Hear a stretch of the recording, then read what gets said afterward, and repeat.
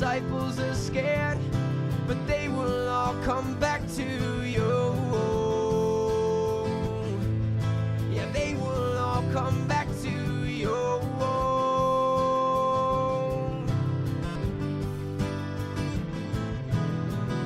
But nobody there means no one to share your last meal with. Your spirit's in disrepair.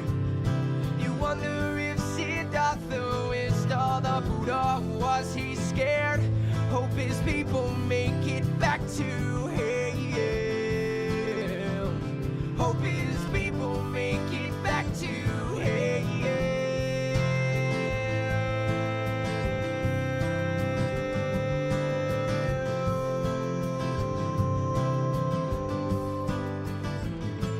Was Jesus' Father fair? Was justice done there on that limb? Or God's hand must have been scared, because the devil's always after hell. Yeah, the devil's always after hell.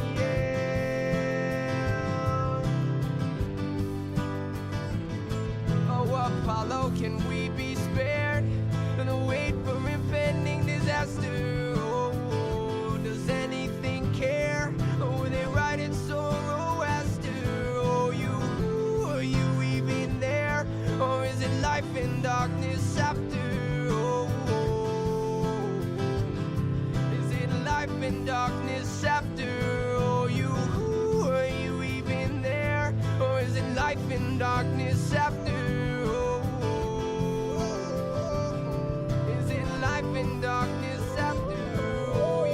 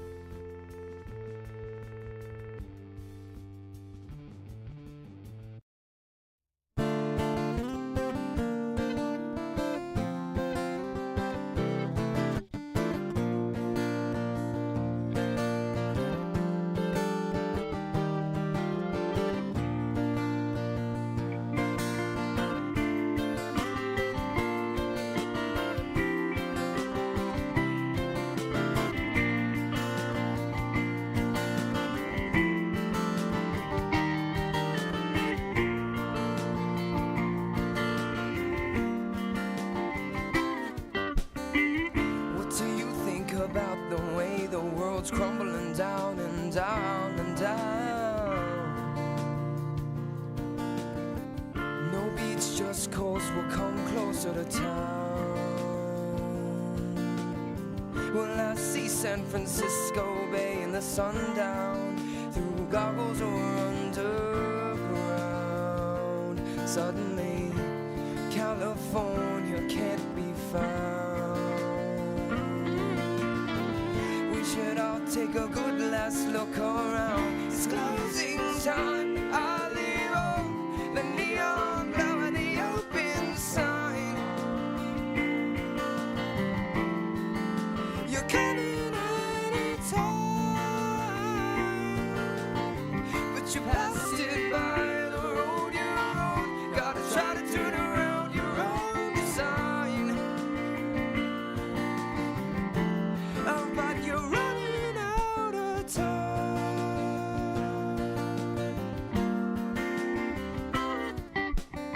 How long do you think we'll stumble around and drown, saying the structure of the world was faulty found?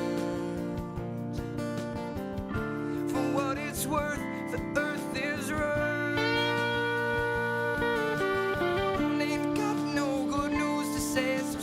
nothing at all, at all, at all. How long till the third tallest tower falls?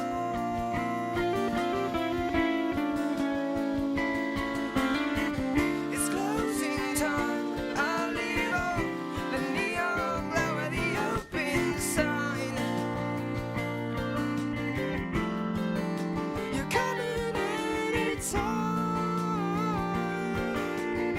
but you passed it by the road you're on. Gotta try to turn around your own design. Oh, but you're running out of time. There's hope alive inside. You're coming anytime, 'cause there's hope alive inside. You're running out of time, but there's hope alive inside. You're coming anytime, 'cause there's hope alive inside. Oh, but you're running out of time. You're like a bottle-sized sailboat in a high, high wind, trying high seas again, with the rigging too warm to mend, and the storm just coming in. The tiller it starts to spin, overboard there go the men, screaming, oh dear Lord, no, not again. But it's just the beginning, not the end.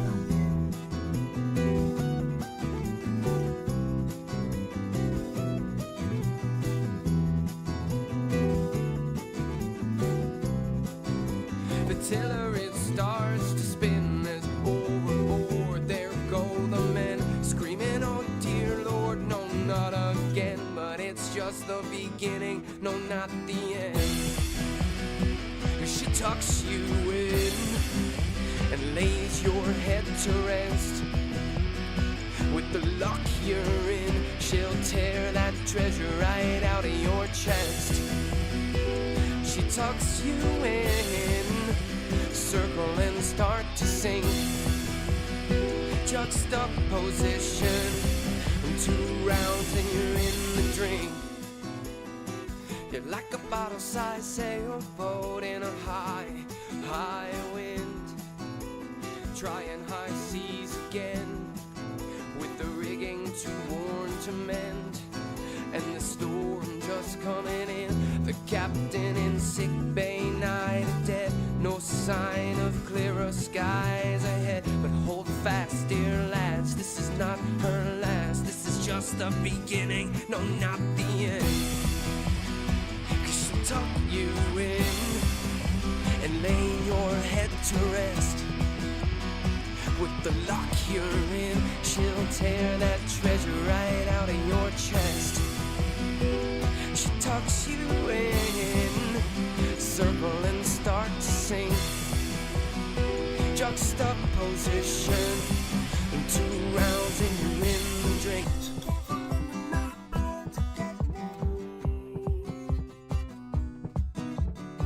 Got it inside my head to get me there. I'd be willing to bet she'd get me. No, not quite yet, she just met me there. On the thunder inside, so frightening. She'd cry her eyes out at lightning. I felt the hold of my hand a tightening, and began to dream of dry land despite me.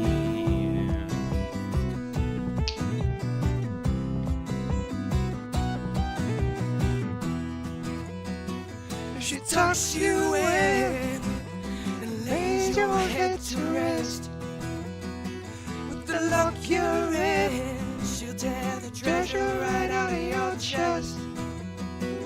She sucks you in, you circle and start to sink.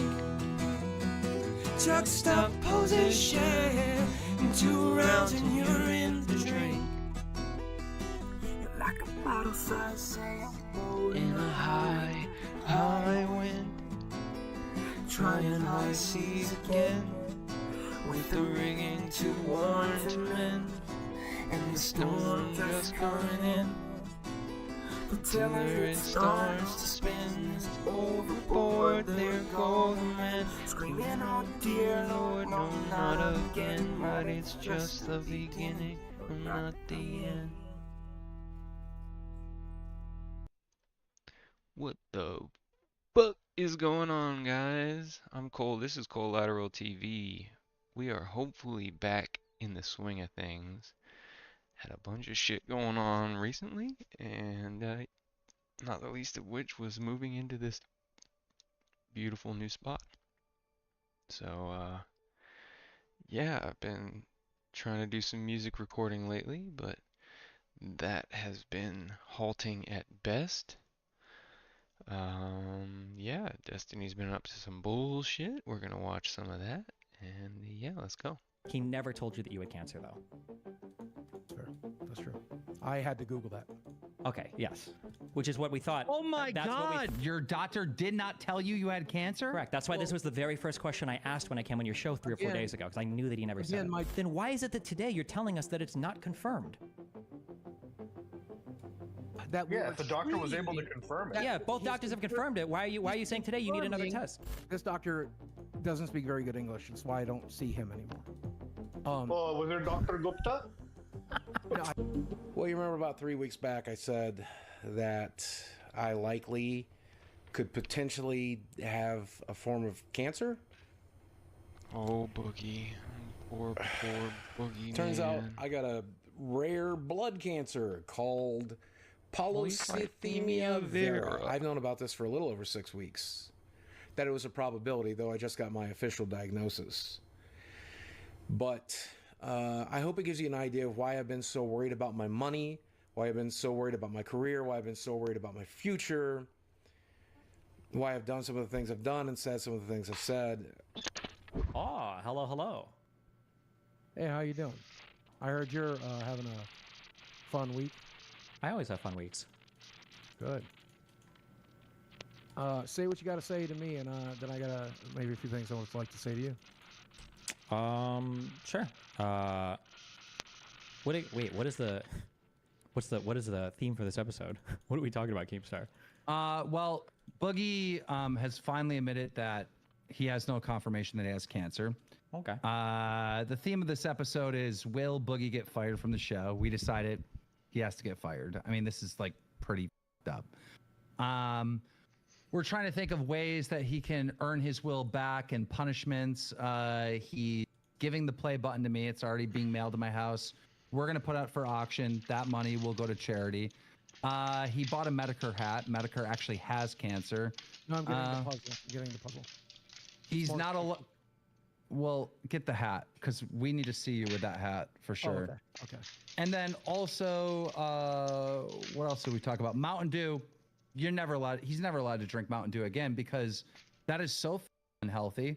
And one of the main risks of this disease is that he could have a stroke or heart attack. And he kept saying that and using that for manipulation. But here you are not doing anything about your weight. You're drinking Mountain Dew. So that was another thing. Well, again, I only drink diet, and it's doctor approved. It's 0 calories, but it does have things that could lead like carcinogens and stuff in it. So that's why we've cut it out.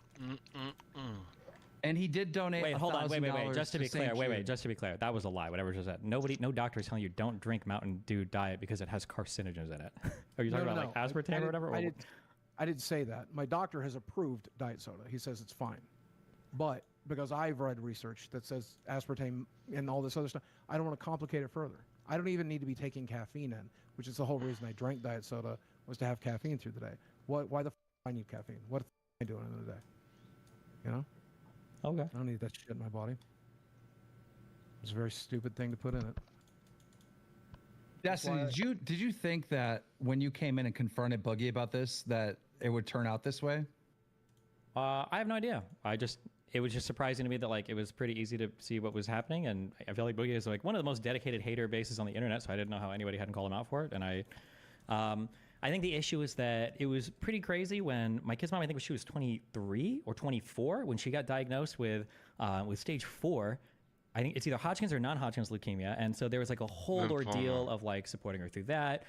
We had to like break up in order to like qualify her for Medicaid, in order for her to afford the medications. I was trying to buy them initially, and I don't remember what the treatment was. They're like 2 pills that I bought. They're like $1,000 a pill. I was like, we can't do that. I can't afford this. No way. So we had to break up so that she could qualify for like state assistance for medical shit because I was a streamer, so I didn't have like healthcare.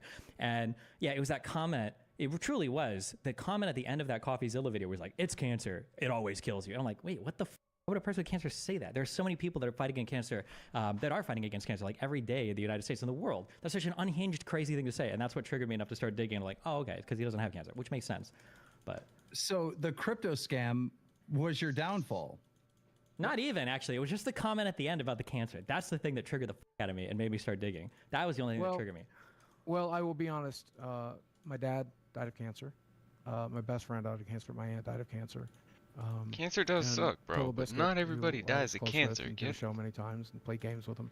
He died Get a of cancer. clue. And so in my experiences, cancer eventually comes back, and cancer eventually hits you. And you should still fight it. Wait, what do you mean by comes back? What are we talking about? Most people that go into remission eventually have reoccurrence. That's what happened to my friend Danny. She had breast cancer. Wait, it super depends on the type of cancer, the age of the person, and the type of treatment you seek. And even if it could come back, that was just never an attitude that you would want to give somebody that's fighting cancer. That's just a horrible thing to say, and a whole attitude to have. Like, we concluded that Boogie literally wants cancer. Like he likes to be a victim, like online. He literally wants it. I think I deserve it at this point. I genuinely do, and insane. Yeah, if it turns out that I have it, we are doing the colonoscopy still, and then we might end up doing the bone marrow test again. Wait, what is the bone marrow test for? To verify the polycythemia vera that I'm being treated for the last 2 years. Destiny, wait, hold on, I'm so sorry. Wait. Oh God. Did your doctor tell you that you had to do that? He suggested it, yes. He also said that it was unnecessary because it's invasive and expensive and difficult. He says not something I would want to go through. And since we're going to treat the polycythemia vera anyway, it's pointless. We're going to treat you as if you have it. And that's what we've done for the last 2 years. That's why we did the sleep study. That's why we've done everything we could to bring the red blood cell count down, because he's afraid that I have polycythemia vera. When you kept saying increased like hormone or something over and over again. What were you talking about? I think it's somebody mentioned it last time. I think it's JAK2. There's JAK2 markers in my blood, which I guess is important for determining this. I don't know if it's high. I don't know if it's low. I don't know anything about it. Okay. I don't know. Okay, just as a quick, because I'm here, so I don't know what you want me to say or what I'm necessarily here for. So everything you just said was a lie. Okay. Like, the doctor is not doing a biopsy to confirm. Okay, that's not true. Okay, you can make a positive diagnosis of polycythemia vera if you have the JAK2 genetic marker. It's not a hormone; it's a genetic marker. But when you said that you had an elevation of a hormone, I don't think you were lying about that. I think you were being truthful. But what you didn't realize is the hormone that you were referring to is called erythropoietin, I think, or erythropoietin. But that hormone that's elevated is elevated because that's the hormone that's being produced that's telling your bone marrow to create more red blood cells because it's secondary polycythemia. You don't have JAK2. That wouldn't be a hormone. It wouldn't be a marker. It would be a gene test that you would do. You would know because you would pay specifically for genetic testing, and he would specifically test that gene. If you have that JAK2 marker plus an elevation in red blood cells, and you don't have an increased presence of that hormone in your blood, that would be enough to diagnose. You would never do a biopsy. You don't need to biopsy that. Okay. But wait.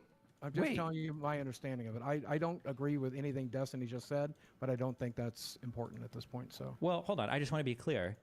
You're just lied about everything you just said. You're not doing a biopsy to confirm this cancer. You don't need a biopsy for it. If you had JAK2, that genetic marker, plus an elevation in red blood cells, and you don't have an elevation of the hormone, that's enough. That's just positive that you have the cancer. A simple Google search will show you that they used to do this biopsy, and we considered doing it because I wanted concrete proof. Muda, you're breaking up a little bit, just so you know. Oh, sorry, I'm in Texas right now. home. Sorry. Yeah, well, before Moody gets started on me, I did want to say, Destiny, I know that this affected you personally, and for that, I wanted to apologize. You know? No, hold on, wait, real quick. It doesn't affect me personally. I've only known people that have cancer. I don't have it personally, so it doesn't affect me that personally. I know what you mean though. But also, secondly, I don't want an apology from you. I don't accept an apology from you. There is no redemption to be seen through me, and there is no virtue in apologizing to me. You can't tell a lie this bad and then run with it for 2 years and then get taken down kicking and screaming, and then at the very end try to apologize for some sort of like redemption or salvation. Whatever. I'm not looking for redemption or salvation. I just Then I don't even need to hear it. You shouldn't be apologizing to anybody for still this. gonna You can say it publish anyway. one online. Yeah, you're saying it for yourself though, not for me. It's just more selfish behavior. You're not doing anything for me by apologizing about lying for 2 years for cancer. That's ridiculous. right. What? Like I said in the last time that I was, this is like, there's just hard limits. This is one of them. Yep. Good one, Muda. Or Muda. Yeah. I still don't pronounce it. Unfortunately, Muta, I think your internet's just too crappy in that hotel. You're skipping around. Maybe just audio. Do you think audio would work? Just audio? Yeah, let me just do that. Sorry. Yeah, that's way better. That's actually way it better. better? Go ahead. Yeah, I just don't think there. I think there's just a limit, and the limit is like never lied about this. But like what was proven a day ago, like in that confession you had, is that you literally did. You said one day you saw something in your portal, didn't have it, and then fucking this whole situation has basically been you doing lie after lie after lie, and there's things that you don't lie about, and can't one of those things you don't lie about, and it's.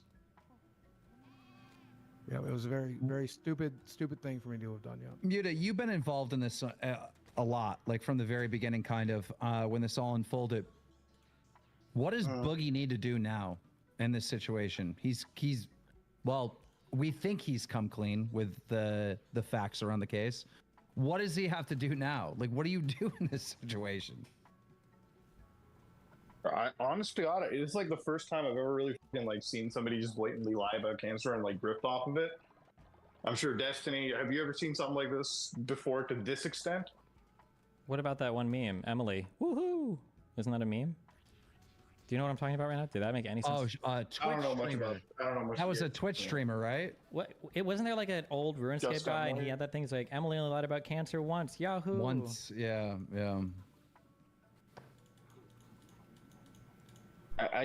You know what? Honestly, I really think like there has to be like a financial apology. Like whatever money he's gotten out of this low-cost life probably should be put towards like Well- research or Well, Muda. paying back the victims of a scam. Well, Muda. Here's what we're doing so far, and Hold on, just real quick. Whatever Boogie says, it's absolutely not going to have anything to do with giving up money. Guarantee it. But go ahead. it does. Oh, okay. Let's hear it. I just donated $1,000 to St. Jude's. Oh, okay. Which hurts pretty tremendously. Destiny. Did you give the? Wait, I'm curious. Did you show that receipt to Keemstar? Yes. Yeah, yes, we did show it on screen. Yes. Okay. And to be fair to Boogie, $1,000 is like a lot of money to him. Okay. Yeah, it's So a that was tremendous- 1/10 of what he made in a scam. Supposedly, he could have True. made more. We don't know yet, but Well, the rest of it is, the rest of it's been spent.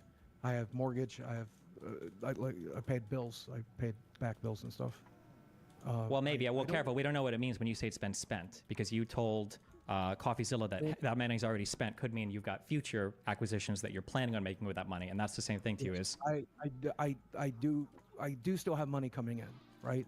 And so I'm there's some money left in the bank account. Thank God, it's not zero right now. It's close, but it's not zero. But $1,000 took a big fucking bite out of what's left. That said, I also gave up my most prized possession. He mailed it at my cost to Keemstar. It's $200 to mail it. It's my gold play button. It's irreplaceable. It's not the modern one. It's the old. We're gonna auction it off for a cancer charity or something. Boogie wants it to go to St. Jude's. I'm fine with that. Yeah, and I think again, St. Jude's has been held accountable the most. I've raised money for St. Jude's in the past. I think it's a great charity. I've given money to St. Jude's very frequently. They're based out of Memphis. I like that they're in the South, but they also have been found.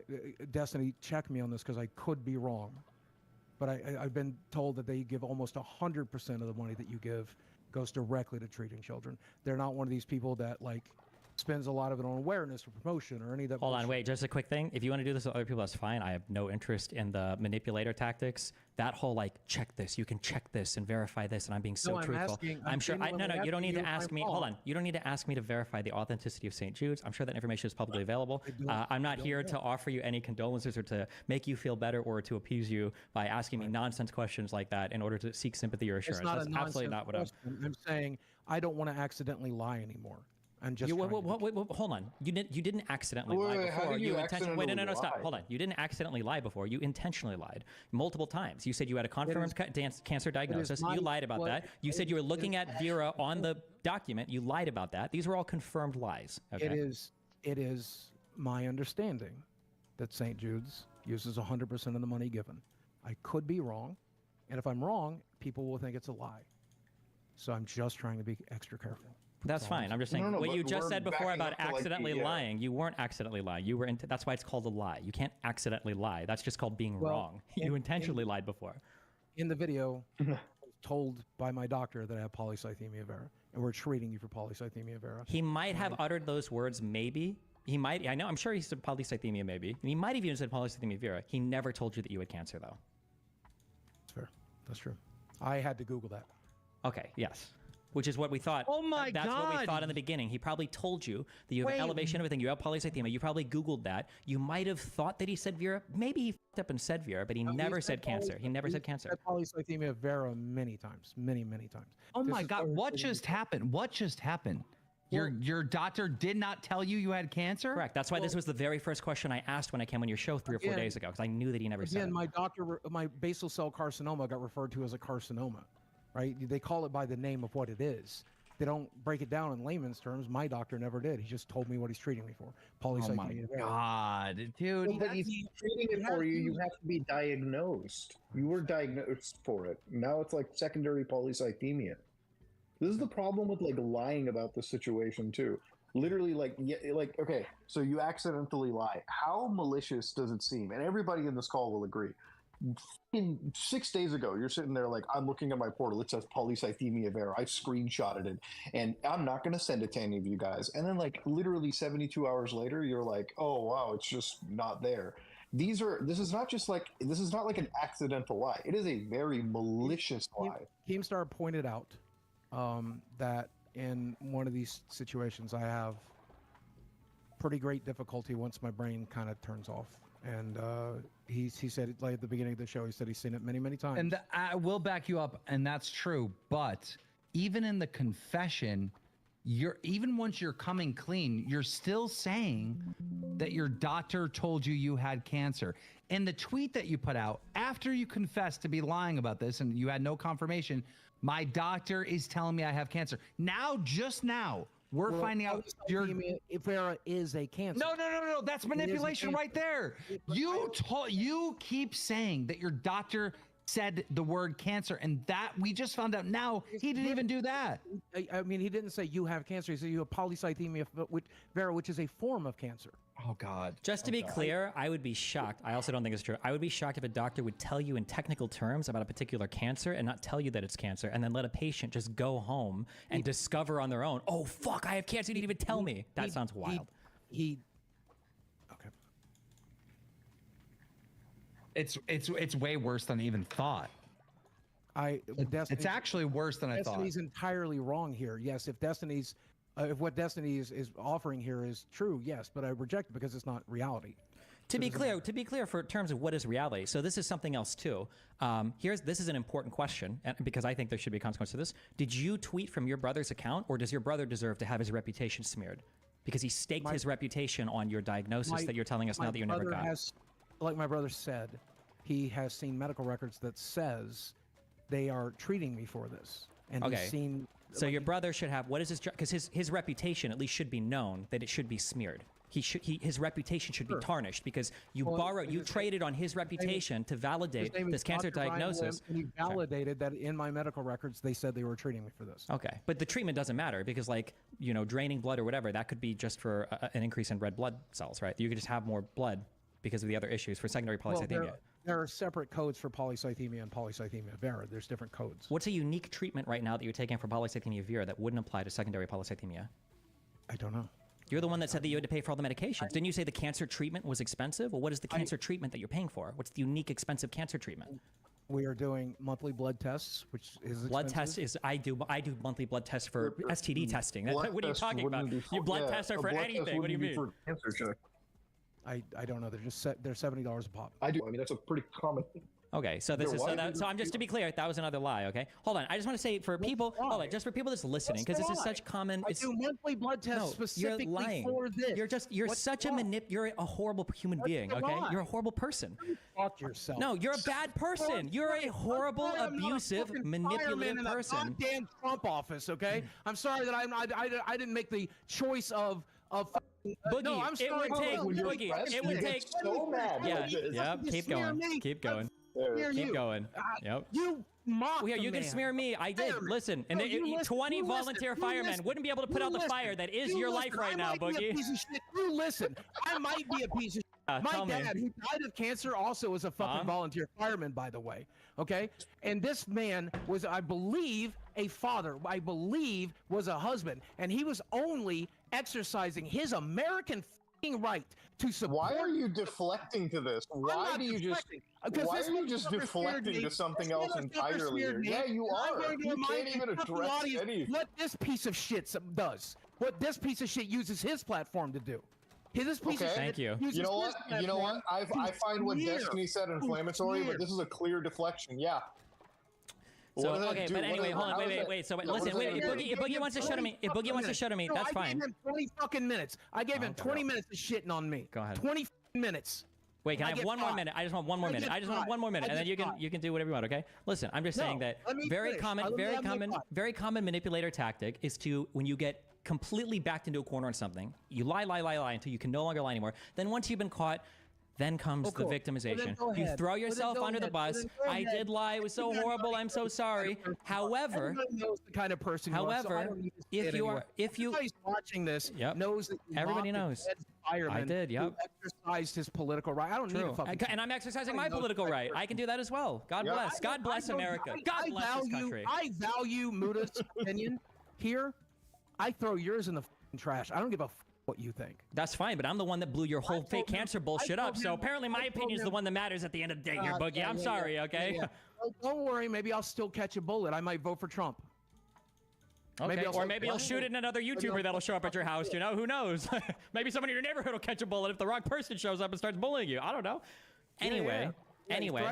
you threaten my life and stand on my property, you will get shot. Okay, anyway, the What does that continuing have to to do with lie... anything related to Absolutely this? I don't nothing. know. He's trying to Give a die. fuck. He's I don't know. deflecting. He's Yeah. deflecting. He keeps He brought deflecting. it up. He brought it up. deflecting.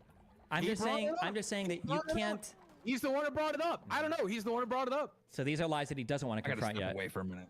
These are lies that he doesn't want to confront yet. You're lying about all the other stuff you're saying too, and I just caught you in it. You probably lie about almost everything. If we would have a long enough conversation, I could probably. I'm not even fat. Yeah, I'm keep not going. even fat. Look at me. going. I'm not even fat. Yep. Everything I Keep say is a going. lie. Go ahead. Uh-huh. Go ahead. Tell me everything I say is a lie. Go right ahead. I'm not even fat. Okay. So You know, this is like a This weird is appeal wild, to like who's bro. more morally superior. Like, It's you not. are- none of Boogie this is- has to do. None of this Boogie is can an run appeal- with the Wait, best of no, them. hold He on. should have been a None con of this is man. an appeal He's trying to. to- Let me fucking He's- finish. Let me he's- speak. go You ahead, got sure. 20 minutes. You got 20 minutes. You got 20 minutes, Destin. I get 5. Okay? Look, what I did was fucking horrible. 110%. I rushed to the fucking internet to play victim because I was told I have polycythemia vera, which was a form of cancer. And later, my doctor treated me for it, but he told me until we get a test to know for sure, we're not going to treat. We're going to treat you as if you have it. And I rushed to judgment because I wanted to play the victim. I wanted the fucking attention. It was 2 years ago. It was a shitty thing to fucking do. I did it. I'm a piece of shit. But there can be 2 pieces of shit here, and there are, and that's all I'm saying. Okay, no one's denying that. I'll gladly play the villain or be the villain.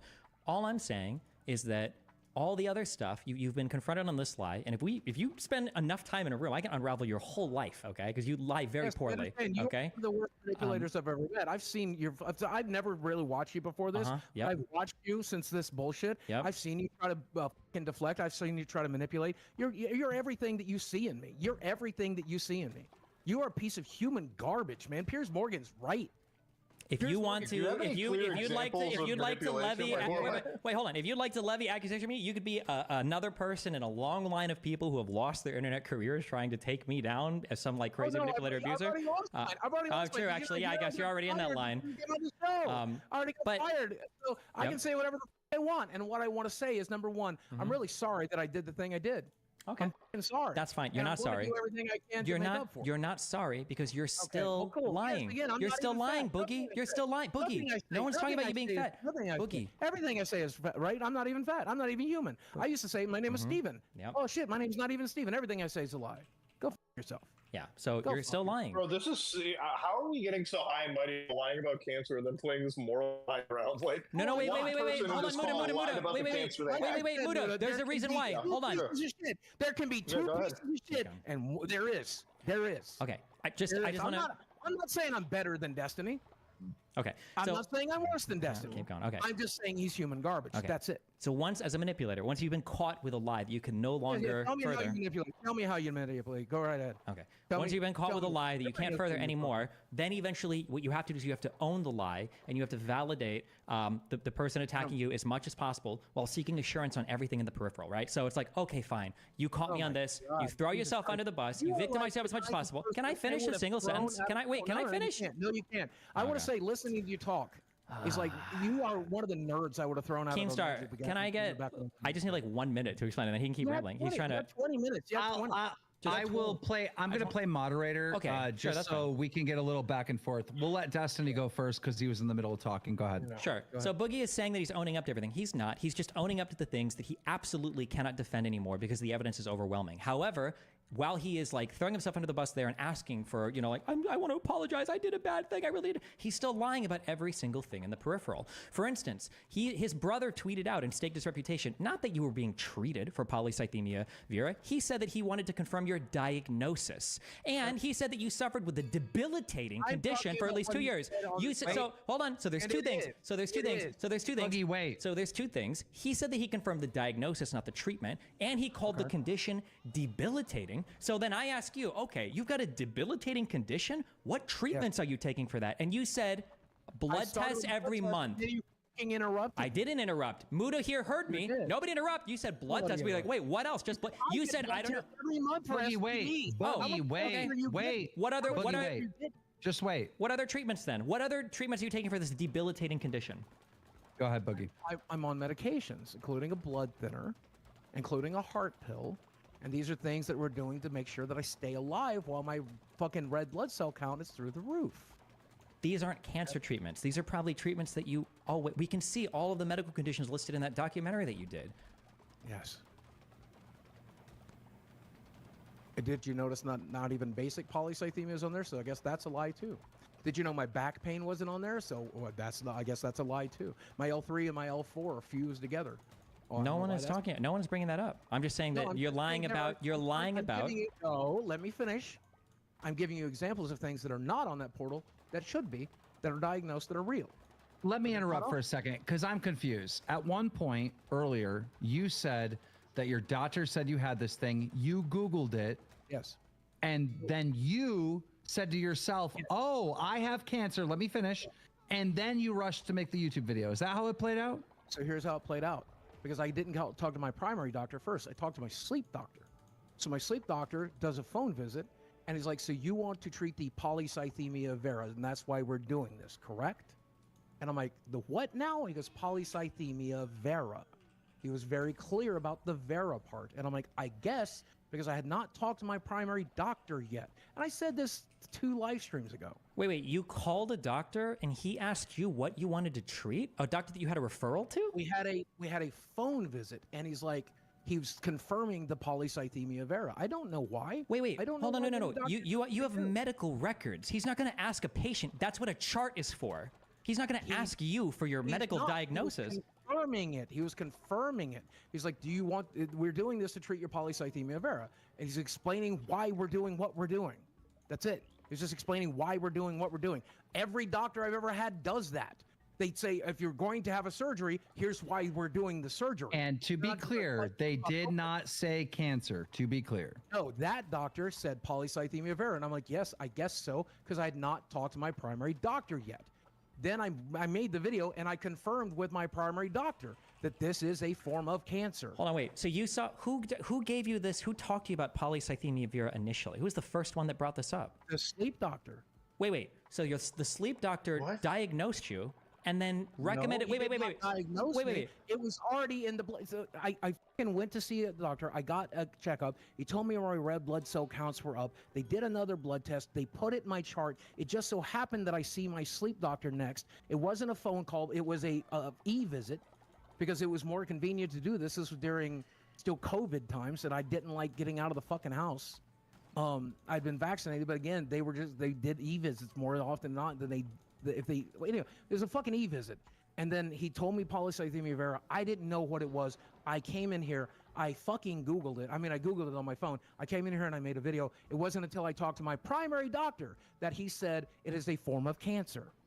So when I said I had to Google it, it's because the sleep doctor just happened to mention it. It would happen to be in my fucking medical chart. Why is it? Wait. So how is it that your sleep doctor sees this in your chart, and then your primary doctor? I don't know. And then your primary doctor confirms it. Wait. Then why is it that today you're telling us that it's not confirmed? If the doctor was able to confirm it. Yeah, both doctors have confirmed it. Why are you saying today you need another test? He's confirming that we are treating the polycythemia vera. He is treating it as if it is polycythemia vera. He confirmed polycythemia is a form of cancer. We are fairly certain that you have it. There is a test that can confirm it, but you have the proper blood markers, so we're going to treat you as if you have it. So you But need there's two different stories that you keep saying. My doctor. You know what? Thought, Actually, wait. My doctor thought it was this. You know and what? Then my doctor told me it was. If you this. want to play, if you want to play, we could play doctor. Okay, I'll be irresponsible. Have you? What the last blood test that you took? Did they check your hormones for EPO? Is that listed anywhere on there? No, we're just monitoring the red blood cell count right now. What is? Didn't we talk about this yesterday? Wait. Hold on. When they're doing these blood tests, what are they looking for? Red blood cell count. They're looking for an elevated hemocrat and hemoglobin. They're looking for elevated hemocrat and hemoglobin, which is it's elevated, and we're concerned to how elevated. But why would they not check? Medication. Hold on, we're making medication choices, and we are making lifestyle choices to try to bring it down. And you know what? We've done a very good job. We have it down to just above high. It's the best it's been since I was diagnosed 2 years ago. Currently, I think in part because I'm losing weight, in part because I'm bringing down my blood sugar levels, because I'm eating better, because I'm exercising more, I'm sleeping better, I'm sleeping more, we. When you initially got diagnosed, what were your EPO levels at? What do they measure them at? I don't know. Do you have a blood test or anything? They must have taken it at least one time. I'm not providing my medical charts. I'm never going to do that. Then why talk about your medical diagnoses at all? I don't want to be talking about it anymore. I talked about it. No. You don't want to be talking about it anymore because you got caught lying. Right. I should have waited till it was confirmed. I should have taken. But you already said no matter how that test comes out, you said you're not going to talk about it anymore. Right. I'd like to be done now, but because you know that the test isn't going to be positive for cancer. I'm letting you get your pound of flesh. I'm not getting my pound of flesh. I don't get any flesh for this. I'll tell Keemstar. He'll know. My friends will know. My family will know whether it's positive or negative. I'm just, man. Even today, just today, I find new information that I didn't know. Information. I told you this. Well, here's something that Keemstar doesn't know, right? Here's something that Keemstar doesn't know. Has any doctor that you've had ever used the word cancer? Your primary. Yes. Yes, I told you. I confirmed with my primary doctor after I talked to the sleep doctor. Yes. Many times. Desi's been in the room when he said cancer.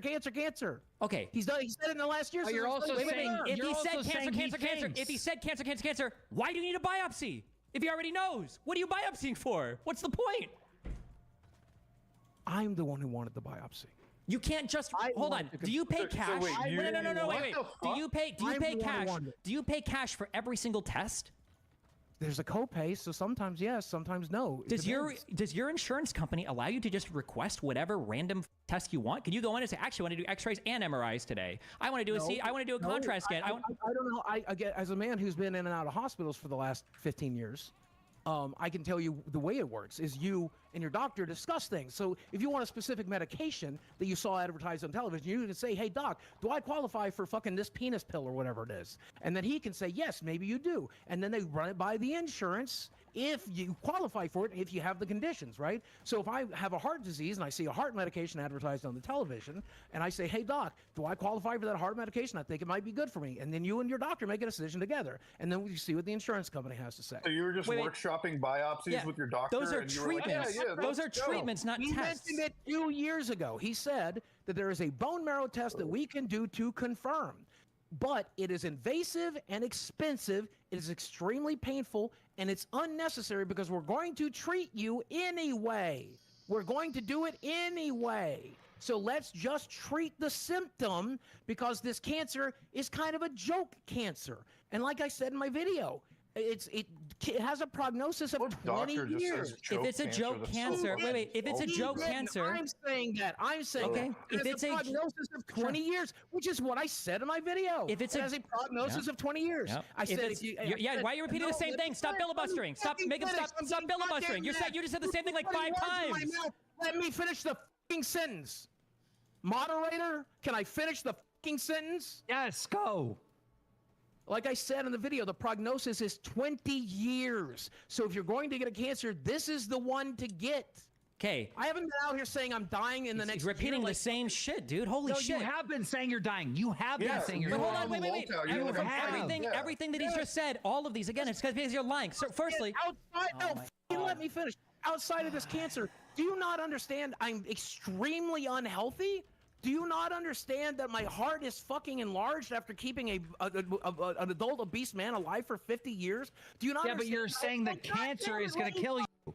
Let me finish. Do you not understand that I have venous insufficiency in my legs? Do you not understand that I have the beginning stages of congestive heart failures and my hand and my feet are beginning to swell because my heart is giving the out, and the polycythemia vera is one of the reasons that's happening. And I keep telling Keemstar, at the rate I'm going right now, I'm in a very dangerous place. I'm a 400-pound, 50-year-old man. That's goddamn rare.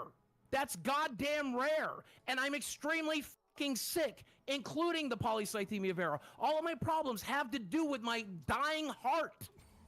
okay. And polycythemia vera makes it worse. So I keep preparing the people that I love for the Which is fact. not confirmed, which we have proven that Yeah. you have not I confirmed. can Hold on. confirm Not only that have we heart not. failure, I can tell the enlarged heart. I can confirm all of that shit. None of that does- means cancer. So No, I why is it understand, if this but was a it's- 20-year-old, but you if this was have a a lifespan 20-year dying. cancer, if this was a 20-year cancer, so easy and whatever, and it's not a big deal, you know, you've got all this good prognosis. Why did your brother say it was a debilitating condition? Number one, and number two, because Google number it is. two, It's fucking exhausting, number man. two. It turns your blood to fucking syrup. My blood is fucking syrup right now. That's great. It's exhausting. It's exhausting. Number two, if it is cancer, why are lifestyle changes like losing weight helping? That would only help secondary polycythemia. That's why because Exactly. treat- That's right. You're just because you lying. You're treat just the lying. symptom, You don't because you treat treat the cancer symptoms. with Google this. exercise. You can't You're treat the cancer with fucking Google exercise. expert. Boogie. You're the fucking Google exercise. You're the fucking Google expert, right? Go ahead and fucking look it up on Wikipedia. The way you treat polycythemia vera, unless it turns into leukemia, which only happens very rarely, is you treat the symptom because there's nothing you can do. You can't pull the So now bone you marrow say out. it happens You can't rarely separate when you the were like, fucking leg. eventually it'll turn into it. Eventually it does. That's why it has a prognosis of 20 fucking years. Because if you own a long enough timeline, eventually it will. That's No, not eventually it will. It has a small chance of becoming that. it's 5% at the end of 10 Boogie, years. the only way, Boogie, listen, the only way you're ever going to settle this, otherwise we're just going to argue forever. Yes, you're I'm gonna going to keep ask- saying the truth forever. Okay, I'm- but I'm hear not me going out. to fucking Hear back me down out. from the truth. Damn, dude. No, don't interrupt me. I'm the moderator, bro.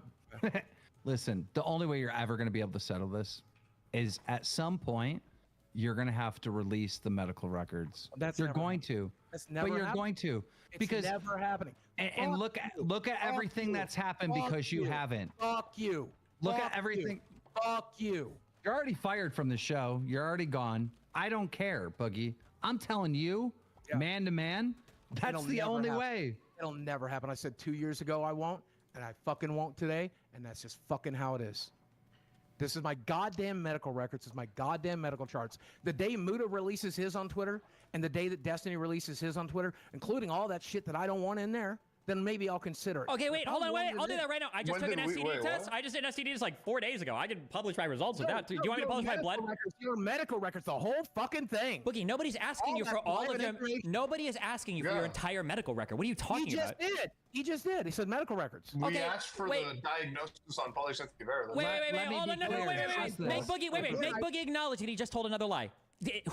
Nobody here is asking you for your entire medical record So history. What did you just say? Release my medical I records? did say medical records, but what I meant is just Obviously. about this. Yeah, we all know just that. about this. Like, come on. Then I Let's not then try I- to be obtuse. Then I will. Okay. For you. There we go. No, goddamn it! Listen, it'll go to Keemstar and Keemstar only, and I will get my doctor to write this up, and I will fucking send you the entire history of what we've been dealing with. And I get to share with Muta, who hates your guts, who we know will not leak. And you'll never get it. Fuck that. He's not going to leak it. I don't give a Also, fuck. there's a problem too here that at I this just point. don't like him. You can share it with Destiny before you can share it with Muda. So at this point, Kill. I love how he's like, he respects me more than you, Destiny, but he hates respects you more to show you the medical info, bro. at this point too, unfortunately, to really confirm this, you would need a call with the doctor because you can't trust anything he shows you. Because remember, Boogie literally not only did Boogie. Well, why wouldn't that be a why wouldn't that be a paid actor then? Boogie literally This is a said. paid actor. That's a good point, actually. Maybe you should actually get like a copy of his medical license too, or visit him at the hospital. Boogie said that he was looking at a piece of paper, and he said, "It says it on this piece of paper." That was the lie number one. He called in his girlfriend, okay, or the child he's abducted. Okay, he brought her in, and he said, "Look, okay, You. polycythemia vera, You, right?" hold on And a he had second. her Hold on a confirm it, second. and then he had Destiny, his hold on. brother, Hey, Destiny, and then he had pause, his pause, brother pause, send it in, pause. and his brother confirm it. So there's Dustin- no way that you can trust anything he says. You listen to me, you piece of Go shit. ahead, Boogie. You refer to my 21-year-old girlfriend as a child again? Fuck you. She's a fucking adult. Go fuck yourself. Go fuck yourself. I'm so sick of that shit. You know, Mudahar wouldn't even acknowledge she fucking existed at that party. She wanted to fucking meet him. What the Yeah, fuck because did she was, that girl ever you do? know how blackout drunk she was. And by the way, Oh, no, she you were the remembers one guy all of it. who wanted She her to take remembers more all of it. fucking She shots. remembers And I all was of the it, by one the way. guy there. I'm like, She remembers maybe all it's of good that she doesn't get more drunk. Yeah, that was a yeah, she joke. was That was a fucking joke. black. Actually, That was Muda, a joke. Muda, if you The knew only anything, person, by the way. that was actually a treatment for polycythemia vera, which he diagnosed her with at the party too. So that's why she had to drink more. Okay. Yeah, I No, wouldn't she- acknowledge when- her. She was when- blackout fucking drunk, bro. Don't That's fucking- true. Why would you She bring that remembers all up? of it. She remembers you not acknowledging her fucking existence. No, but remembers she, it. She but remembers Boogie, it. Boogie, And you know time. what? She Hold fucking on. remembers. No, let me finish. You know what else she remembers? Sitting in the doctor's office. Oh, sorry. Sitting in during an Wait, this is manipulation tactic coming. What's Stop. the manipulation? Okay, let me just say this. Let me Sat just in the say room this. when this man said cancer. She's Let been in me the room. say that. We don't want to hear that anymore. Listen. No, wait, when stop, Muta, stop. No, When wait, Muta Boogie, showed wait, up, or no, wait, your Keemstar, girl was puking.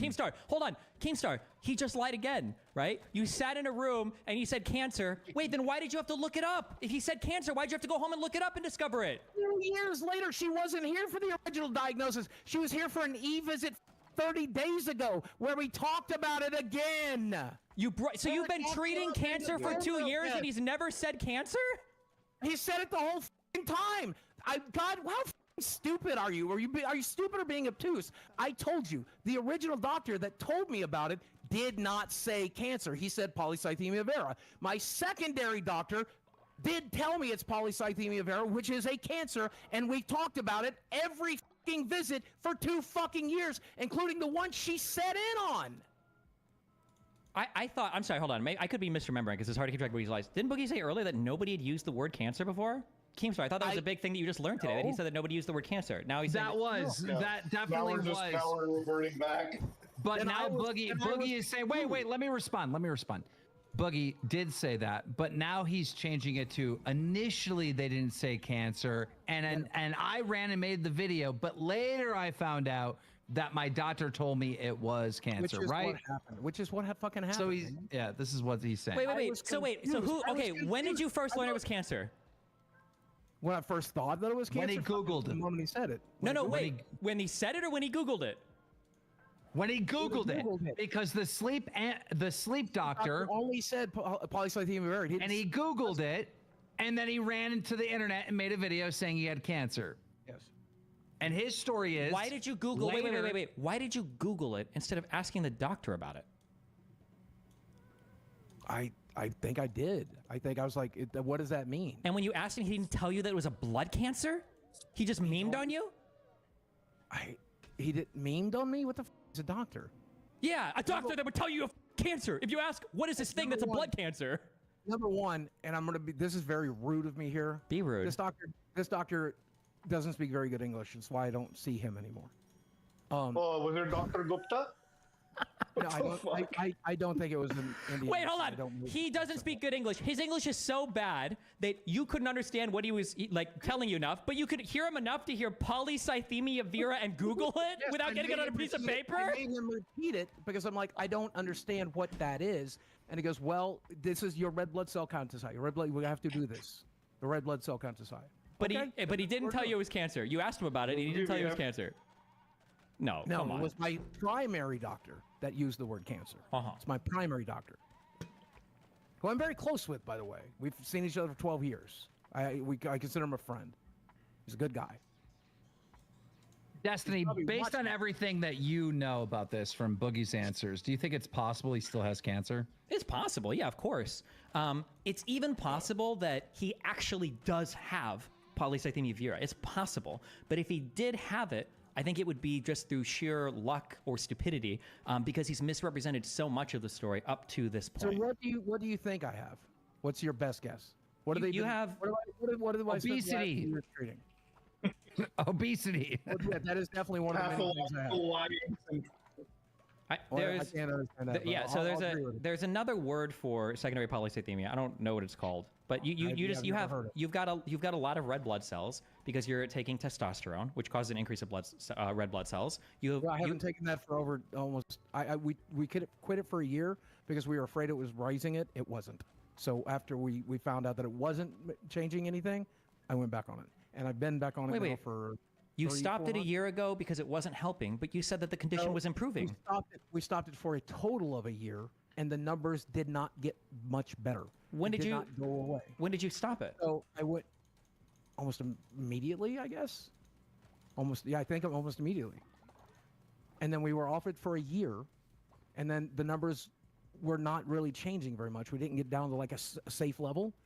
So because the heart is a muscle, and testosterone helps your muscles heal themselves, and I have heart problems, he decided that it would be a good idea to go back on it. So I did. Okay. I don't know.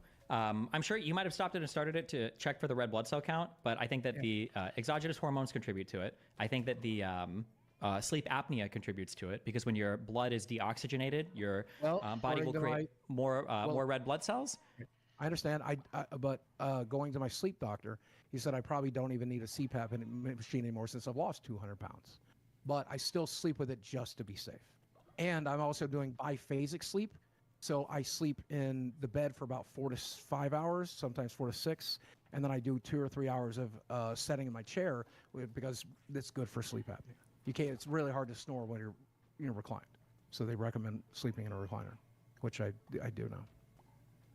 Okay. I've done so many things that is supposed to improve these symptoms. I do them. I take them. Why would you, if you don't have sleep apnea, why would you use a CPAP machine? Because I don't want to die, man. I don't want to fucking die, and so why not take an extra step? If Are there's you an- one of these? Can I ask you a question? Do you think you're one of these weirdos that goes to the doctors like constantly and constantly thinks you have illnesses when you don't have them and gets no, over that's tested for that's everything? That's a hypochondriac, and no, I am certainly very ill. But beyond that, how could I not be? I'm a 400-pound, 50-year-old man. Name. I mean, I've seen you. I've seen you, and Muda can back me up here. You've been extremely, extremely for like years, like a couple years ago. Like every day you talked about it. You still went to doctor appointments. That doesn't make any sense. Like I always thought that was weird. I will be as genuine with this stuff as I can. It's been 5 years since I've talked about it, and since I felt that way. But the reason I went through that is twofold. Number one, when they're talking about being, most of the time they don't really want to die. The people that just want to die, put a bullet in their head. I know. It's happened. People I love. So when you're talking about suicide, you're just trying to find hope, man.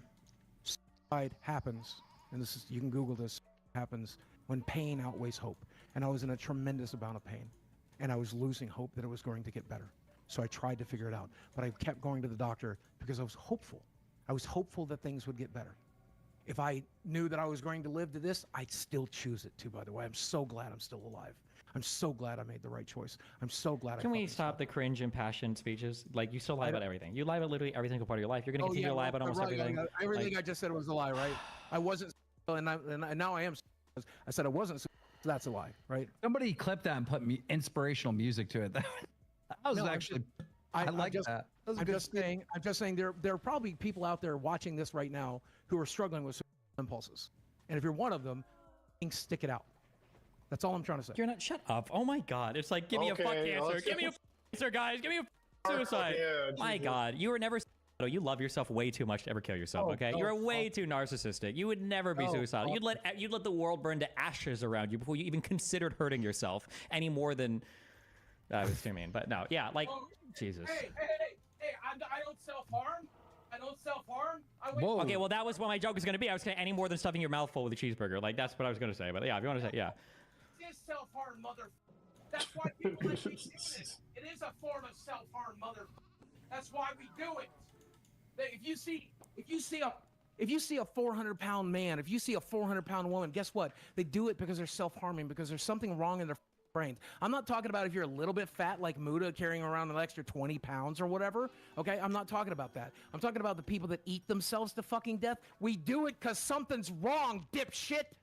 I think It's a what's form of happening, I think you do self-harm. it because the food tastes really good and exercising No, sucks. and that's one of the worst parts about it. I don't even like the taste of food anymore. Honestly, even- If you don't like the taste don't of even food, fucking- why drink diet Mountain did you Dew miss instead it? of just drinking water?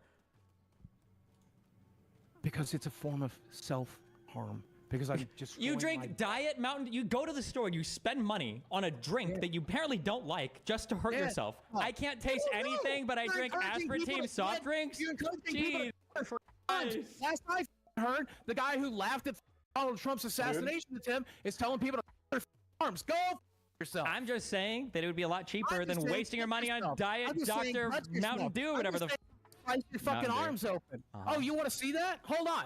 Okay, I'll do it. Give me 30 seconds. Holy shit! No, the next wait, era whoa, what of is he boogie doing? self-harm. Oh God. No, he's waiting for you to tell him to stop. That's what he's doing. He's waiting. Well, I'm falling for it. He better not do nothing stupid. He's gonna come back with the razor. He's gonna hold it up, and he's gonna. This is like the, I can't- yeah, sorry. Well, the only I thing. can't believe we discovered in this stream that he literally Googled it. No one said the word cancer before he rushed and made that video. Yeah. I cannot believe that. Dude, like he was excited as. He was like, he comes home. He's like, you know that episode of South Park where like Cartman's like, I've got golden ticket. He's like, I've got this cancer, bro. Now I can fucking make tons of views. And I Yeah. can fucking And like, imagine like all my after sympathy. Do googling it. nothing with that knife. After Do not do Googling it, anything with we that don't knife. think- No, no, Hold on. no, No, he no, wants me to. He no, told me to, no, right? no, Told me no, to. no, He no, told no, me no, to. Oh, this is no. what's better than eating Put a that away sandwich. right now. What's better than eating a sandwich, Destiny? Put that away You right fucking now. Piece of shit.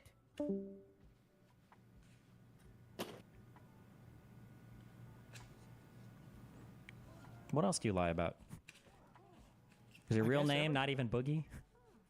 Yeah, I think it has to be the that's a nickname. you're this socially adept at this. There's no way you can have that social cue. It's a nickname, obviously. Is your real name Destiny? Only when I'm stripping. Yeah. Liar. Liar.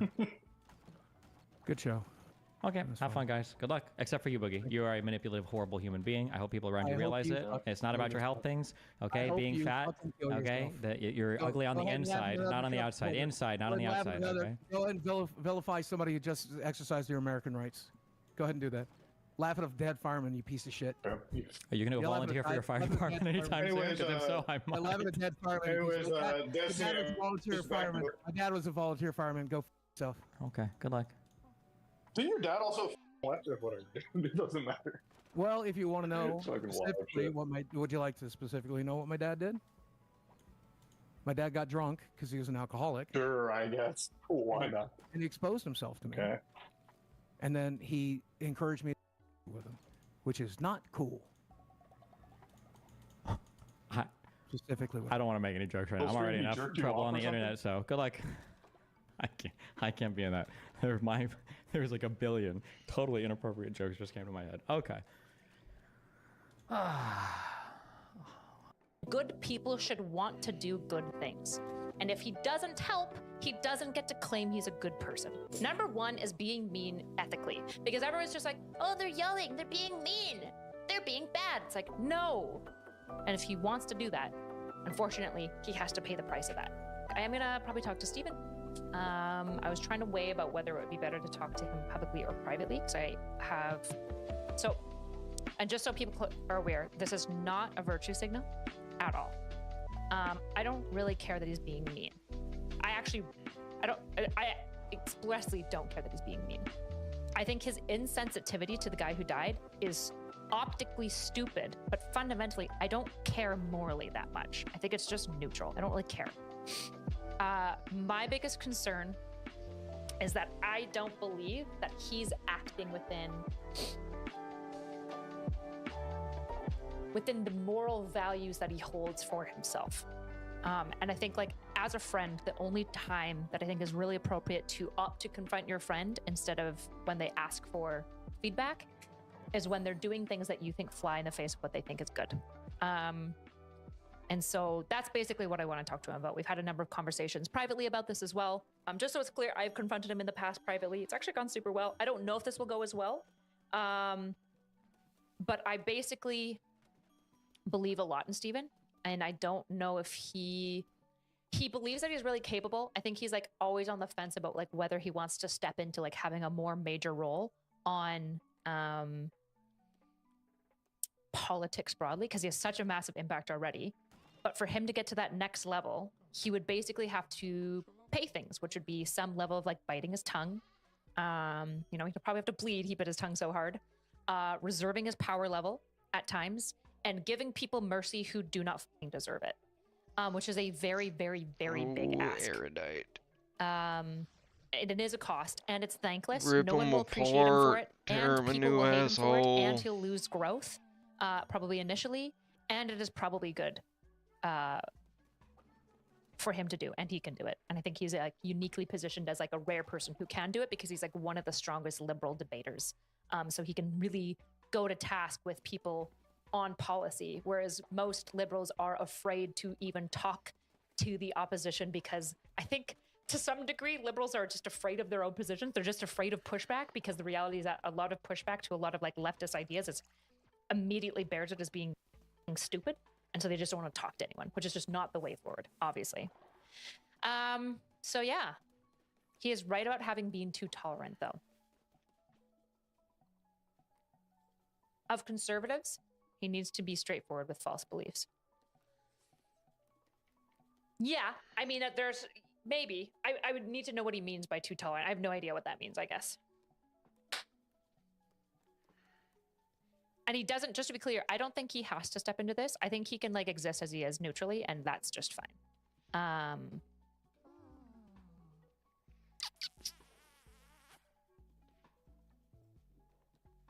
But I think he shouldn't, basically. I don't need to babysit Destiny, just to be clear. I'm not talking about him like he's a child. He's my friend that I respect a lot, actually. And because I respect him and his moral system, and I think that he's fundamentally aims to be good, that's why I want to talk to him. That's why. But just to be clear, it's not going to be about all of your tone policing shit, okay? So don't at me. When people are like, are you going to tell him to stop being mean? No. No, I'm not. In fact, if there's one thing, Glitterbell, maybe you'll have my back here. If there's one thing liberals need to be better at, it's being mean. We should have been very mean to leftists the moment they popped their stupid little heads up, the moment they were like, oh, have you ever heard of microaggressions? We should have said, fuck you, you're stupid, shut the fuck up, okay? That should have just been done, all right? True, being mean is based. Being mean here's the thing, okay? Here's what our society needs to still develop our philosophy on. Number one is being mean ethically, because everyone's just like, oh, they're yelling, they're being mean, they're being bad. It's like, no, there are ways to be mean ethically and unethically. And the most important question is essentially, how do we make sure that we're doing it ethically? I am wandering off. I'm sorry. My dog's really cute, okay? She's a very cutie thing. and what in his recent behavior is in contradiction to his moral value system. Okay, him and I had a conversation once, okay? And we actually disagree about this, just to be super clear. We talked about explicitly this. We said, he told me this story, it was after he was reading C.S. Lewis, about a doctor in Africa. So here's the hypothetical. If there is a doctor in Africa, and he is in this village, but he's just on vacation, and the village, there's some sort of injuries or some sort of problem that occurs that the doctor can help in, but he's on vacation. Is the doctor ethically required to help the village, essentially? Would he be a bad person if he didn't do that? Right? That's the hypothetical. And so my answer is no. He would not be a bad person if he didn't help, but he would be a good person if he did help, and good people should want to do good things.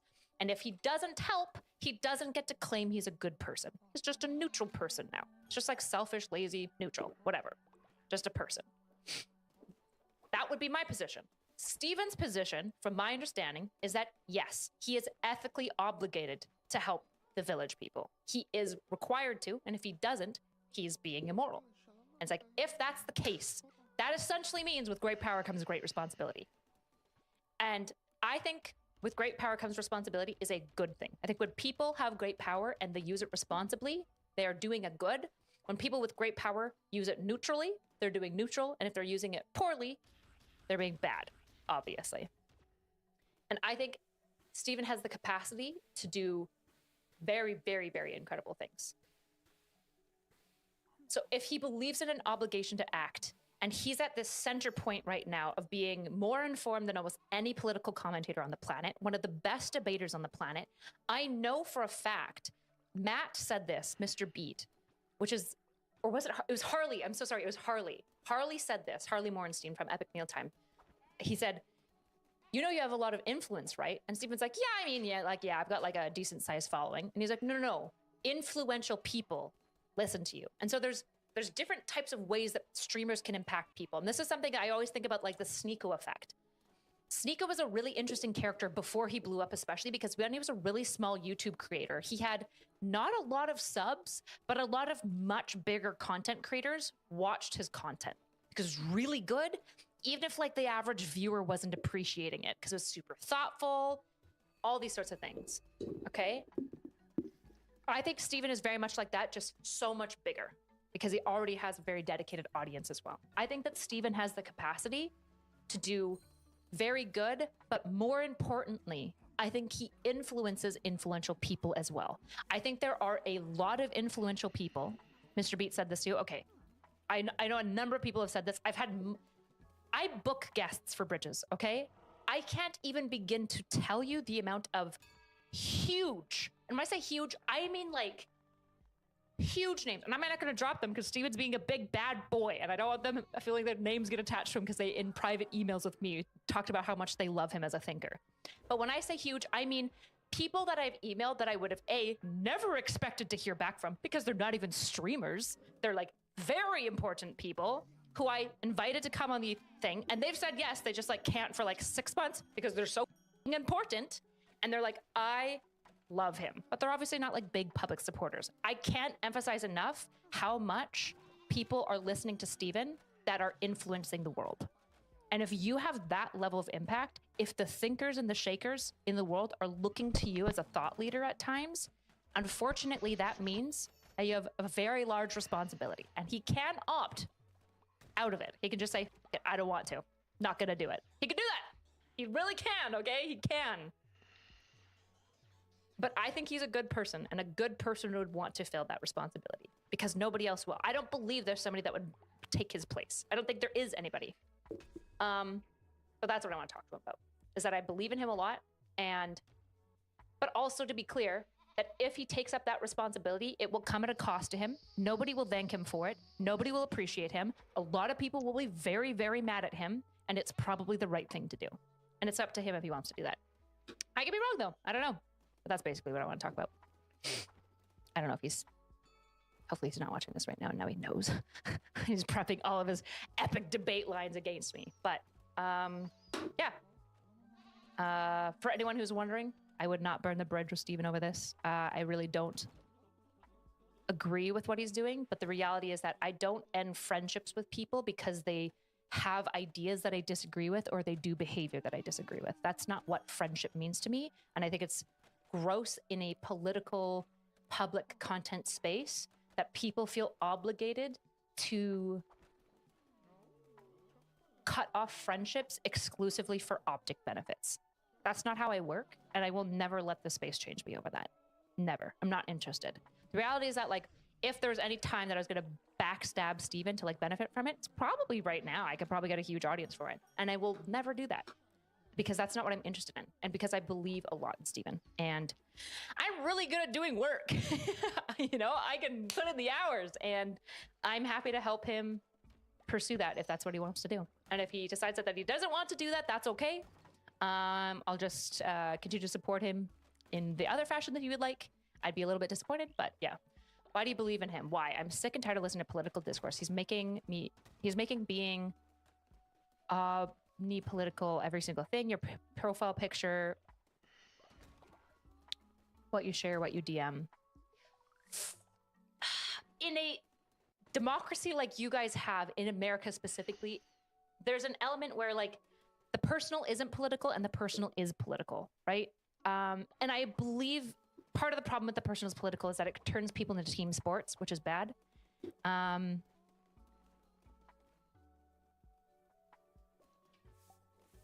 But I think it's important for people to realize that, like, their choices and implications have so many larger ripple effects than anyone wants to realize. That this world is, like, deeply more connected than you ever thought. And I think being in the social creation space has, like, ran this home, because I used to, like, fight with Nick all the time about being like, not only am I a normal person, but I really, really, really, really want to be a normal person. But the issue is every normal person is, like, 1 to 3 rooms away from the most important people in the world. I right now am like two rooms away from Joe Biden himself, based on some of my networking connects. That's fucking crazy. And that means people who are friends with me are like 3 rooms away. That's crazy to think about. But that also means that, like, I think being an individual is good, but I feel like something that gets so lost in society, and I'm not sure if it's because of, like, lack of religion or just, like, the education system isn't reinforcing this enough, which is that, like, to run a democracy means that everyone has to buy in. I think Steven says this all the time. And to run a civilization effectively that allows for maximum freedoms, that has created the best human experience on the planet, which is the American kind of new world democratic system. It is the best thing that has ever happened to humanity, bar none. It is the best. And if you want to protect that as something sacred, which you should do, just truly read a history textbook. If you're like, I don't know, man, democracy's kind of cringe. Okay, read about monarchy, you dumb. And do not think for a second that you would be a lord or lady, okay? You're in my chat, okay? We're all plebs. I'm a pleb. We're all plebs. I'm a serf, work in the field, okay? For sure. It's like the best we've ever created as humans. And I think it would be insane for us to not take that seriously. But the issue is that taking seriously what is happening with the Supreme Court and Trump and the genuine threat that that might be to American democracy cannot be where we say, so now political violence is justified. And to be clear, there is a line. There is a line where it's justified. I don't know if it's right here yet. I just don't know. I think, like, we exhaust every single institutional system first. And I think that if Steven is genuinely afraid of democracy ending, I think he can potentially be a coalition of voice and voices, because there are so many people that want to get behind Steven. Really big names, really public names, really powerful people, and they never will, because they can't risk, unfortunately, pleb dumb fucks who just are like, this guy's mean, da, da, da, da, da, and they won't sign up with him. You have to be willing to work with those people, and it comes at a cost, right? It does, but you can change the world if you want to. And he doesn't have to. He's not obligated. In any world, he's not obligated. On, then X. But I think he wants to, and I know that he could. And if he wants to do that, unfortunately, he has to pay the price of that, which is going to be biting his tongue, being thankless, having to put up with unbearably annoying people, giving people mercy who don't deserve it, giving people grace when they probably shouldn't have it, and being really brutally honest at just the right time, like reserving your like verbal rhetoric violence essentially for very important key moments. I think when today on the Twitter Spaces, when he was going off on people, there was times where he was doing a really good job and times where he was not doing such a good job. But there were times where he was dropping bars, he was calling people out hard. I was like, yes, true. And then there were times where he's like, you probably like don't need to be chanting like BLM, yes, and the white saber. Yeah, probably just not the best.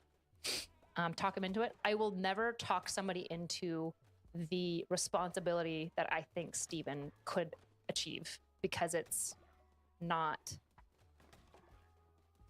fun. Yeah, that is something somebody should fully choose for themselves if they want to. And if he doesn't want to, that's fine. He could just like keep doing what he wants to do. That's also genuinely fine. It's neutral. Amber. Okay. That's probably going to be my night. Thank you guys so much for tuning in. If you like the stream, don't forget to sub. I am still on Twitch, and so if you type Give me a sec, exclamation guys. part Prime, you will can be back give me in your free 5. Amazon Prime sub every single month. I am trying to commit to streaming more often. I want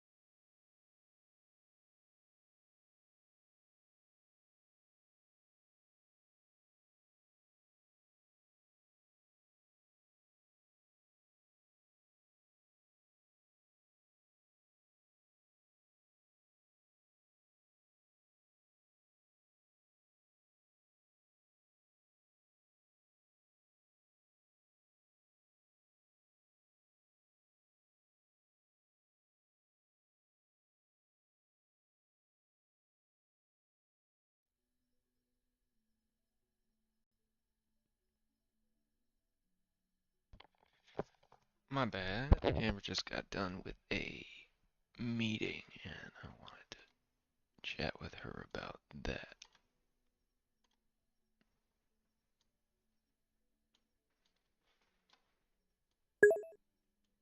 Oh, hey, buddy.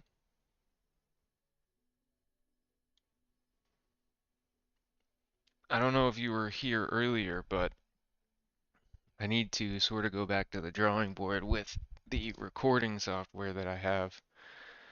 It's not really anywhere close to what I was used to using in the past. So, I do have several different ideas to choose from, but until I can start arranging for it, like making the arrangement and sort of like seeing what different structures, I only have like a couple of themes. So, slight delay in production. How was your weekend?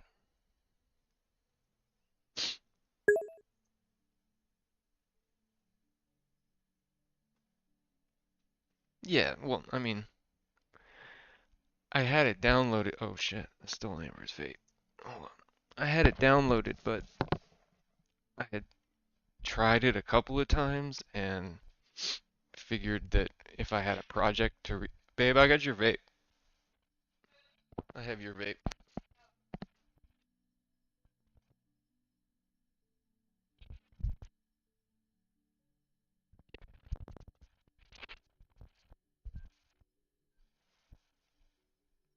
Anyway, it was free online software, so try something else that sort of mimics GarageBand a little bit better and maybe that'll work. Want to go back to diversifying my income. So I am going to be a little bit more dedicated to streaming. I'm considering a bunch of options right now. I'm going to buy some mobile stuff. And now that I'm in the States, I think I want to do, I really like the Bridges idea and the Oh, cool. humanizing stuff. I like that part of me. And so I think I'm going to try to go to more rallies and stuff like that, kind of similar to what Luke Beasley does, but asking more like neutral questions. Yeah.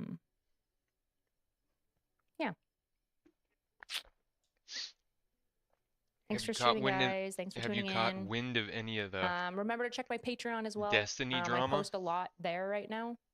So, pretty poggers. I'm working on like filming like little bits of me talking every day of just my thoughts and then putting it up on there. So tune in for that if you like hearing like 5-minute little thoughts from me. And if you don't, then definitely don't. And if you can't afford anything, that's okay. You can always support any content creator by There just might be liking some and on the watching their playlist stuff. that I have for The reality today. is there's no such thing as a But free basically, viewer, he went free content. You're paying with your eyes. and your Full views, schizo Editor on here. If you enjoyed the video, please subscribe all the and conservatives who consider are joining as basically a member calling only a for few dollars a month. We will be releasing videos covering liberals topics from to the private and personal to the public and political. take So the join blame Not for So what happened to Erudite today Trump, on her live streamed Look on Life. when in fact it was a Republican who took a shot at him. But they want to blame the fucking left's rhetoric because it's convenient for them in an election year to make the Democrats look bad for it.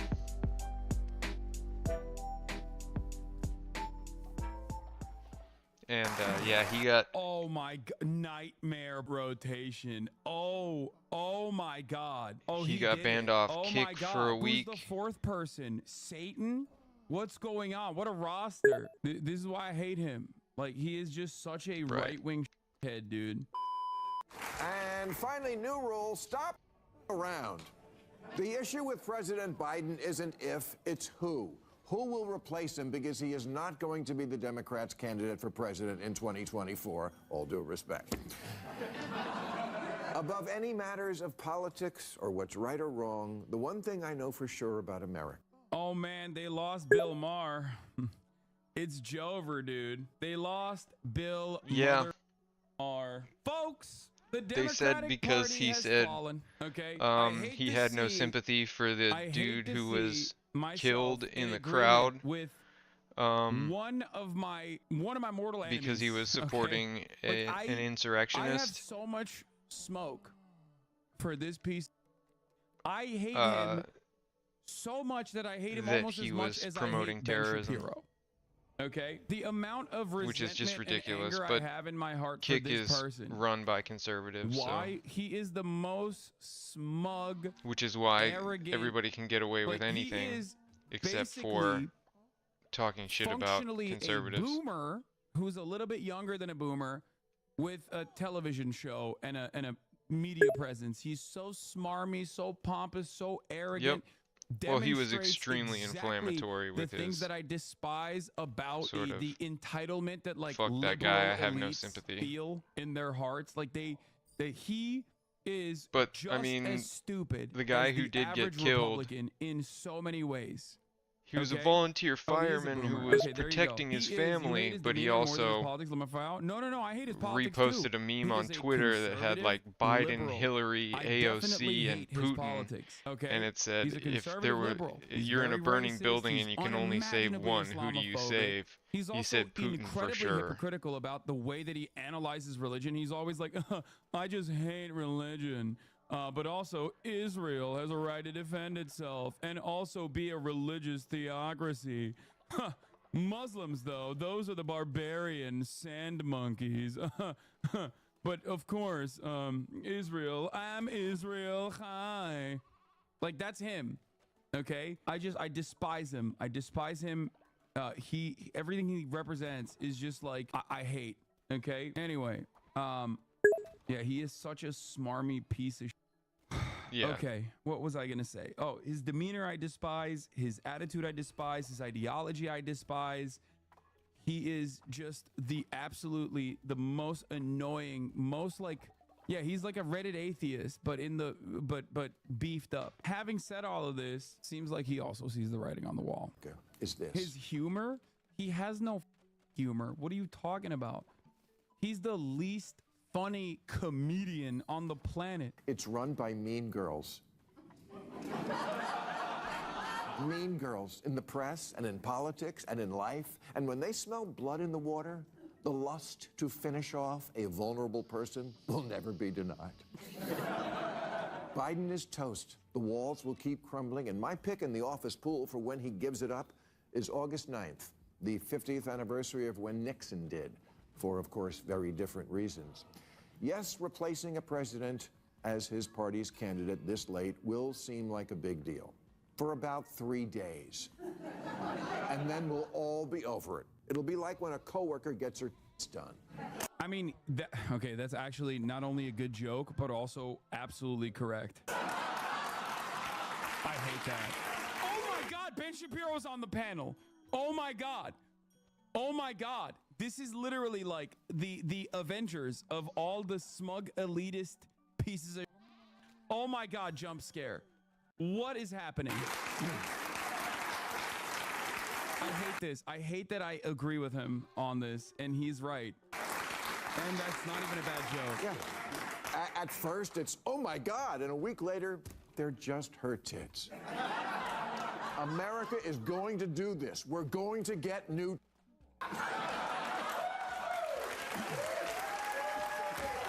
So let's start handicapping the candidates. I just want to be your guide here and tell you what the choices are. Kamala Harris, vice president, will get all of Biden's campaign money, and on the Democrats' best issue, abortion, she's a walking reminder to women that Republicans are coming for the abortion pill. She won't just protect Plan B. She is Plan B.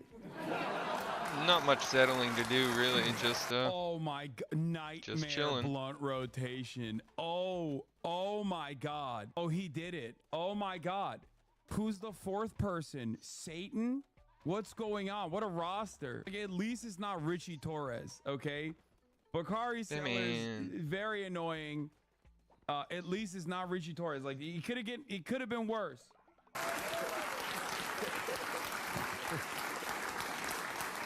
And as a former prosecutor, Kamala was putting criminals in jail back before liberals decided that was a bad thing. And now that CVS is locking the shaving cream behind plexiglass, Democrats are coming around to her again.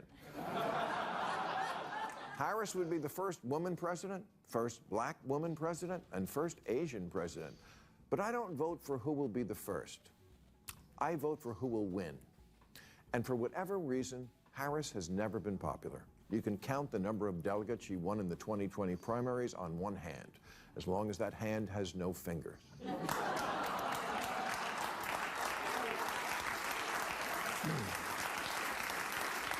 I legitimately, it's not even a joke. Like, I think that's a benefit. I'm not even kidding.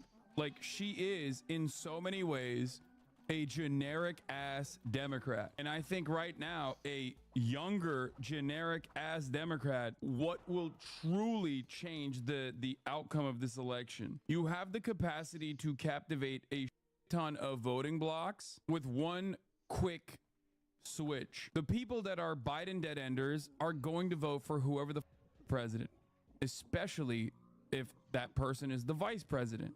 Right? Establishment versus populist is risky. I don't think so, because I don't think Donald Trump is as populist as you think he is. He was literally the president, and people remember how was. Americans have amnesia for sure, but Donald Trump will remind them very quickly. Donald Trump will remind them very quickly, because Donald Trump's populism turned into chaos for a lot of people, for a lot of voters. That's why they voted him out. Now, because we have a lot of amnesia collectively when it comes to, you know, thinking about things that happened 4 years in the past, it matters who the top of the ticket is, because Donald Trump will remind people of the past 4 years, or not the past 4 years, the past 8 years. Okay. Do you understand what I'm saying? That is the reason why originally the Democrats made the idiotic choice, the campaign made the idiotic choice that it made, which was to turn around and have Joe Biden present his case in front of the entire entire public that was watching the debate. They did the debate early. The goal was Biden is dynamic. It he's seemed alive. like it, He but can prove that honestly, he's alive. I feel like And it then- only and then energized ultimately- his base, which was pretty ultimately, fanatical in the first opposition place. will look crazy and light their own campaign on fire. Problem is, Biden is not alive, and he couldn't prove it. In 3 years as vice president, she's been quieter than an electric car. And like an electric car, your MAGA uncle can't explain why she fills him with homicidal rage. She just does. Sometimes life isn't fair. It's not fair that she's not popular. She's intelligent and accomplished, and in fact was put in charge of the border. And look at how... Okay, bad example. I do hate that. Like, this is another reason why. Like, look, this is why I hate him. Like, he is just such a right-wing dude. How can you not hate this? Oh man, You can because see, the bro. border is out Just of sit. control. Oh, crime is out of control. Borders out of control. Both are just right-wing panics. Okay, right-wing hysteria. Right-wing hysteria that this dumb is leaning into, not realizing that if he was a real one, if he was genuinely interested in the continuation of the Democratic Party's legacy, or the continuation of the Democratic Party's like electoral chances, electoral victory, then he wouldn't be leaning into this right-wing nonsense. But because he's such an old dumbass and a reactionary himself, he can't comprehend. He cannot comprehend that these are all right-wing panics that have dominated the discourse, and he's leaning into it and making it worse. Debating my conservative family is impossible on the border because they just make shit up and there's no way to counter because they just won't believe you. Yeah, it's the same with crime. It's the same with crime. There is nothing you can do. It feels so helpless. Okay? He's just telling the truth. See, there's still people in here. Ask them for evidence. You can't. It doesn't matter. Their evidence is made up hysteria. I mean, it's made up. I and it's wish there was a panicked and it's third-party hysteria. That's candidate it. that was Oh, even suitable, They're coming but over the border to do crimes. That is an Robert insane Kennedy's son is a assertion. That is an joke. insane thing to say. Not only is crime lower, okay, it's trending lower as it has been, except for that brief blip post-COVID. And also on top of that, he's just stating facts. No, it's not about the border. It's about how incompetent and invisible she is. It's not, lol, you are clueless. What? He's just stating facts. What's the fact? What's the fact about immigration? Immigrants are coming over the border. seeking refugees are coming over the border seeking asylum. It is legal for them to do so, okay? Not only is it legal, of course, I consider it to be immoral to deny them entry into the country. But what do you think is happening there, okay? What do you think is going on? Do you think they're coming over the border with ill intent to come in here and do crimes? Do you think they're invading the country? Or do you think these are people just like you, just like your family, just like your friends, who have hopes, dreams, and just simply want to survive?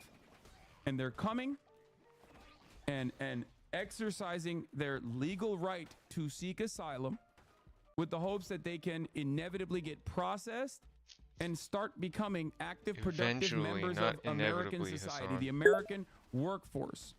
Just like our families, except not breaking the law. That's a great take, but it's pure copium.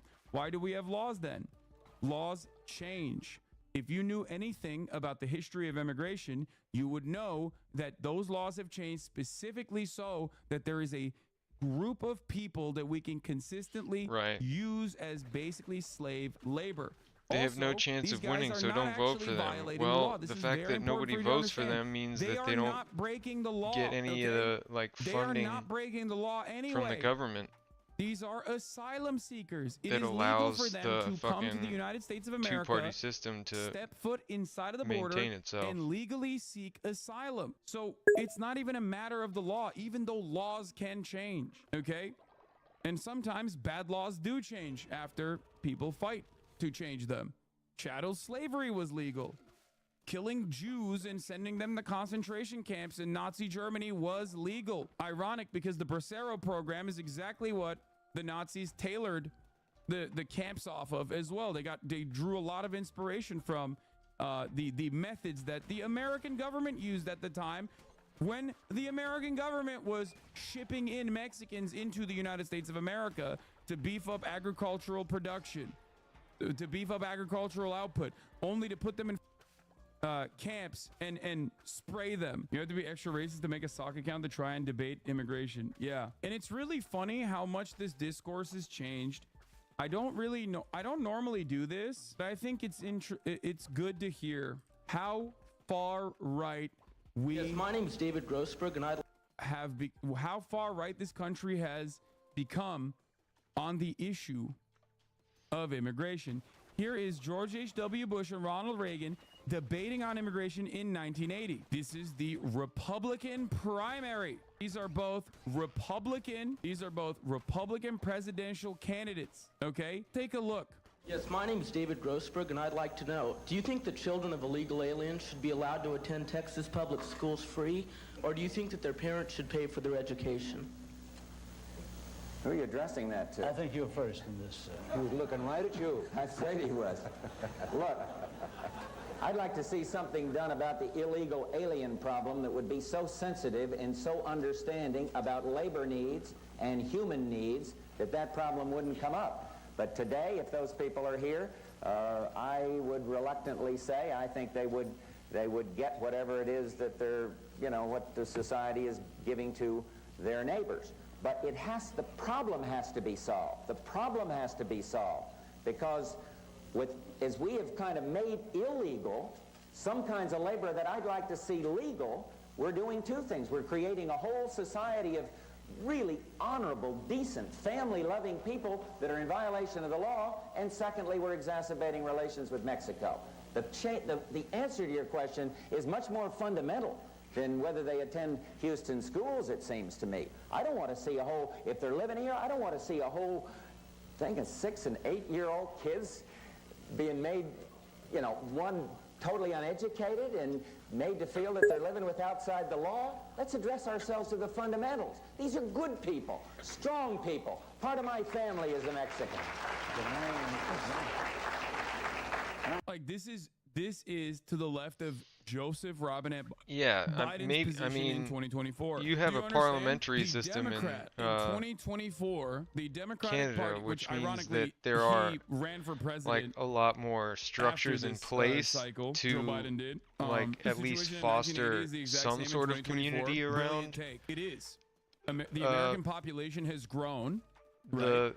and other the parties share of in immigrants America that are trying is to come just into the fucking- country to legally seek asylum has grown as well. Unless you think that the undocumented migrants They're like the now redheaded are stepchild. somehow more like violent than Every they were third back party then, candidate and that is they're either seen doing as a more crimes spoiler or something, a joke. Which, by the way, there is no empirical evidence for. There's only actual data that shows the exact opposite of that reality, a reality that Republicans have basically made reality by just lying about it over and over again.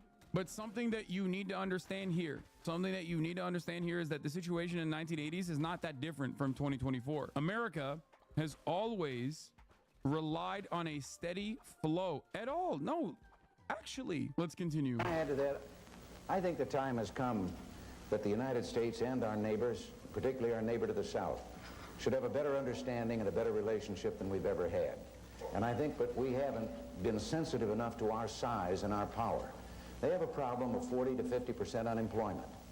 Now, this cannot continue without the possibility arising with regard to that other country that we talked about, of Cuba and what it is stirring up, of the possibility of trouble below the border, and we could have a very hostile and strange neighbor on our border. Rather than making them or talking about putting up a fence, why don't we work out some recognition of our mutual problems, make it possible for them to come here legally with a work permit, and then while they're working and earning here, they pay taxes here. And when they go on... The irony of this is that this ultimately was an inherently exploitative way to take advantage of a steady flow of migrant workers that come into the country. And we've moved even further beyond this level of exploitation.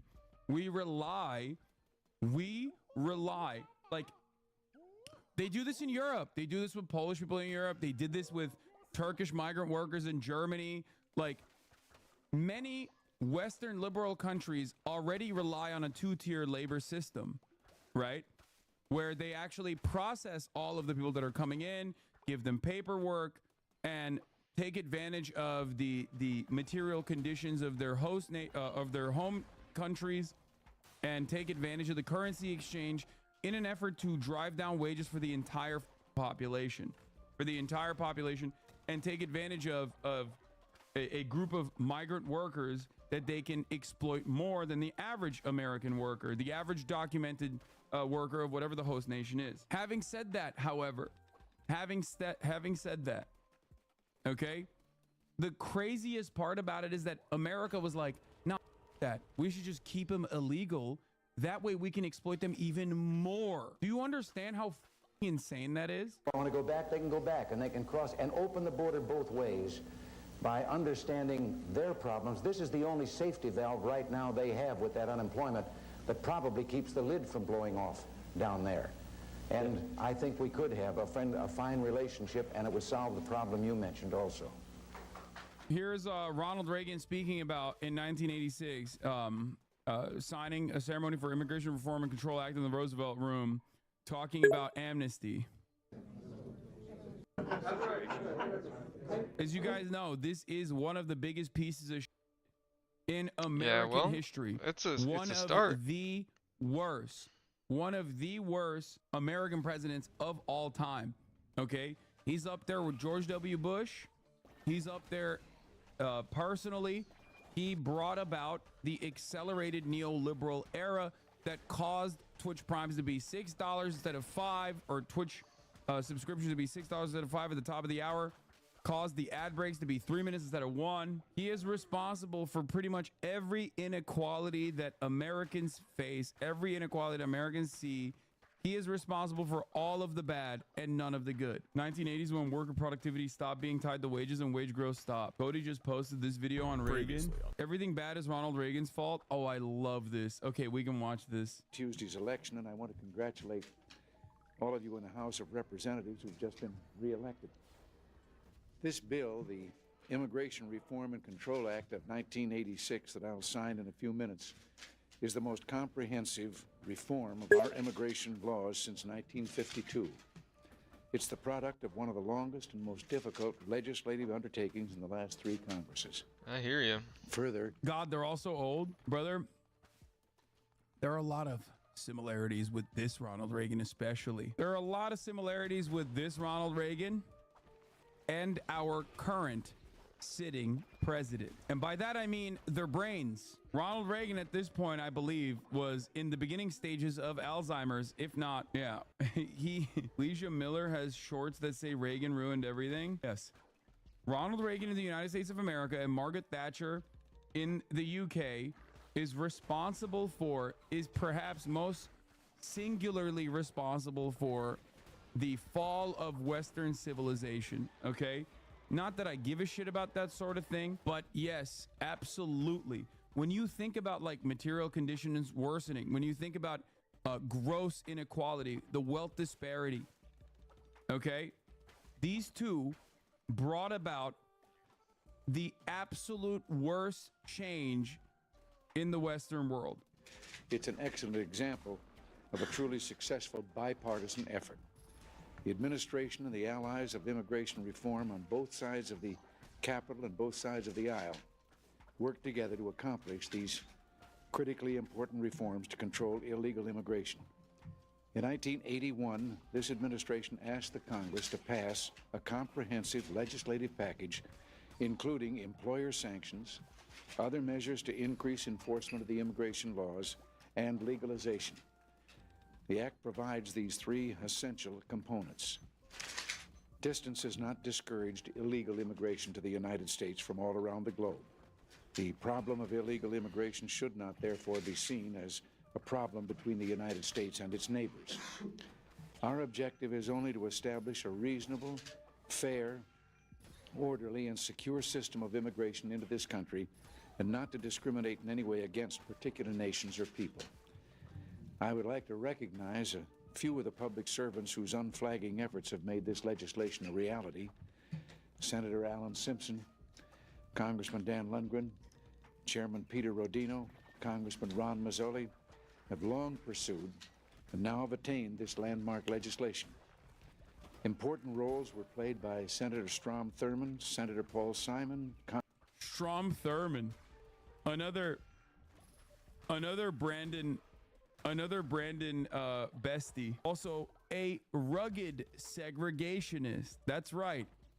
Back then, they still had literal out and about segregationists. God, American politics is so busted. It's crazy.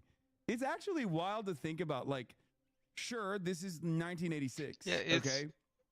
5 years before I was born, pretty. America still had mother segregationists in office. Pretty running similar. Rampant, dude. Draw my filibusters in 1958. The Civil coasts Rights are where Act the for 25 metropolitan hours cities, straight just Thurman. because of Yeah, back then they actually made these motherfuckers stand like too. ports That's the worst part. and We don't trade even do and that shit. anymore. The threat People of a make filibuster cities alone on is the enough for on the no bill coasts. to pass. I hate this shit. They need to literally force people. And metropolitan, cosmopolitan people to areas are stand up, tend to be more liberal. stand on business. Ham Fish, Bill McCollum, Chuck Schumer, and many others in both houses of the Congress and in both parties. Additionally, I would like to note the excellent efforts of members of my administration who have worked so hard over the last 6 years to make this bill signing possible today. The long list of those in the executive branch is headed by Attorneys General Edwin Meese and William French Smith, who, with Immigration Commissioner Alan C. Nelson, have contributed greatly to our efforts to pass meaningful immigration reform. Future generations of Americans will be thankful for our efforts to humanely regain control of our borders and thereby preserve the value of one of the most sacred possessions of our people, American. Yeah, people forget that like Reagan and Nixon are Californian. California used to be red. Citizenship. So now I'll get on with the signing and make this into law. Hope nothing happens to me between here and the television.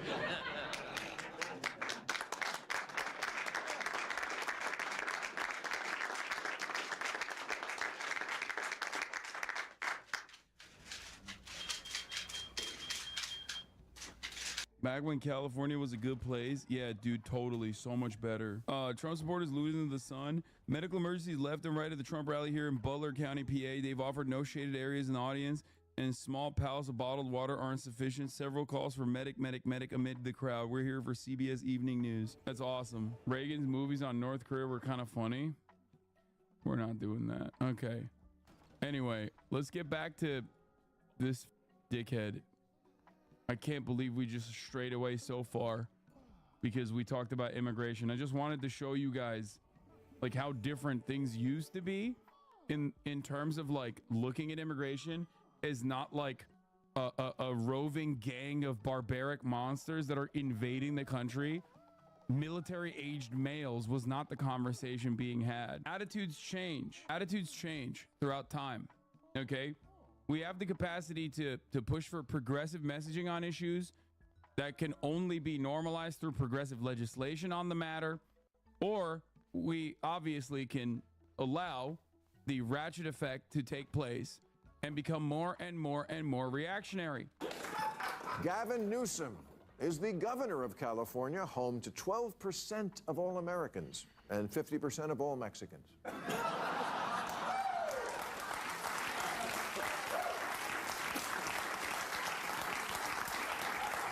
Good one, Bill. On the upside, Newsom is the only governor, with the possible exception of Kristi Noem, who looks like they could do porn.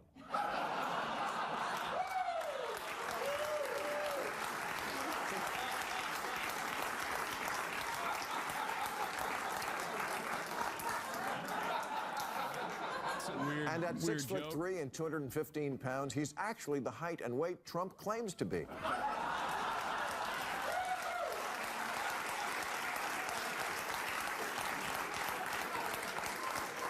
I don't want to say I don't want to say he really wants to be the guy who steps in if the current nominee goes down, but he gets an alert on his phone every time Biden can't think of a word.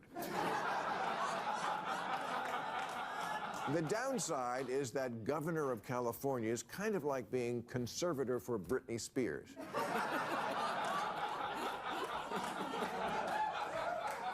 That's also not true. That's literally the worst part about Gavin Newsom is that he is just such a diehard neoliberal institutionalist piece of shit. Did you eat And, Chinese food or something? He has the capacity to truly make game-changing policies. Okay? Policies that the people democratically vote for by wider margins than him. I hate that. He will never, ever allow the democratic wishes of the Californian population, whether it be instituting some kind of socialized medicine, which he has vetoed on multiple occasions, or even tackling the homelessness issue by directly building new housing units and using the massive amounts of budget surplus that we have in the state of California that is, in some instances, specifically accrued to deal with the housing problem, with the housing crisis. We'll attack him on California's homeless problem, but there's a response to that. The homeless can live anywhere, but they choose California.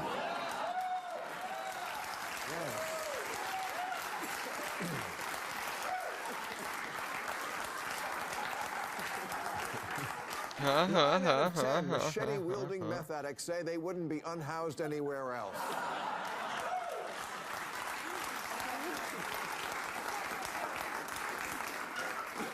Of course, the knock on Gavin has always been that he's slick. Yeah, you know what? I'm okay with that. I noticed slick is something no one has been accusing Biden of lately. Do you want good at talking or don't you? Newsom is the best communicator in the party with a history of standing up to bullies, and his name lends itself to the best slogan since I Like Ike. I'm having Gavin.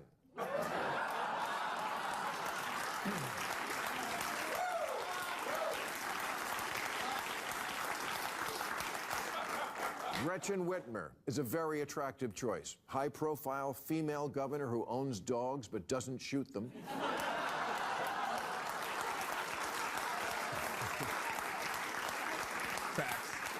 Polls show Whitmer would beat Trump in the must-win swing state she governs, Michigan, and she's a pragmatist who told the Detroit Free Press, I want to get shit done, and has, building up a string of victories on increasing wages, universal background checks, expanding health care, legalizing weed. By the way, this is the reason why I say, like, this is the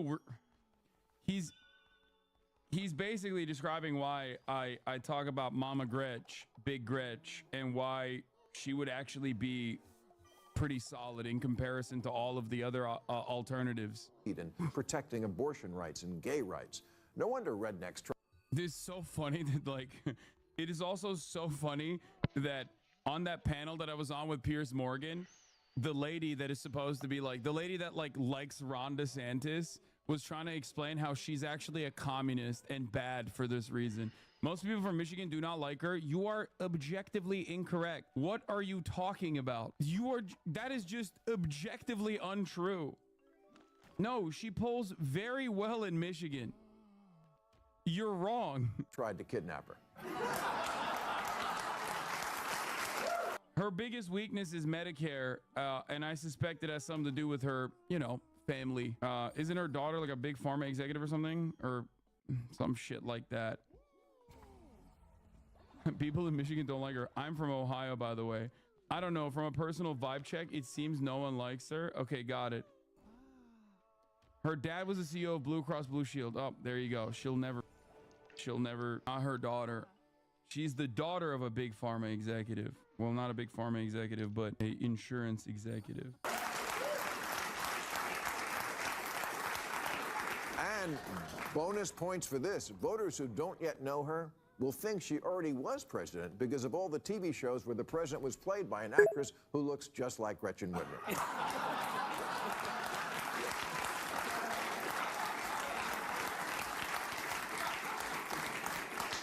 Pete Buttigieg. Wow. It's a Impressive. house in Impressive. a Fought in neighborhood. Afghanistan. There's Came in like third among Democrats for the nomination in 2020. Is a Rhodes Scholar, 8 feet former mayor, between and now each he's the house, Secretary of but it's an Transportation, individual and house. he's only 10 years old.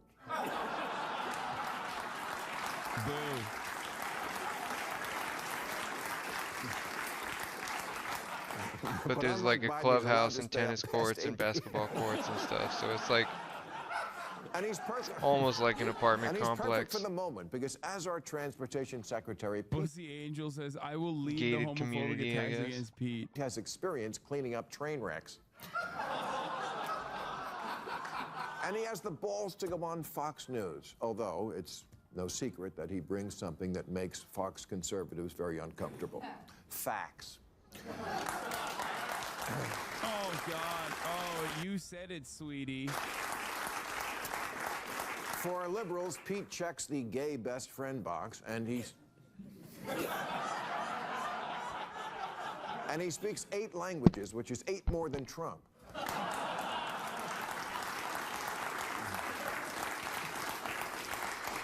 And his worst scandal was taking too much time off when he had a baby. But if Trump brings that up, Pete can always say, I forget, where were you when Melania was home nursing Barron?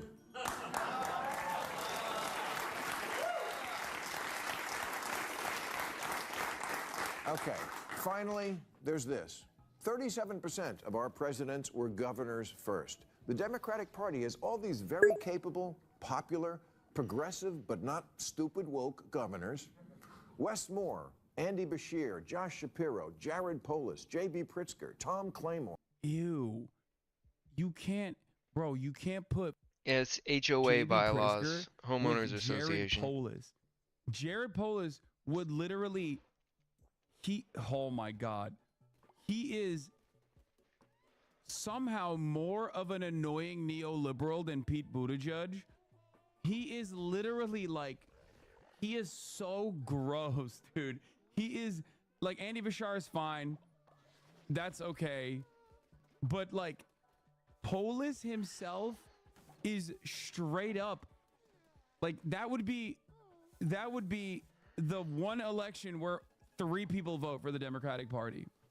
Okay? He is so unimaginably awful. The vibes are unmatched. Do you not like him because he's Greek? Shaking my head. He is literally an active Redditor. This is true. He is like, he behaves like the moderator I wish we had of a sauna. r/neoliberal, the subreddit, like openly. And he plays League. Oh my God, I can't hate him even more than I do already. Okay, I made up Tom Claymore. But that's because it's important to understand no one knows who these people are, and that's good. Yeah, I fucking love saunas too. We need some new characters on this sitcom we call a country.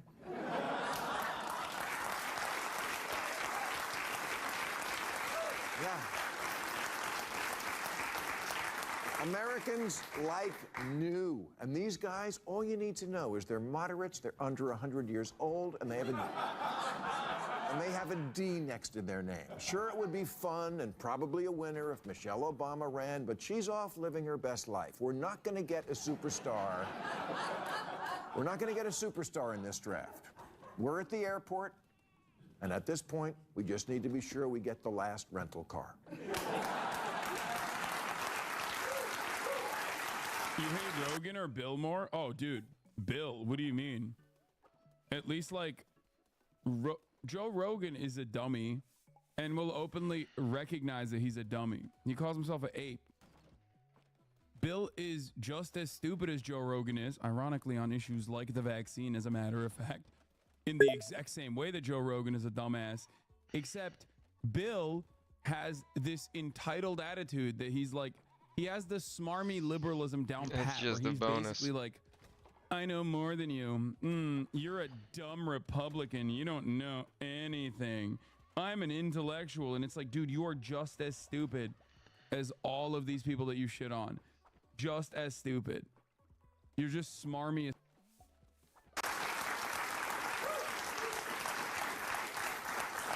Something reasonably safe, relatively clean, and not Trump. If there isn't a dead Girl Scout in the trunk, we're good to go. Anyway, yeah, no, I just loved sweating. Destiny says about sexual compatibility. You would have to. One of the gigs that I used to play on Tuesdays and Thursdays was a 2-hour gig by a pool with a woman at before you marry the woman. I don't even know what the hell that means. The chances a resort are pretty good you're going to be sexually in South Florida, and there's two parts. I would go to the this. sauna for Both like of you have the 45 minutes necessary after one, every. so I just have no clue what that even is about. Hold on, I'm sorry. After every PIV is gig, penis twice a and week, vagina. I It just, I goes into the fucking. pussy. When I went to Georgia State, there was a I'm reading down here. there was a sauna in their gym, and I would go to the gym more often just because I would look forward to the sauna afterwards every time. I'm assuming he's already biased in your favor. That's not true. And then secondly, the reasons to explain that isn't. Is premarital sex a good Yeah, I or feel bad like thing? it was Say actually what's up better to for my Vin, voice to like Destiny, sweat that Alex, much Kevin, and like get BPF Andrew, the co-owner of the channel. So we've done like this debate before. get that and I actually steamy did a bit hot of air research, past the since vocal the last cords and debate. shit. And it Like turns out that a lot of stuff that the Crucible argues isn't actually it was true. great. Bum, bum, bum, bum, bum. The big claim they make is married people are happier. The science behind this is kind of misleading. First of all, the big confusion here is that married people are in general more likely to get married. So I mean, happier people are more likely to get married, right? So it's just a correlation and causation thing, and that's one big issue with that kind of study. Also, they found a big issue in the studies that both people answered when their partner was in the room. So can you imagine what you're going to say when your wife or husband is in the room? Yeah, everything is happy. What was really interesting that they observed is when the husband left the room, the wife's happiness went a lot lower. So all these really happy wives and these happy couples weren't so happy when their spouse was in the room. And lastly, there's some evidence that single women might be happier than married women. You combine that with the fact that 50% of marriages end divorce, and it's far, far from certain that marriage is going to make you happier. The other big thing they talk about is STD risk. Well, you don't want to get STDs. For According real. to a study, there's actually no difference in STD risk between monogamous and non-monogamous couples because monogamous couples are less likely to use condoms or get tested. It's also pretty ironic for Andrew to use this argument. I still as he remember chooses when to I say went that. to Sorry. a place in And Atlanta so called the over left, Claremont we have Lounge, virtue which is signaling like and scare jokingly, tactics. Even though both of us they have say it's premarital where sex, strippers you go to shouldn't do it. die. It With was the like massive this mental epidemic fucking we have going on, really and men seedy commit joint where suicide it at was alarming like rates. Rates. The sort last of thing we should the be doing is meme shaming was men that into there were doing like something that is old literally fat every ladies single for on this earth, strippers. every single person on this panel has And done. I'm stuttering they today, did but anyway, karaoke one keep it night interesting. when we were there, and It's cool. I stuttered too, the Alex. You're all good. the way they did karaoke was Destiny. that there was You can this go guy, ahead. guy I who mean, what can I say that hasn't already been said? did Alex comedy hit the nail at right on the head with, every statement he made. Usually when people cite at these studies another about family happiness, joint. I feel like they're usually on another night of the week. Not He did looking an at all of the open mic factors involved, just because somebody's more likely comedy to get night. divorced or not likely to get divorced doesn't And necessarily mean so marriage he is would better. roast people while and they then off were. the back of that, something that I will say is, I think He would sexual roast compatibility is an people important part of a relationship. The while idea they of were entering some kind of fucking lifelong doing their commitment or a huge karaoke. relationship where you haven't And actually I got tested up any of the there sexual compatibility and yet, I think is fucking ill-advised. And I think most people that I have did long-term Black relationships don't Dog, agree with and that. this was when I was like Only thing I'll add to that. 21, 22, and my Perfect. A voice was record like 30-second in opening fucking statement prime from the king shape. of the internet. Very good. And fucking Hey, did just Black Dog before by the Zeppelin. Right side of the team starts, making their opening statements, please remember to hit that like button, subscribe to the channel, and share this all with your friends. We very much appreciate And it. And remember to the dude use was at like, the "This is Crucible, gonna go or if you're fucking on Playing with terrible." Fires, And then channel, when the at first Playing with Fire, fucking so I like don't miss your refrain came questions that I around, he can was field like, at the end well, for our somebody was debaters. in chorus Andrew in or high Zen, school would you like to go? because I was wearing like a polo let shirt and Zen I open was first. I looked fucking preppy. Yeah, like Alex said, this is like our third Like, or which fourth was- round on the same topic, relatively speaking. The dude was totally And, ready I don't to know, just I guess rip Alex me just keeps apart. having to bring back stronger and And I stronger still remember opponents, that. I was depending like, I'll fucking on, take it. how you view them. But yeah, as far as the topic goes, we're kind of going to be approaching it from the same angle. Obviously, myself and Andrew are Orthodox Christians, and that's where we're viewing our moral paradigm from. So the question of is It premarital wasn't sex back immoral? in Obviously, we're going to say yes because that's what 2011. aligns with our faith.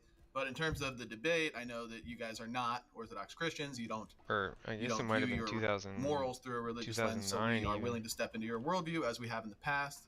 And really, when it comes to morality, Especially in not for the. This was in Little non-deontological 5 worldview Points of Atlanta, Christianity or which some other is religion, you're like gonna have to be reasoning, outcomes-based, hipster consequentialism, grunge, utilitarianism, fucking some form or another, which will be based on the goth empirics and the central. outcomes of what you deem to be preferable is what would be moral and what we ought do, essentially. And really, it's not just about happiness, because I think that's really subjective. It's really hard to actually pinpoint what happiness is. We can also point to things like the marriage rate and the divorce rate is higher. The marriage rate is higher. The divorce rate is lower if you remain abstinent before marriage, and ultimately the outcomes that you guys deem preferable, like domestic abuse, what would you say, like cheating, substance abuse, all these things are lower when the partners remain abstinent before going into a marriage. So if you deem those to be preferable, there's not really an argument as to why we should have premarital sex or why that is a good thing, other than Hell yeah. I guess just live and let live, just take a libertarian stance on everything. Gotta love outspoken which allies ultimately when they falls to, I have no argument for why we step ought up to or ought haters. not do anything, because I can just change it on a dime whenever it benefits my pleasure receptors. So I guess if you're a hedonist, you can just claim hedonism, but then consequently you have to forfeit the debate. So that's kind of where I'm at. So that's it. Okay. Is my up then? Yes, sir. All right. So first, I reject what Destiny says about sexual compatibility. He would have to expound on what that means. It's very important that you know that you're sexually compatible with a woman before you marry the woman. I don't even know what the hell that means. The chances are pretty good you're going to be sexually compatible with a woman. There's two parts to this, and both of you have the necessary ones. So I just have no clue what that even is about. Next, when we move on to the empiricism, I think that Alex is just some picking and women choosing like to the get things fucked that in he the wants ass, and to back some up men his like to fuck consistent women ass. coomerism, and the things that he wants, which is basically to And teach if men how they to aren't pick up young compatible women and in have those sex with them regards, and then go about their day. things And, might not work out in that's the end end. of that, and this has led to mass societal decadence for sure. You can't argue that society is better since the institution of marriage has been under attack. I don't even understand really what Destiny's position on marriage is. There's no actual reason for the guy to even be married. What's the point of it, other than for maybe tax purposes? I don't even get it. It makes no sense to me on its face. What is the point to that? I'm not trying to make it personal. I really just want to know. I don't understand. As marriage is a commitment, a bonding between two people for life, and of course that pair bonding, if you stray from the marriage, that's basically the crux of the argument here. So I have no idea why you would want to get behind Alex on the pickup community and the red pill. It's obviously scam. The whole thing's basically a huge scam in the pickup community. I mean, we kind of know this. Most of these guys, they're not able to actually teach ugly incel idiots how to go pick up women. They basically sell them huge programs so that Very much they'll not. buy them, and that's about it. So we from our side have been consistently confused as to why it is that that Alex and the pickup community are so adverse to marriage in the first place, or why they think that there's just nothing wrong. Of course, even logically, you should be able to deduce that marriage is better for you than just having sex with a bunch of random strangers. It's obviously not a great idea. So we've been consistent in our message, and we're prepared to take yours on. So I think before we start, it's important to for Destiny and Alex, are you guys saying that premarital sex is good, or is it morally neutral? Because I think we need to first establish that before we Ain't have a it conversation. just Go so? ahead. I mean, I would say it's morally neutral. Like it's Okay. good insofar as it can help a relationship, but I don't know if I'd say it's like morally good. Like you ought to have sex before marriage. Okay. Alex, same Yeah, thing? probably similar to Destiny. I mean, I think it's a good idea before you marry someone, you make that big commitment that you find out if you have sexual compatibility. But yeah, I don't think it's like you're a better person if you have premarital sex or something like that. Okay. I just wanted to establish that first to make sure that, I guess in a way that's sort of like the null hypothesis, right? Is that premarital sex isn't good or bad, it's just neutral. So Yeah, that's fine. Andrew and Zen, you guys believe that premarital sex is bad. So I'd like to I think we should start there. Just give your opinions on that other than what you've just already said. I mean, we already gave our opinions on it. So if the claim from the other side is just essentially to say we don't have any preference on it one way or another, then what would they be adverse to our ought claim for? Do they even care? I mean, is that something your side even cares about, that we think that it was better for society? Well, real quick. So if you say we have no preference, we didn't state we didn't have a preference. If you mean more specifically that we don't have a moral preference, neutrality is a moral preference. If you're asserting that you believe something is good, then usually you are also simultaneously asserting that the opposite of that is bad. And if we're asserting that something is neutral, then we would obviously contest the opposite of good, which is bad. So when you say we don't have a preference, we do have a preference, specifically a moral preference, and that moral preference is one that is neutral, which would resist your negative claim towards doing it. Yeah. I'm hearing a little bit of echo. I'm sorry. I don't know who it's coming off of. I didn't hear any. Okay. But yeah, I'll kind of but, put it like this. I think yoga is neutral. I don't think everyone should do yoga. But if someone was going around saying, don't do yoga, yoga is so bad, I would take an issue with that position, because I'm like, there's nothing wrong with people doing yoga. In fact, there might be some benefits to people doing it. But if we can take something that is identifiably negative for the family unit or the strength of a marriage versus something that is identifiably positive for the family unit and the strength of a marriage, we would prefer the positive, right? I mean, tautologically, we prefer positives over negatives. We would just have to show that those things that are positive are indeed positive, and those things that are negative are indeed negative. And then we would have to demonstrate that there's a causal link between the negatives. So, for instance, one of the big claims that is often made is that it leads to higher rates of divorce. And it's just taken like de facto that divorce is bad. But that's not true. Not all divorce is bad. Some divorce is incredibly good. Some marriage is incredibly bad. So we would have to dig into that a little bit to find out what we mean when we say good or bad. Yeah, so our position on that's pretty simple too. We don't claim that all divorce is bad. Obviously, there's a lot of reasons why a divorce should be granted. One of them would be infidelity. Another one might be spousal abuse. These have always been traditional claims inside the church that you would be granted a divorce for. They've also been claims even before no-fault divorce that you could get granted a divorce for. That no-fault divorce in and of itself has led to this problem, I think, of women being able to just kind of willy-nilly decide that they want a man of greater status or whatever and get a divorce. There's almost no penalty, and the courts favor them. Would you guys disagree that that's true? None of that is relevant to what we're arguing. We're talking. Well, I mean, we're just trying to clarify our position here. So, well, the positions we're talking about is whether or not premarital sex is good or bad. Whether or not some people are getting divorced to man upgrade. That's okay. A whole Well, bunch of then, extra. but why did you bring up divorce then? Well, That was divorce you, because not Zen me. Shapiro in the intro brought up divorce as though that was a like a key performance indicator to being good or bad. He's like, more divorce means more bad, and longer marriage means more good. And I would Okay. contest that. I'd say there's probably some cases where divorce is good, and there's some cases where divorce is bad. But just going by that figure alone is not good. But we can generally point to and say that more divorce societal wide, is unideal. We want a family. We want a society that has a strong, intact family unit that isn't just getting divorced left and right in 50% of marriages. No, right? I would reject that. That needs to be shown. So, for instance, a society with 5% divorce might be better than a society with 1% divorce.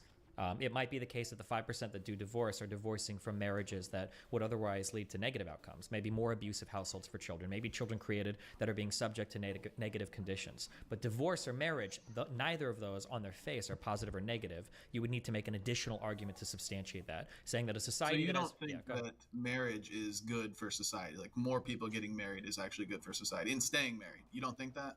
Asking me if more people getting married is good is a fundamentally different question than asking me if all marriage is good. More We're people not getting asking you if all marriage is good.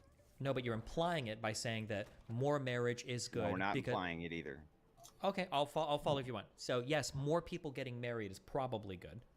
And staying married, particularly. Is probably good, but not in all cases. Like just generally, yeah, not always, but generally speaking, like BPF pointed out, there are exceptions here where it's justified to get divorced and whatnot. Even though that was irrelevant somehow. I want to actually go back to sexual compatibility, because it seems like Andrew doesn't know what sexual compatibility is. So maybe we could explain to him. Do you really not know what it means, or are we just being obtuse? No, I really don't know what you mean by it. What does that mean, sexual Have incompatibility? you ever had sex with a girl who was into something totally different than you? I don't like what. I don't know, dude. I don't hide in your bedroom, but like, you know, like where you did not have a good sexual experience because she was into something totally different than you. Let's keep it really simple. Let's just say libido. Somebody wants to have sex 1 time a week. Somebody wants to have sex 7 times a week. Something like a mismatch like that. Okay. So you think that you have to test the waters beforehand, even though we know that women could just lie, right? They could be like, no, my libido is really high, and then post-marriage go, no, not really though. We were just kidding. Well, you can Right? find and out. now you're married and you're fucked, right? So it's like that seems like That's like why a you failure stay of an together for a argument to me couple to of just be like, years well, before you because go of ahead and letting you get have sex with them married. pre-marriage, that you're still going to have the same libido rates. Okay. You know, it's just silly to me. Well, let's start off with this. Do you now understand what sexual compatibility is? Well, no, I don't know what you mean by it. I'm just Yeah, I asking think it's a what very you mean broad by it. term. Yeah. I would have to agree. People who are sexually compatible, they have the same, they're into the same shit. They have similar sex drives. They have good sexual chemistry. Like, I don't know how you don't know what that is. Well, I don't know how you don't know what that is. Isn't an argument. I don't know what you mean by it. I Okay, just want let's to know more what you fundamental. mean by it. Is there a difference to you between good sex and bad sex? Yeah. Okay, so I think insofar so. as sexual compatibility is defined as you being more likely to have good sex than bad sex with somebody, would you accept that as a definition for sexual compatibility? Certainly, if that's what you mean by it, we can accept that as being your definition of it. Okay. Why is that fundamentally important to marriage, though? Unless you think that men are only getting married for the purposes of having good Yeah, sex. you mentioned that. Well, don't you Weddings think are sex is an fun. important part of marriage? I That's do a think key it's an component. important part of marriage, but I think that the metric for what good sex is kind of different for everybody and still pretty broad. We'll accept your definition, but that doesn't mean we agree that that having good sex is somehow the foundation or the pivot point for marriage. There's people who seem to be in happy marriages who have no sex, right? Well, first of all, I would argue that those are not happy marriages and there are divorces waiting to happen. But second of all, okay, so you did divorce say is that. bad, though? You agree that divorce is bad? You do agree to that, Alex? No, Yeah, depends on the situation. that's what it sounded like to me. Divorce depends on is the waiting to situation. happen was stated in a derogatory way. That's why. I'm Well, the asking, divorce here would be bad, but the idea would be that like- divorce is avoidable if you would have had premarital sex. You could have avoided that. I don't know how you're actually going to be able to argue that, though. Yeah, Because I you could can't point wait. to I'm still abstinence waiting. from That's divorce. literally what I'm trying to do right now. Okay, so you acknowledge that sex is a key part of a marriage, right? So don't you think it's important to find out if you guys are into the same shit, if you guys have that sexual compatibility before you make the biggest decision of your life? I don't think generally the older that you get with your wife, the more this bizarre notion of like mind-blowing hours-long sex is something that's just ingratiated in people's No one is brains. saying that.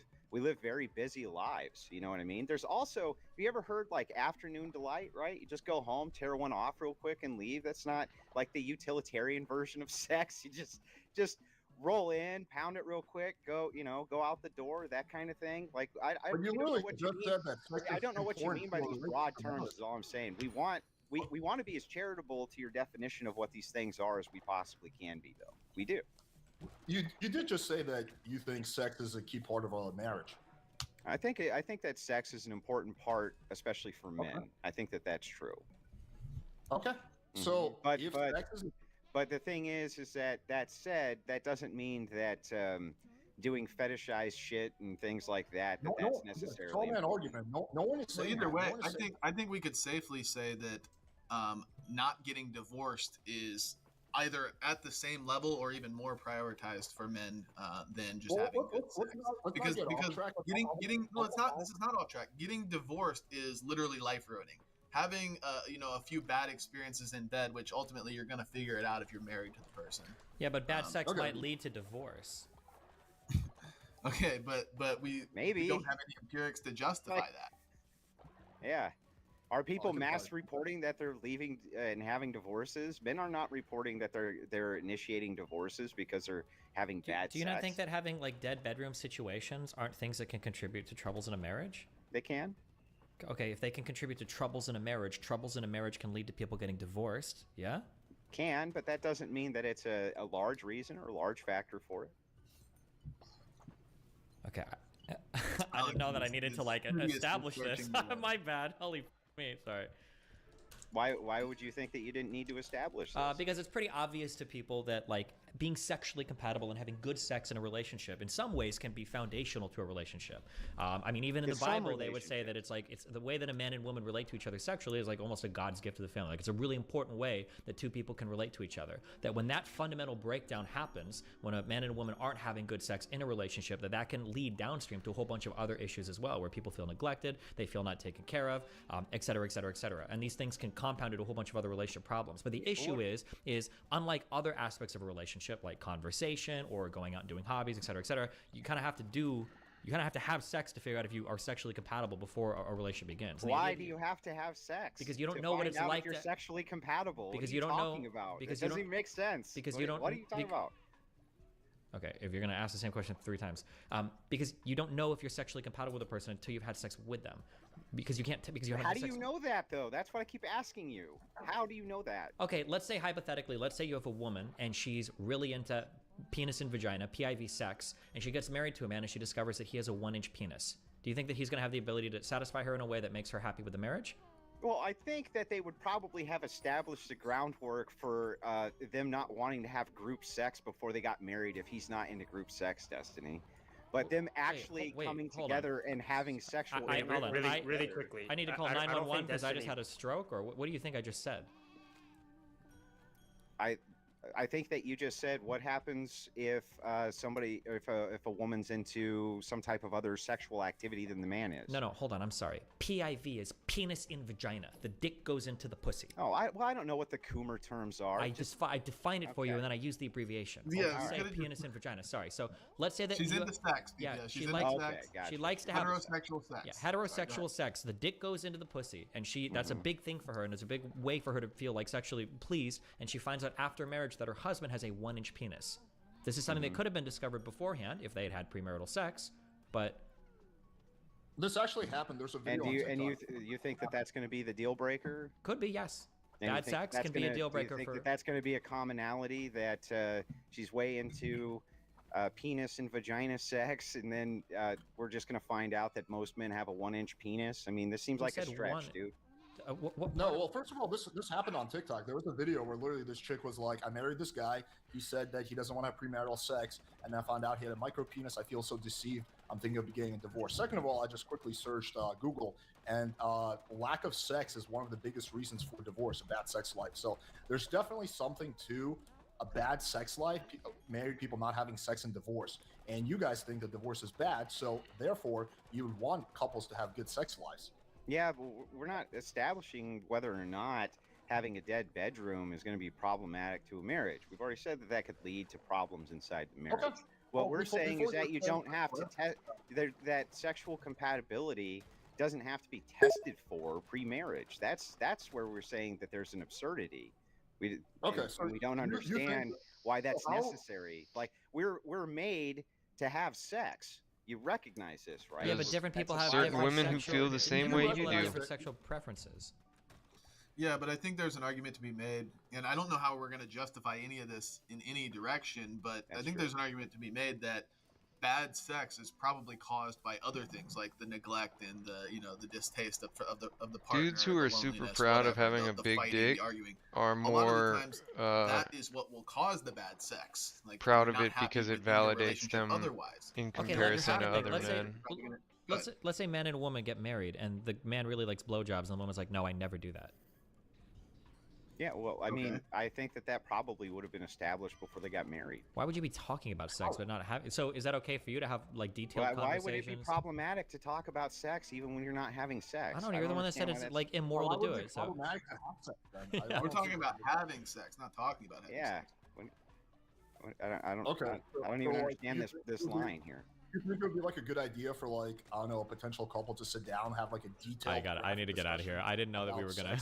I didn't know that this was the level of I don't know fucking that this is debauchery that we were going to, guys. I'm so but sorry. We're just Fuck simply me, dude. saying we can point to couples that remain abstinent prior to marriage typically remain intact and are stronger, less likely to get divorced. Like these are good things, right? Well, no, we don't know if those are good things.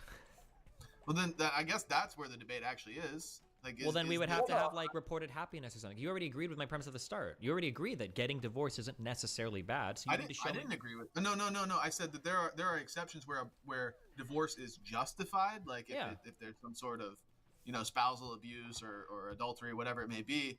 But generally speaking, on the aggregate, we want society to thrive in the family unit, in the family structure, where there's less divorce going on.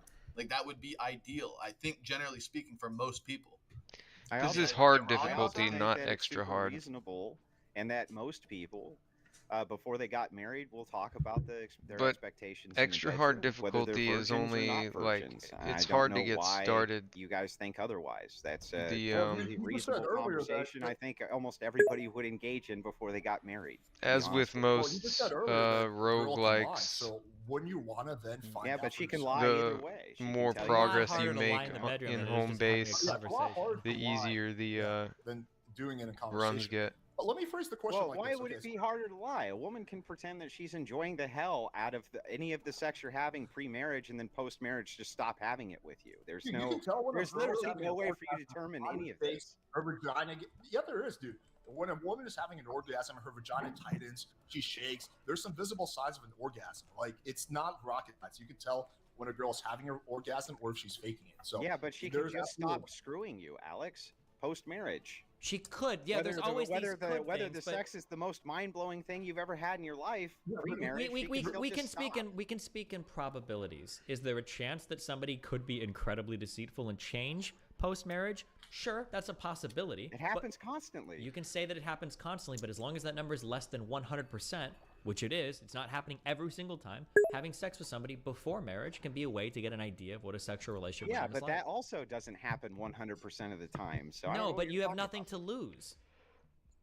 Well, no. Well, wait a second. You do have things that to sounds lose. needlessly- That's not a correct statement. There's all kinds of things. Unless that it's you a have to lose. You could fast get a chick game, pregnant, that for sounds instance. needlessly contraception that's or abortion? problematic. You could get an Convoluted. STD. That's problematic. You can get tested You can beforehand. also lower her. Hang on.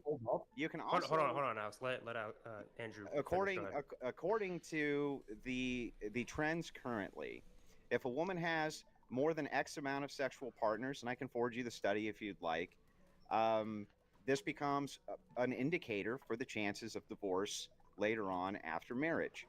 So the more they're having sex pre-marriage, the more likely it is that they're going to get a divorce anyway. And Alex, you even So there agree. are problems with this. It's difficult for you to just make the argument that no, we need to check sexual compatibility by having sex before marriage. I don't think you've demonstrated that yet. But you also No, agree with this. there you go. I'm sorry, I will be quick and you can respond. Is that you agree if we look at it through your lens of like sexual market value, like we've agreed in prior debates that women who have more sexual partners, they are lower on the sexual market value level. They just are. Whatever the reason may be, most men agree. Most men agree. I never agreed to that. We didn't agree prior that the more sexual partners a woman has had in the past, the less attracted us and the general man is going to be attracted to them. I think some men would care. Yeah, I think also other men. Most men view women having like higher amounts of sexual partners in the past are less attractive. Most I don't men know.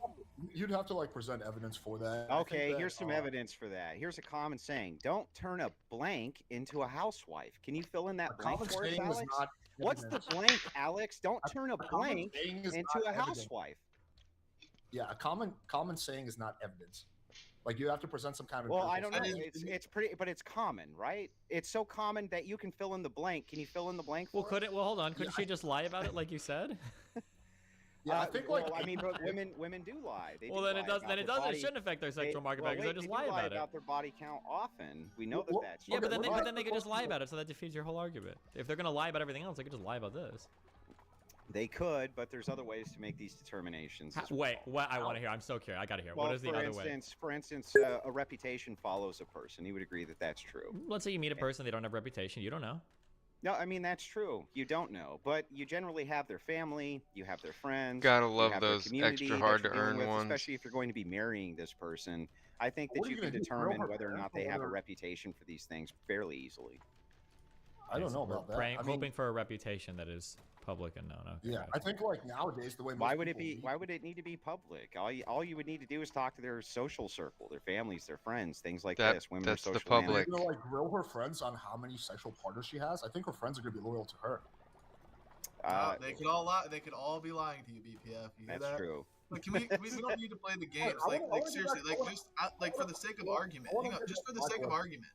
For the sake of argument, it's like if a dude meets a girl and let's say he doesn't know her, and then he finds out, a few months down the line that she truthfully has had 50 sexual partners in the past. The guy's gonna be a little bit turned off by that. He's gonna be like, "Whoa, I didn't know that. Holy shit!" Or like, let's say he finds out on the first date. Who cares? He's gonna be like, "Whoa." Assuming she's not lying, assuming that is truly the case, most men are gonna be turned away by that. They're gonna be turned off by that. Not all, but most. They're gonna be like, "Whoa, that's just somewhat of a red flag for most men." So, I think some men will, but I don't know if it's most men. I think it's really, really easy for any girl in the sexual marketplace to have a guy lined out the door of guys who are down to date her, marry her. So I don't think it's going to matter for the girl's dating success. Like a chick who is like even semi-attractive, even if she has a 300 body count, she can still very easily lock a guy down. That's just the reality of the dating marketplace. Yeah, I'm sure there's some guys that will care. I don't know if it's most guys though. I don't know, honestly. You'd have to like show that to me. But going back to what I was saying, So and that I hope doesn't this is- phase you, Alex, at all? Like if a chick's like, "Yeah, I fucked 100 guys last night in one night," would that bother you at all? I mean, I don't understand how my sexual preference play into this, but I'll answer the question. I've talked about this publicly. For me, it's more about like, is the number reasonable or not? So if the girl's like 18 and her number is like 30, that's probably a lot. But if she's like 30 and her number is 30, then that's probably more or less decent. So if a I chick don't know. did tell you that she just like had a train run on her the night before, that wouldn't give you, but she showered, right, Alex? So it's good. It's okay. It's fine. You're cool with it because she took a nice You're such shower. a fucking middle schooler, Are we bro. talking about for dating are we talking about for dating or for sex? Even for sex. Yeah. Either one, dude. Either one's fine. Well, Whichever these one are you two speak to. different things, They're guys. Oh totally my different. god. Yeah. What the fuck? If I'm Oh, for are they? casual We sex- were. I'm stunned. They're two different things. We didn't know that. Well, We're you're just saying asking, within like, the would con- this be a within the disqualifier confines for of this, dating you or answer for sex? either of The them, I'm fine. qualifications for what is dating and what is sex are going to be way different, especially for men. Like, Yeah. Okay, but either way, you I'd literally just still gave like us the to- quote earlier, don't turn a hoe into a housewife or whatever. That's by definition right there. There's a different qualification for dating and for sex. Well, right. My overarching point here to ask Alex is that he says that he thinks that most men don't have an aversion to a woman having a lot of sexual partners, and Hang on, I didn't say well, that. yeah, you I said didn't you say don't that. think Yeah, it's you've true been for saying it most the whole men. time. I don't know. I don't know. You don't know. I know my ears didn't. But do deceive you? said Well, most do you? said Do you, most men, Alex? though. Do you have an aversion to that? do I have an aversion? Depends on what we're talking about. For dating, for sex, what the number is, how well I know the girl. There's a lot of factors. Okay. But anyway, going back to what I want to ask. Okay, just indulge me in this hypothetical. Zen and Andrew, have any of you guys ever had really bad sex? Sure. Okay. Yeah. Andrew? No, I don't think I've ever had really bad sex. No. Okay. Well, I guess you're a stud. All right, Zen, for you. I mean, I'm trying to be honest. I can't. It's either like the most bad remember a faith time answer in the world, or it's like the saddest answer in the world. And I'm trying to figure out which Yeah, I one don't it is. think don't think that I can recall a time where I had bad sex. Every guy must have had bad sex. But okay, Zen, can you imagine marrying that girl that you had bad sex with and that being your sex life for the rest of your life? Well, I don't. Well, this is the thing. Like, just because you've had bad sex with a girl like one time, and I'm not claiming like to be the sinless, perfect model citizen who's never had a one night There stand. you go.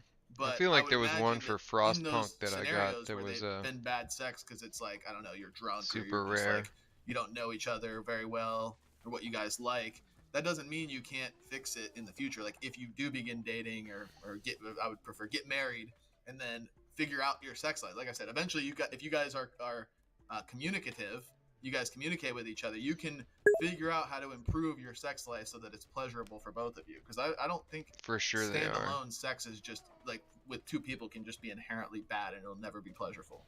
I think two people can figure it out. Do you think with that girl? Just try to think back to that time with that girl you had bad sex with. I don't even know any specific. I'm sure it's happened. I don't know anything specifically, but I'm sure I've had bad sex before. So whatever. It doesn't need to be specific. Okay. What if you and the girl are into two totally different things? What if she likes to be choked, slapped, fucking called a dirty little slut, and you're super vanilla, and all you want to do is just have regular vanilla sex with the lights off? How are you going to fix that? Well, I would imagine like somebody coming from my worldview, we wouldn't really be into a girl who has those kind of preferences because a girl who's into that kind of thing probably isn't a Christian. He doesn't know about trad the wife. Catholic Christian girl, man. I went to a Do your thing, I brother. went to an all boys high school and had a lot of all Thanks for girls stopping high by. schools next I will to me, keep my you dude. updated Yeah, on we're not the big hats. We don't music defend situation. The fact that there's tons of Catholic degenerates. Okay. Yeah. True. Okay, but so wouldn't it make sense, logical sense, that if you want to avoid a girl who's into like super kinky shit, that you have sex with her so you find out? Like, doesn't that just make logical sense that you kind of test the waters before you commit? Because, like you said, you don't want to be married to that girl. Why couldn't you just like if you guys are both abstinent, you could just talk about it and then She might not even know what she figure- likes until she has sex. Exactly. So you would have to figure it out once you're married. But that's why we don't view that you commit to marriage just to have sex with somebody. No, But no one's saying that. we do view that you that marriage is better for society and that sex is kind of like a complement to that, and also it's necessary for reproduction. But that's another topic. Okay, so Zen, you acknowledge that sometimes you don't really know what you like until you try. Oh, having okay. sex, I will right? answer that. I will I send think it along everybody to has you. a general idea of what they're into when it comes to sex. Well, then Just going at least back a to what- general idea. What's that?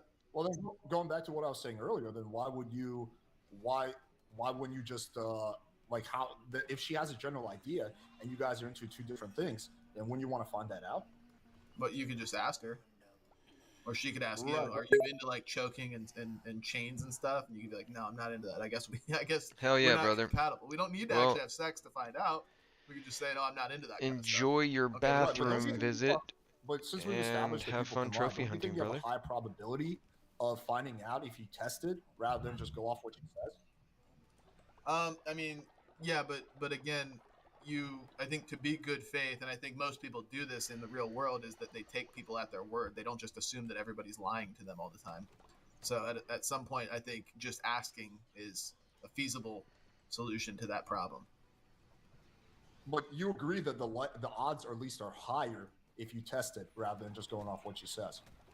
Well, it's not only higher, but you would know for sure. But again, I don't think just having sex with somebody to determine sexual compatibility is what we're not arguing that that's a good thing. We don't care. We don't care for sexual compatibility. What we care for is a strong family unit. Okay, okay. I want to make sure I understand your position. So you're saying that yes, if you have sex with a girl you will know for sure if you guys are sexually compatible. However, Not necessarily, because like I said, you could have bad sex with a girl on the first time, or you can have good sex with a girl on the first time, and then every time after that could be completely opposite of the first you encounter. just said you will know for sure. So maybe I'll just retract that. Maybe you wouldn't know for sure, because there could be. Yeah, I will retract that actually, because you could have really good sex with a girl the very first time, and then every single time after that it could be awful, and vice versa. So, I mean, Okay. you don't Okay. actually. Okay. Let me phrase the question like this: do you think, generally speaking, the probability is higher if you test it with a girl and have sex with her rather than just going off what she says? No, I think that the probability would probably be higher that two virgins who ended up getting married would most likely have a much more fulfilling sex life. You're not answering the question. That's not the question. I'd like to get an answer to the question. So, do you agree that, generally speaking, the probability would be higher if you test the waters and you have sex with her? Higher for what? Higher for what? Find out if you're sexually compatible. I don't know, because again, like, you mean just have sex one time or have sex 100 times? Either or. You just have sex with her. Like, every time you have sex with her, that's a little bit more evidence. But let's just assume you have sex 10 times. Do you think you're going to get a better idea of whether you're sexually compatible just going off what she says or having sex with her 10 times? Yeah, obviously, when you actually are doing it, you're going to learn what is more or less compatible with each other. But again, that's not the metric that we're going by. And like BPF said, and I think you can even reason this just as a human being, logically speaking, two people that don't have any other standard to compare to, they aren't going to be saying, oh my God, this sex is awful, this sex is horrible. They're going to say, this is the only sex I've ever had. We're going to just have to make it work because we're married. And Same could be said for abusive relationships, by the way. I think pretty much everybody would be able to do that. But okay, so you're saying, yes, you will be more likely to find out, but I don't think sexual compatibility is important. Okay, but you do think that people staying married is important, right? Yeah. You don't think sexual compatibility plays any kind of role in the likelihood a marriage stays together? You didn't say that. I didn't say it plays no role. I just think Okay. I would argue there's got to be a strong argument here. Pull up the studies. I don't really fucking care. But a lot of people would agree that when people are having bad sex, it's not just because they're not sexually compatible. It's because there's other things going on causing it. Whether they're being neglectful, they're resentful of their partner, whatever. Yeah, there's sometimes other factors, but let's just follow the logical. I would say train. pretty much all the time. There's other factors. Okay, But yeah, go ahead. let's just follow the logical train here. We want marriages, or you guys want marriages to stay together. You acknowledge that sexual compatibility is at least part of a determining factor in marriages staying together, right? Mm-hmm. And the only way, and you're more likely to find out that you're sexually compatible by having sex before marriage. Yeah, that's the part we reject. Yeah, that one there. I think Okay, to word we it agree properly. with that. Well, to word it properly, I think it's that people who abstain until marriage, since they're not going to have a prior reference point, they're not going to be even thinking in the same paradigm that you are of like, oh my God, this sex sucks, this sex is bad. They're going to say, this is my only sexual partner that I've ever had, and I'm married to them, so we're going to make it work. And I think that they will become sexually compatible. Anybody that has sex with the same partner over a long period of time is eventually going to learn how to be compatible with them one way or another. Like you said earlier, like imagine a dude that's really into blowjobs and a girl will never do it. Well, if he wants to be with her and he's married to her, he's going to have to fucking deal with that. Yeah, but He's gonna they're say, not okay, actually increasing their sexual compatibility. They're just settling for a worse relationship. The same could be They said of are abusive. increasing sexual compatibility because they're making a compromise. He's becoming more compatible with her, and I'm sure there's other areas where There is no she's- compromise. He's just not getting something. He's just losing something. Well, Yeah, that but is that's that what- is a compromise. that's what a compromise I is. mean, sometimes you are just going to lose something with no gain in a marriage as part of a compromise. Compromise usually implies both sides are making some arrangement, but okay. Gentlemen, Well, before I you mean, respond, just a brief intermission because we're at that 30-minute mark. Guys, DGG has 6,000 watching. Alex has 200 watching. We on our chat have at least 200 something watching also right now. But none of our numbers are reflecting anything on that like button. So if you could please, since we're talking about smashing tonight, smash the like button at least. Smash the like button. Remember to subscribe. Andrew, you were the last one to talk, so please go. Yeah, where were we at?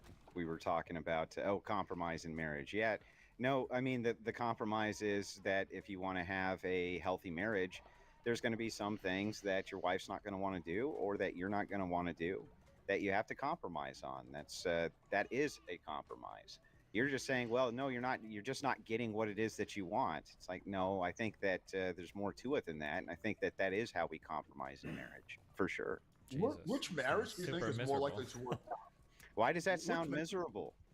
The idea of just like, oh, I'm just losing this thing forever, and No, I don't get you mean- anything for it. Like that's Wait, that's pretty. what do you miserable. mean you don't get anything for it? As in, you could have just found somebody that was more sexually compatible with you, and you wouldn't have Yeah, to be but just what giving if- stuff up for free. Yeah, but I mean, like, what if you value really tasty food over that other thing, right? And then the other person, the other chick that you would have gone with, yeah, she'll give you the blowjob, but she won't make the tasty food. I mean, there's all kinds of other factors that are involved there that are important when you're compromising. Yeah, with I don't your disagree, partner in but I would marriage. want that to be on the table before you're making the decision. And you can do that before you're. You don't ever know how married good somebody without is having at giving a sex. blowjob, or how good somebody feels when you're having sex without doing it first. You just can't know that. Yeah, but you know the thing is that you can't know that even after it's been done the one time. You before know marriage, or more. the You don't. First of all, you don't have to have 100. sex with them just one time, but you will know that by having sexual experience with a person. Like, yeah, you can Is that argue not that they just might. the knowledge that you're more likely to know for sure by doing it. So you can't just go back and saying you won't know either way.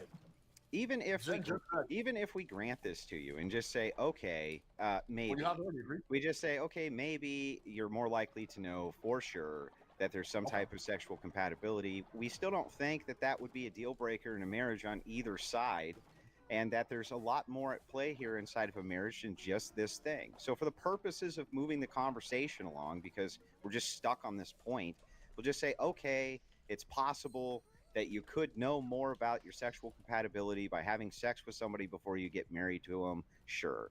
We'll just go with that. I still don't think it affects our argument at all. Okay, I mean it's a pretty common sense point, but okay, I'm glad you granted that. Okay, so given that, okay, two scenarios. One, we have a married couple, and the husband likes to have sex once a week, and the wife likes to have sex 7 times a day, and they're into totally different shit. The wife likes to be You mean like I every don't know. marriage ever? Alright, go ahead. Sorry. Well, the fact that you're It's like saying this- that already kind of shows that like you'd need to Yeah, shop no, around more it's- for it's sexual the joke is that compatibility men before. have- It's just the joke Come is on, that men have a higher crack a sex smile, drive. Destiny. It was funny. Well, it's not. It's. I mean, like, it's funny. It's only funny to you though, because it only makes sense to you because you have no sexual No, it's just experience. because men like, have a higher that's not sex drive necessarily than true. women. Tons It's of an women old have. trope, Tons come of on. women have huge sex drives, but you have no Yeah, idea. but- You don't even but know. it was You have a no joke, idea. It was a joke. It's a because self-report. most- We can move on from the joke. We can move Yeah, on. no, I'm I just need saying to it's funny. explain the Just- joke to Guys, make guys, it less hold fun. on. I gotta explain the joke to make it less fun. Get in there, Kevin. Get in there. Okay, You gotta shut it down, Kevin. It's Too crazy, We all Kevin. You understand the joke. It's just funny Yeah, because we it get the reveals joke, like an though. underlying like fundamental Was misunderstanding it of the world. was it a dog whistle, Destiny? Are you calling out the dog whistle? Is that I'm just All right, let's projecting. I'm move just on from the projecting. joke. Hey, but seriously, guys, let Destiny go. Destiny, finish. No, I your said my statement. thing. I Go was just for it. commenting on the thing. Go ahead. I'm sorry. Okay, so what I was saying is you have a situation. One is, again, the wife who likes to have sex like fucking 7 times a day, and the husband likes to have sex once a week. And the other marriage is they both like to have sex once a day. Now, if you had to bet money, which one of those would you bet money on that is more likely to work out? I don't have enough information. So you think that Based simply on that information, fool. You have. So It's you just think a that what- probabilistic thing for one or the other. You don't have to say it's going to absolutely. It's just like probability. What's more likely? Yeah, just probability. Yeah. Don't know what I don't know. Literally don't know. Oh, man, Literally do dude. not know. Well, 7 times a day, or 7 times a week, or did you say 7 times a day? Look, it doesn't matter. The point is, Once a is day don't- versus once a week. Oh my god. Don't you think that kind of level of sexual compatibility could potentially jeopardize You're that not. You marriage? know, you're not making an argument right now. You know that. Like you guys, I'm I don't trying know to why. make one. Like the snug laughing and like I don't know, like you're not making an argument that we actually have to concede to or contend with. Like we don't know what you're talking about. You're Yeah, not no, providing enough information. okay. What to us. what would we need? I'm just curious. What would we need to change your mind on this? What? So you guys base everything off of empirical data and studies, right? So, some things I do, but some things I don't. Like if somebody Okay, would have asked yeah. me, like, is an air conditioner going to make your life better if you live in Austin, Texas? I don't know if I could give you a study on that. I don't even know what kind of research I would look for. But I would assume, yeah, the answer is obviously yes. But so when you ask me, like, would better sex make for a better relationship? The answer is obviously yes. But if you're challenging me on that, but I can try to find. He didn't say better sex. He just said more. He said sex once a week versus When sex he once says, a day. hold on, when he says, talking about when he's sexual saying more compatibility. sex, he's saying a greater sexual Okay. compatibility. Having sex once a day implies higher sexual compatibility than once a week. It generally implies that. But yeah, but like, I'm curious, what kind of data would you need to see? If I could show you, for instance, because I Well, can. we're looking for societal-wide prescriptions here. So what If we're I- saying, what so our if position I is, can show you data that shows that like 20% of marriages end because of sexual incompatibility or intimacy, physical intimacy issues, would something like that go to show, okay, well maybe that like sex before marriage could be a positive there in ending those divorces? Would that be we okay? agree, or- but we agree that sex is a valid part of marriage and is a necessary part of marriage. No, we're not. No one here is our- talking about yeah. sex. We're not. No one here is talking about sex. We're talking about sexual compatibility. Okay, so then you're going to show us empiricism about sexual compatibility or cold bed? What and I then are you just- just going to say that cold bed is a lack of sexual compatibility? By definition, generally, yes. If there's an unhappiness with the amount of sex happening on one side, that's a sexual incompatibility. What if they have mind-blowing sex? They're totally compatible, and they have mind-blowing sex, but one of them just decides to punish the other one by no longer having sex with them. You're not engaging in the hypothetical. Well, bit, no, I right? mean, I would. To, What do you, to I be mean, clear, that's it's like, exactly what I'm engaging in. what if it's like when you have sex once a week and it's like mind-blowingly good, like top tier, but if you have sex once a day, it kind of gets a little bit stale after a while. What if that's the case? It's That's why we're saying possible it's that not somebody necessarily- having it's possible that somebody having less sex could have a more fulfilling sex life than somebody having more sex. We were just using that as a proxy for having better sex because when we say good sex, both of you guys lose your minds. So if you want to call it mind-blowing sex, then sure. A couple that has mind-blowing sex versus a couple that has not mind-blowing sex. Which one is more likely to succeed? Wait, how did we lose our minds? Oh my God. Can we not derail? Let's not derail. Like Destiny debate. I mean, I'd really like to know. No, hang how on, we hang on. lost No, our no, no. minds. Which one of us No do you think derailing. spurred Pick on on the any of question. it? I'm confused by where we lost our minds here, Dustin. Andrew, you're derailing right now. Just focus on the hypothetical. No. You guys do this shit all the time. Just focus on the hypothetical. Okay, give us the hypothetical again, Alex. Destiny, you want to do it or should I do it? We'll just make sure that we get it down. So we'll engage with this, or we'll end up sticking on this forever and ever. So what's the hypothetical? Okay, you have two relationships, okay? Mm-hmm. Ceteris paribus, all else equal, okay? All else equal. Yes, Got it. Okay. All else equal, one couple has mind-blowing sex. The other couple has mediocre to no sex. Which couple is probably more likely to succeed? Probably the couple that has mind-blowing sex if we're doing all things equal. Okay, so Yeah, I agree. could we say then that if But all sexual things are not equal, just so you know. But for the if for the sexual hypothetical, compatibility okay. was something that we could test, wouldn't that be a good thing to test before getting into a relationship? It could be a good thing to test before getting into a relationship if all things were indeed equal. But all things are not indeed equal in the real world, and there's all Okay. kinds of consequences that come with it. Now, if you were to if you were to test it with an experiment like a machine and just, like touch a person with the machine and know that they're sexually compatible, sure. But I think that there's a difference between that and having premarital sex with the consequences that come with that as well. Okay, so Okay, wait. Just real quick, I just want to, because we've actually somehow we've gotten somewhere in the argument. Holy shit! So now we've all agreed that being able to test sexual compatibility before relationship is good, but there are drawbacks to it that outweigh the benefits. That what was we're- our position from the That's beginning. okay. No, it wasn't. Yes, But it was. Okay, fine, it was. We are just retards, and now we've caught up to your big brains, okay? So we're caught up now. Thank you for catching us up. So now You're we welcome. all agree that that's the case. So now the next part of the argument is, let's look at the drawbacks, and let's see if these drawbacks are actually, first we have to see if they exist, then we have to see, are they actually drawbacks? Okay. Okay. We can do that. We'll go ahead and just concede it for the purpose of moving along. We're not conceding anything. We just caught up to you. No one's conceding anything. We're all good. Okay. Okay. Gotcha. So we're moving this along, and what is it that you want to know? You want to know what the drawbacks are to having premarital sex? yeah, so let's go through some of the drawbacks of premarital sex. Okay. The first drawback is the more sex that a woman has, the less likely it is that she's going to stay in a successful marriage. Okay. Okay. Wait, do we want to Let just me list? engage with it. Do we want to list all of them Let's and then we just can go take them down one the at a list? time. Do you Okay, guys one at a consider time. that a One at a drawback? time. Yeah. Okay, one at a time. That's fine. Okay, go for it. You consider Let me that a engage with drawback? for a second. Okay, so I'm going to answer that. So let me engage with this. So do you think that I want to first understand your position a little better. Do you think that, for example, if you okay, you have two situations. One is like you know you're gonna marry this girl. Like let's call her Anna. You know you're gonna marry Anna. In one scenario, you have sex with her after marriage.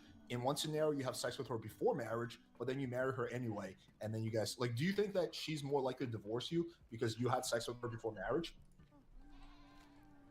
Hang on. Restate that one more time. I want to make sure I get it down. I had trouble following too. Yeah, go ahead. Okay, I'll explain like this. Okay, so you know you're gonna marry this chick Anna, right? In one scenario, you have sex with her after you guys get married. In another scenario, you have sex with her before marriage, but then you wind up marrying her. Do you think one of these is more likely to lead to divorce, or is it the same shit? I don't think one of them is necessarily more likely to lead to divorce. No. But let me ask you a hypothetical, Alex. Let's take our same girl Anna.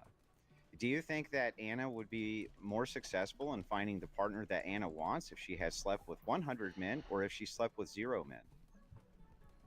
Wait, say that again? What? Do you think that Anna would be more successful in finding the partner that she wants if she had slept with 100 men or if she slept with 0 men? I don't know. You don't know. So here's the thing. You can't critique us. When you give us a hypothetical, we say we don't know the answer to it. It's not enough information. So let's use Destiny's take there. All else equal. So all else equal, Alex is saying just engage with only the hypothetical. Everything else is going to stay exactly the same.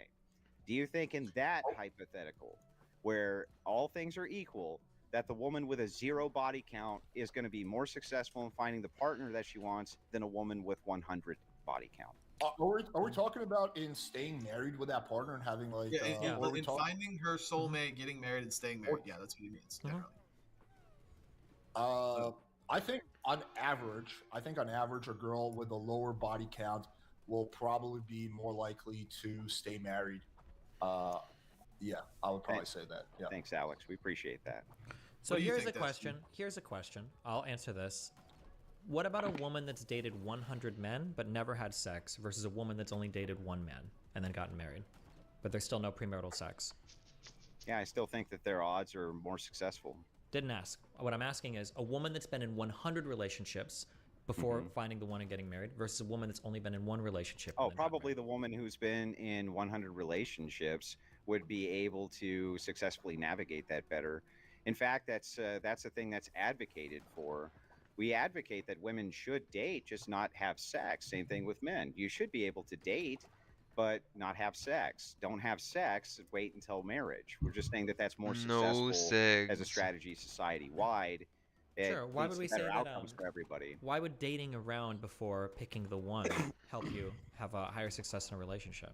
Well, because it expands your pool necessarily of men that are potential suitors for you. Why doesn't this exact same argument carry over to the sexual argument? That expanding your pool gives you... it might if your partner hadn't admitted that if you have a higher body count, you're less likely to be successful finding the man that you want. Whereas if you have a low body count and you're just dating multiple men, that's very, very common for women to do. It doesn't reflect negative on their sexual marketplace value at all. You would expect that a woman who's very attractive with a very low body count would have a lot of suitors, in fact.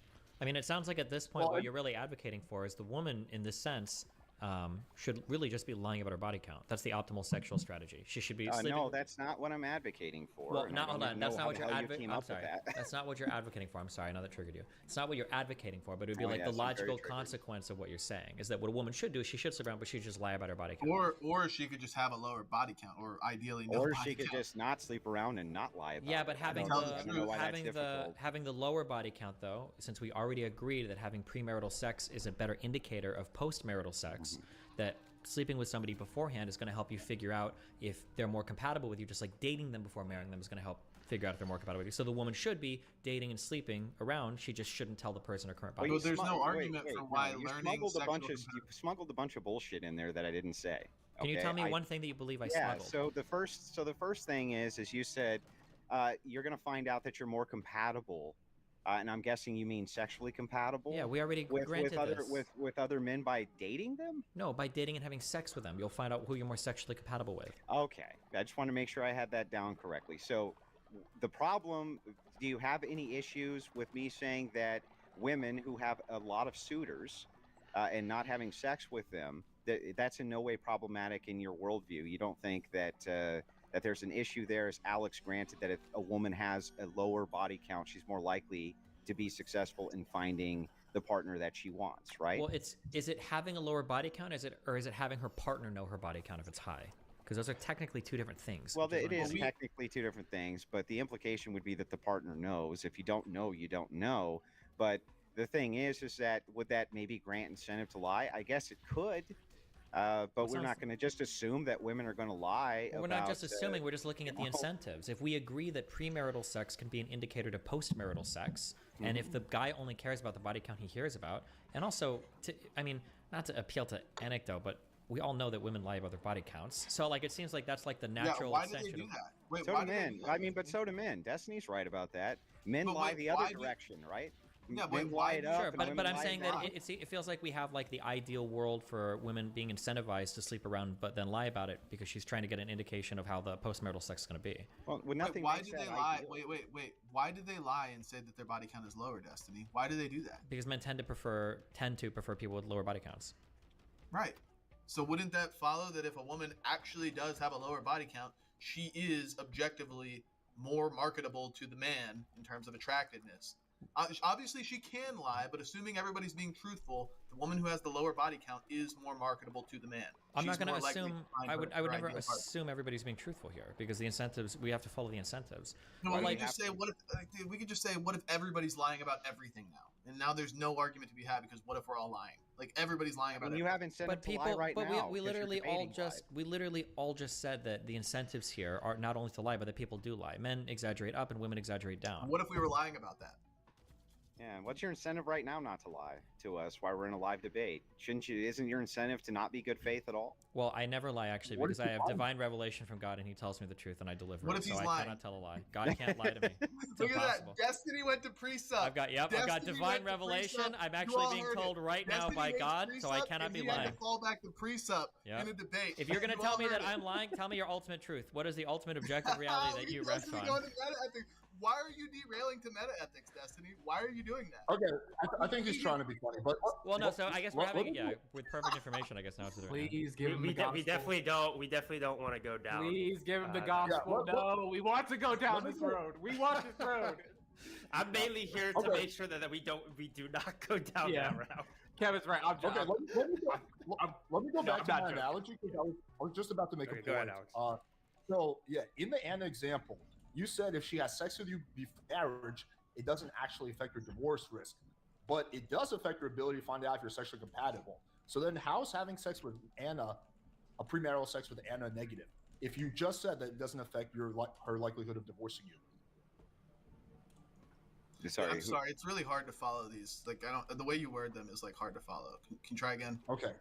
You said in the Anna example that I gave earlier, I gave you two scenarios. I said one is that you have sex with her before you get married. The one is you have sex with her after marriage. And you said, and I asked you, is one of those more likely to lead to divorce? And you said no, right? Correct? I would actually say that empirically speaking, since women with remember this was stated under an all else being equal, meaning there was no other contributing factors whatsoever, just this, no external factors, nothing.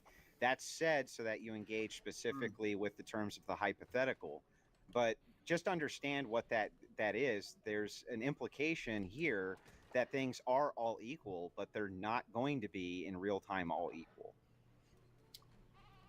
We're trying to figure out the difference between correlation and causation. So I'm trying to figure out if you having sex with Anna before you marry her is more likely to lead her to because from your guys' perspective, all causation is just correlation. It's just X amount of correlation. You can believe it because you believe that there's with some degree of certainty. Absolutely not. Absolutely not. So you believe in objective truth then?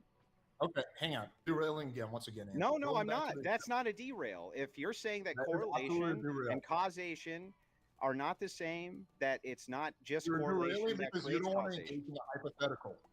You're derailing because you don't want to engage in a hypothetical. Okay, here I'll answer your hypothetical. Here I'll answer it. I think I understand it. It's that all, like Andrew said, all else being equal, there may not be anything identifiably like bad about the sex before marriage or remaining abstinent.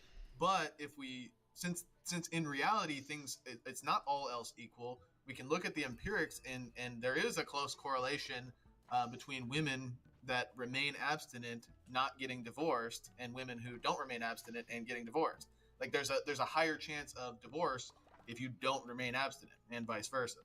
So that's probably the best way to engage with hypothetical. Right, but we can't confuse the macro with the micro. There's macro trends that don't apply to the micro. So I'm trying to figure out if you think that just by having sex with a girl before marriage, you are doing something that actually causes her to be a higher divorce risk. Yes. It sounds like the answer is no. No, the answer is yes. Oh, so now the answer is different. Okay. No, the answer's never been Before, different. no. We already established this because when I turn the hypothetical back around, you say that women with a lower body count are more likely to be successful in a relationship because men prefer them. If we know that that's true, then that means just the act of you having sex with them is going to be bad for her. Even if you plan on marrying her. So you have Big sex with true, her. That's homie. now you're adding qualifiers to it, but No, okay. that was literally the hypothetical all along, dude. That was the Okay. hypothetical all along. You Okay. plan on marrying her. One scenario, you have sex with her 3 months before marriage. One scenario, you have sex with her, I don't know, 1 week after marriage. Is there anything about you having sex with her before marriage that's going to cause her to be more likely to divorce you? In that specific situation where it's like 1 week to one after, probably not. Wait, hold on. Okay. Shouldn't you always have sex before marriage then? Because, like, let's say that you've met a woman, and let's say you're going to marry her. In one sense, you could have sex before marriage, and then in the other sense, you could have sex after marriage. Let's say that in the first sense, you have sex before marriage, and then you get married. In both senses, hasn't the woman only had one partner? Yeah, that would be true in that particular case, that in that sense, they've only had one partner. But Okay, go ahead. Sorry. No, I was no, gonna- you need to I was- bail him I out. was He gonna had nothing quickly else to say on that. I was Well, going to no, I quickly was say finishing. that I was going to quickly say that the sources that I've looked at have specifically said like divorce rates when a woman has had one sexual or no, 0 premarital sex partners versus 1 versus 2 versus whatever. Well, but is Like, the one premarital sex it's- partner the one person they get married to? Yeah, so like if a woman had sex with the only one person and then went on to marry them, that would still be considered a premarital sex partner. But having 0 premarital sex partners, again, in everything that I've looked at, I can send them to you if you want, have I've shown seen that it. zero premarital sex partners are less likely to end in divorce. But if you're serious about marrying the girl, right, her body count is going to be 1 either way. Shouldn't you have sex with her before marriage so you could at least find out if you're sexually compatible? If it doesn't. well, what if you're actually- not sexually compatible? Then do you not marry her? Yeah, but at least you found out before you had to get divorced. Yeah, don't- but, I don't- but that's not great for. Sexual But that's not very compatibility good for her, is it? Well, That's you not better make great sure for you're her. serious about the person you're dating then. Well, I don't. This whole sexual compatibility thing is like I think it's beginning to throw me for a loop, and a lot of people that might be watching. I don't know how. It's like it's not like there's like those little toddler toys where you got the square hole and the circle block, and it doesn't fit in the circle block.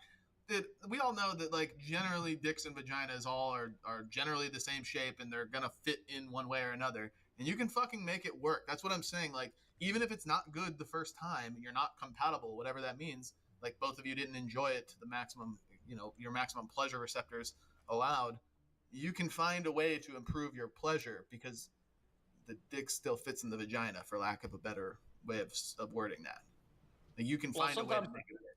Sometimes the dick literally does not fit in the vagina, but okay, generally speaking, yes, it fits. But if you have a couple that's extremely sexually incompatible, that is way more likely to lead to issues and divorce. Like if you have a wife who likes to get fucked 7 times a day and be choked out, and you have a husband who's super vanilla and has a low sex drive, that relationship, that marriage is destined for disaster. Yeah, if there's a little bit of a difference, you can find These a are middle all ground. But outliers, there's- though, dude. Come Huge on, difference. this is not how it operates in real time. And I mean, are you disputing that? Do you think that in real time, what we're dealing with on average is a bunch of really horny women and their husbands are at home and just they just refuse to fuck their wife? I mean, what do you think is going on here, Alex? Dude, It's I not, literally had that's a not what's happening, man.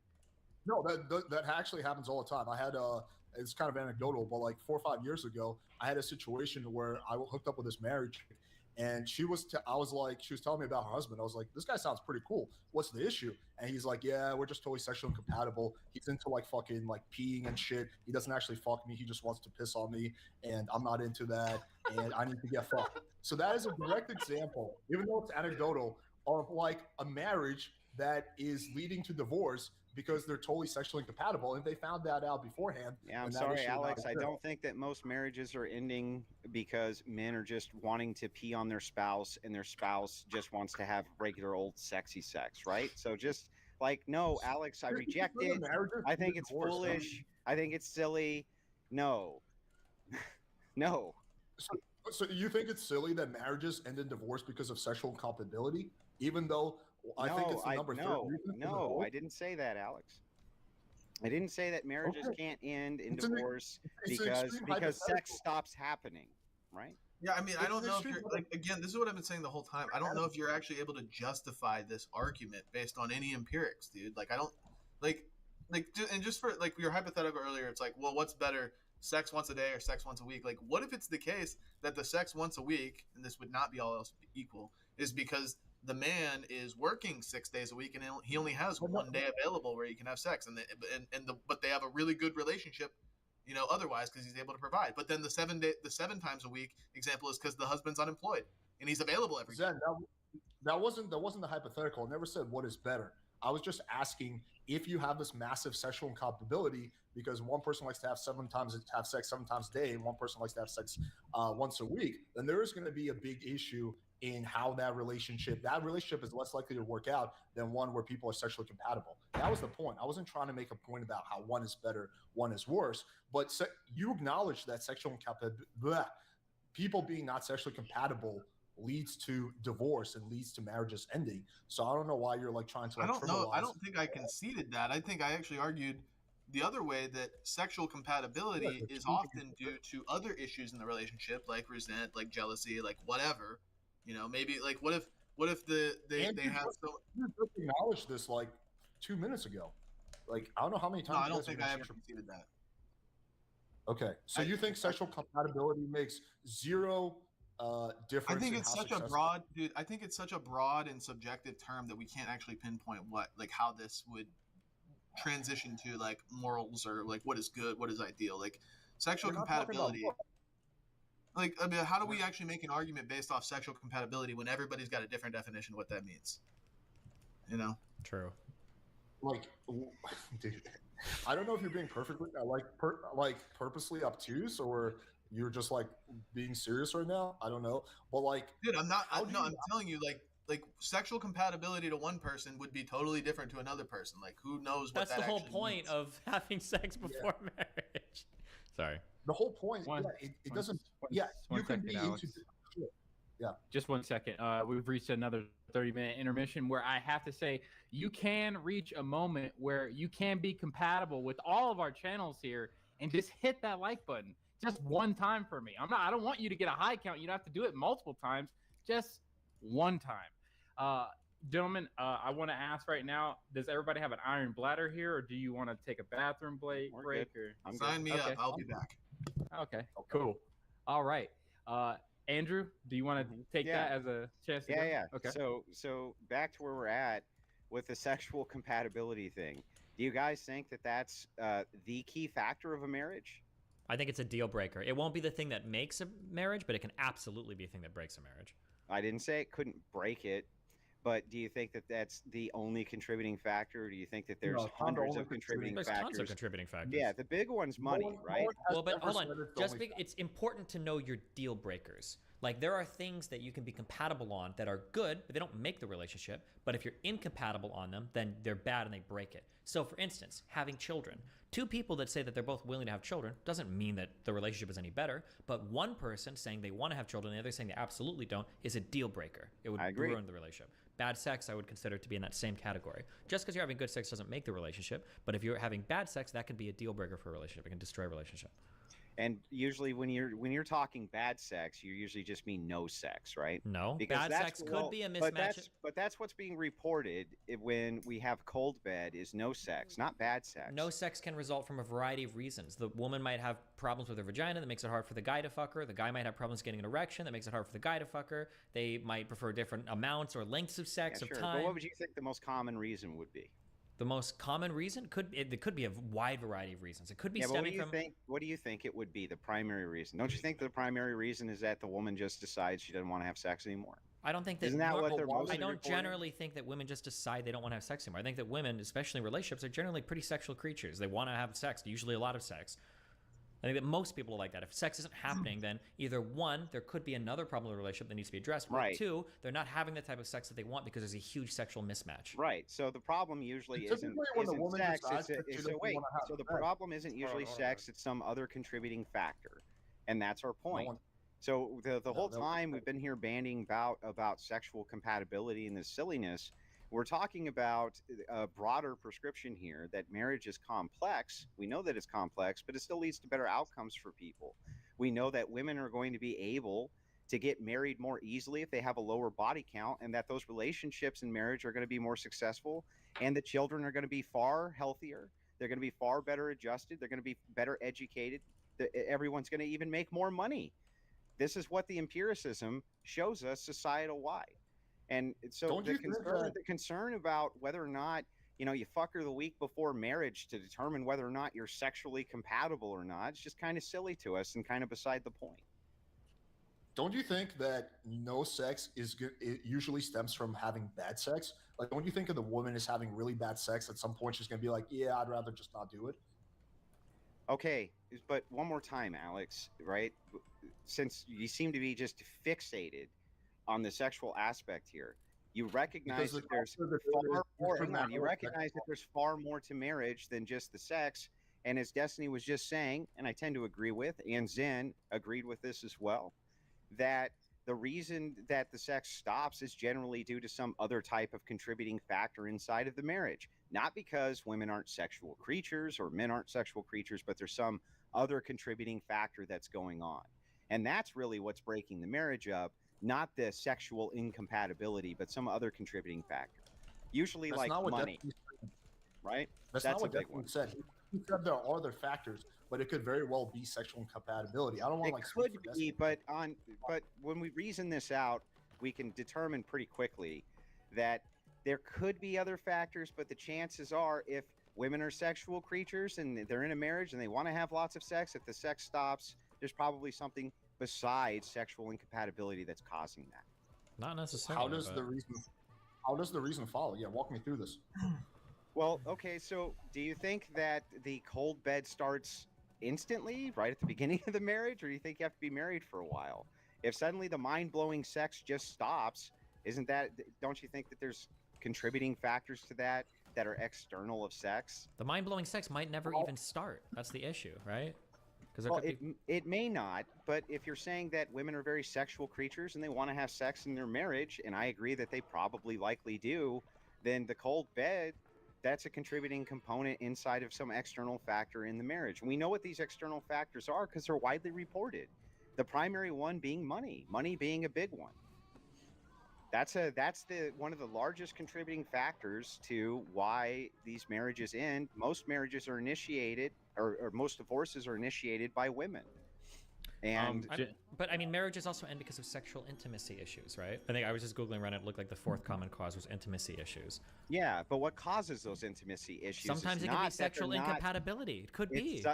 Sometimes maybe that's true, but we're looking at the primal causes. But you don't know to what the make these primal cause of societal- sexual incompatibilities. You're just assuming it away. Well, how Really am I quick assuming before it you away? before you guys respond, just for DGG, this is Destiny's chat. You guys, I've been marking down from our chats and playing with fires the super chats, and they will be fielded. But I have 0 super chats from you. Wow. So I just want to make the record clear that on Destiny's side, if you super chat to his channel, I will put it up later for these guys to be interacting with. So please, if that was a question beforehand, you can do that now. Resume. Sorry. Okay. Anyway, Andrew, I'm me not and Destiny- brushing anything off. I'm saying that generally speaking, you're not married for 5 or 6 years, and then the sex just dries up because they're just no longer interested in each other sexually. Andrew, you there's said a contributing factor. So my question here would be like, how many times do you think you need to have sex to determine sexual compatibility? I'm just curious. Like once, twice, 10,000 times, 20,000? How many times you guys think you need to have sex to determine the sexual compatibility you're talking about? Well, I think it really depends on the couple, but the more times you do it, the more likely you are to be sure. Of your Why are you conclusion. more likely the more times you do it versus the least times you It's do more it? data points, right? Yeah. But it's going to depend on the couple. For 2 virgins, you might have to have sex fucking 100 times to figure So out what? like so the what level should of the compatibility. incentive be But for to 2 ever people get that have married? the 2 So why should you ever get married if you just want endless data points by having premarital sex to ever make the determination for sexual compatibility? You want the most data, right? What is What's that? our Hold on. cutoff Is point? the only reason you get married is just to have sex? No, my whole point is it's not. Okay, But well, your hold on, guys' wait. You asked the argument to question, what's me- the point in ever getting married? There's a certain level of sex you can have with somebody to figure out like an amount of sexual compatibility. If it's 2 like pretty experienced people, you can probably fuck 5 or 10 times and figure out like within that time frame whether or not you're very compatible or not. If it's people with very little experience, it might be more times. It just depends. Probably maybe 5 times or less to know if you're really compatible with somebody that has a lot of experience. It just depends on. So you only need you only need the 10 data points then? Why not 1,000 data points first? Why A would that graph is be probably better? going to look like it asymptotically approaches some point where doing it 1 time is really big, 2 times is pretty big, 3 times is kind of big, Okay. and the difference between 999 and 1,000 is not going to be as big. but so Which it's is all why I gave you a arbitrary. Andrew, this is specific. sort of Hold on, I gave wait. you a specific number. You asked me, and I gave you a specific number. I said 5 to 10 times worth of experience. But maybe less than 5, and now you're running back to that. So why not get 1,000 data points? Yeah, but you're not Just an justifying arbitrary it. You're just number, like though, making dude. shit up as Okay, you go. I mean, like, let do you me want to explain have? Well, if you want to write fanfics about having sex, if that's what you want, we can turn off the camera so you can take your dick out and start jerking off. If you want me to describe the encounters to you, like, I don't know how, I don't know how deep you want to get into the actual conversation. Like, what the fuck? Calm down. I'm calm, Andrew, but like, this is sort of like asking. This is sort of like asking if you're a business person, why would you ever hire someone when you can just keep interviewing them and get more data points? At a certain point, you feel like you're confident enough that you've interviewed this person enough, you've talked to him enough that you can safely hire him. It might still be the wrong decision, but you're better off hiring someone that you've interviewed a few times than someone that you've never interviewed. It's the same argument. Okay, so again though, what you're really saying here is like, look, for you, there's some type of deal breaker that goes on with this, what you guys call sexual compatibility. This is the crux of your argument, even though, as Destiny listed out, it's what, like number 4 on why marriages go south. We have all the other contributing factors for why marriages go south. But even if we're just focusing on the sexual compatibility aspect here, Destiny says 5 or 10 times is enough for you to determine it. So not just 1 time, not just 2 times, not just 4 times, 5 to 10, that's probably enough data points. But you can't justify why that's enough data points. You just kind of like says, I just intuitively think so. And I mean, it's that's not an okay. If you really want, we can have more conversations about it if you want. If you do, you want to have a really deep conversation about sex, Andrew? Is that what you want? Because we can do that. So one This is time where with you a guys person. took the conversation. So one time with a person is probably not enough to know genuinely how they feel about sex for Why? a variety of reasons. Because oftentimes the first time there's going to be some nervousness when you guys are both getting to know each other. You might be too scared to broach a more extreme fetish or kink, or there might just be like the general nervousness that impacts the performance. So one time is probably not enough. I think Alex maybe would agree that one time, like, people could be nervous or jittery or whatever for whatever reason. Well, how right? many times is enough, though? I'm talking I you want to through get it. to the 5 points. I'm talking you through it, Andrew. I'm All right. getting there, okay? Maybe it's a woman that's generally like pretty nervous about hooking up with new guys. So maybe the first time she does it, maybe she needs like a glass of wine or something first, just to kind of like loosen up a little. Maybe by time 2, maybe she decides to drink again, in which case, she's a little bit loose. Maybe you need 3 times before you have completely sober sex where nobody's doing anything. Maybe the first 2 times are done like either in a hotel or a neutral spot, and you guys aren't in either person's home yet, so you don't know what they're like in a more relaxed environment. So maybe it's like 2 or 3 times. Maybe by time 4, maybe you're introducing other things into sex you didn't do the first time. Maybe somebody likes anal. Maybe somebody likes restraints. Maybe somebody likes hair pulling. There's something like that. You probably aren't going to pull out your entire fucking arsenal on night 1 when All the of people those are the things most they learned nervous. from porn, for the record. All of Yeah, these and by what? the way, this No, is fucking wait. funny as hell because you just make shit up as you go. You're okay, like, well, maybe I this, can't- maybe that, perhaps this, maybe this. This is why too. Our data point, the reason we absolutely must have 5 Dude, to it 10 depends times on the for our data person. points is because of all the perhapses and maybes. That I Andrew, can come how up many with on the conversations fly. do you hold on? How many conversations do you need to have with a woman before you know if you're going to marry her? I have no idea. I think it fluctuates drastically. Why can't I just give you that argument for sex then? You could, but that at least would be a fucking argument, not this. That's not it. What you arbitrary- just gave me isn't an not argument. this- You said it's not this drastically. That's- arbitrary point of how many times to determine compatibility. Well, it takes 5 to 10 times to determine compatibility. Because you're based pushing me this on an fucking exact story number that I just made up. You're pushing me on an exact Telling number. you If that you were to I'm push wrong. me, if you were to push me on a thing where it's like, how long should you date somebody before getting married? I'd probably say, fuck, I don't know. Could be anywhere from I'd say 6 to 18 months. Really depends. 6 months would be at the absolute lower bound of that. 18 months, I think by a year and a half, assuming you're living together, probably you're gonna have a good idea if you're compatible for marriage or not. Maybe it's 2 years, right? But I'm not gonna be able to define you. Oh, well, how many conversations is that? How many times have you guys gone to the grocery store? How many times have you watched a movie together? I'm not gonna be able to give you, bro, relationships are an ultra macro thing with 50 million variables involved, and so is sex. Thank you. That's our whole point about No, marriage it's not, as well. because you're pushing me trying to keep give you an everything in a exact- vacuum, and you're like, Holy shit. within this vacuum, if we're talking inside of this vacuum, No then one is shouldn't saying you of- always no. have sex before marriage? It's just absurd on its face. And so when Dude, I ask he's you, trying- when I okay, ask okay. you for I tried. specifics, I tried my hardest. When I ask you on the specifics for the compatibility, you just go all over the place, right? Okay. You start No, motor you- mouthing instead of giving us answers. True. Absolutely true. All right, man. so really quickly, we can keep going on the sexual compatibility route, but we've been going on it for a while. Do you guys want to still stay on this? Or do you I want can to take move us on? down a new avenue on the same topic. It's the same, Well- the question of sexual compatibility. So do you guys want to continue with the sexual compatibility? Because there's something I want to explore, and I don't exactly know how this is going to go. So don't take me. I'm not trying to. I'd like debate to make bro one more if you point before we. Shineko, you gotta be explore careful, whatever bro. wants to explore, I saw your and then we can $5 go in down chat. this road. Okay, so yeah, Andrew, I think you're being a little bad faith right now because that's literally what Destiny was doing the whole time. This is sort of like asking being a bad potential- Yes. This is sort of like what? Nothing. I was Stop just messing turning with on you, your Alex. Go partner, ahead, Alex. man. No, I said Andrew, not Destiny. That's what Destiny was trying to do the whole time. No, you said Anyway, Andrew. I think you're being bad faith because that's what Destiny's been doing the whole time, and I was like, yes. So I was joking. It was a joke. Oh, I was okay. kidding. What I mean, Relax. Yeah, I got you. What I meant was, yeah, you know what I mean. But anyway, so that's like sort of like asking like a potential employee, like, well, how many times are you going to interview a potential job prospect? Well, is it going to be 2 or 3 times, right? It just really depends. So that's like not really an answer, question you get a straight answer to. But I want to follow again this logical trail. I know I've laid it out a few times, but once again, very simple, very straightforward. And your guys' answers keeps kind of changing on this, so I want to lock this in.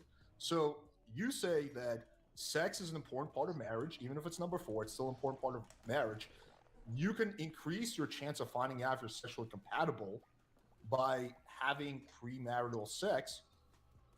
And even if you have premarital sex with the girl you plan on marrying, it doesn't increase your divorce rate.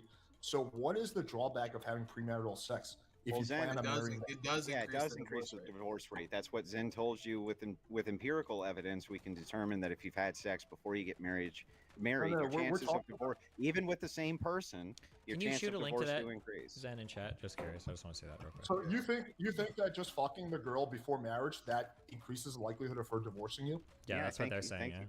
I think it's likely, yeah. Well, not likely. It's Why do you that was think what that your is? study said. Well, why do you think that is? Like, what do you think? You're like changing her brain chemistry by fucking her before marriage?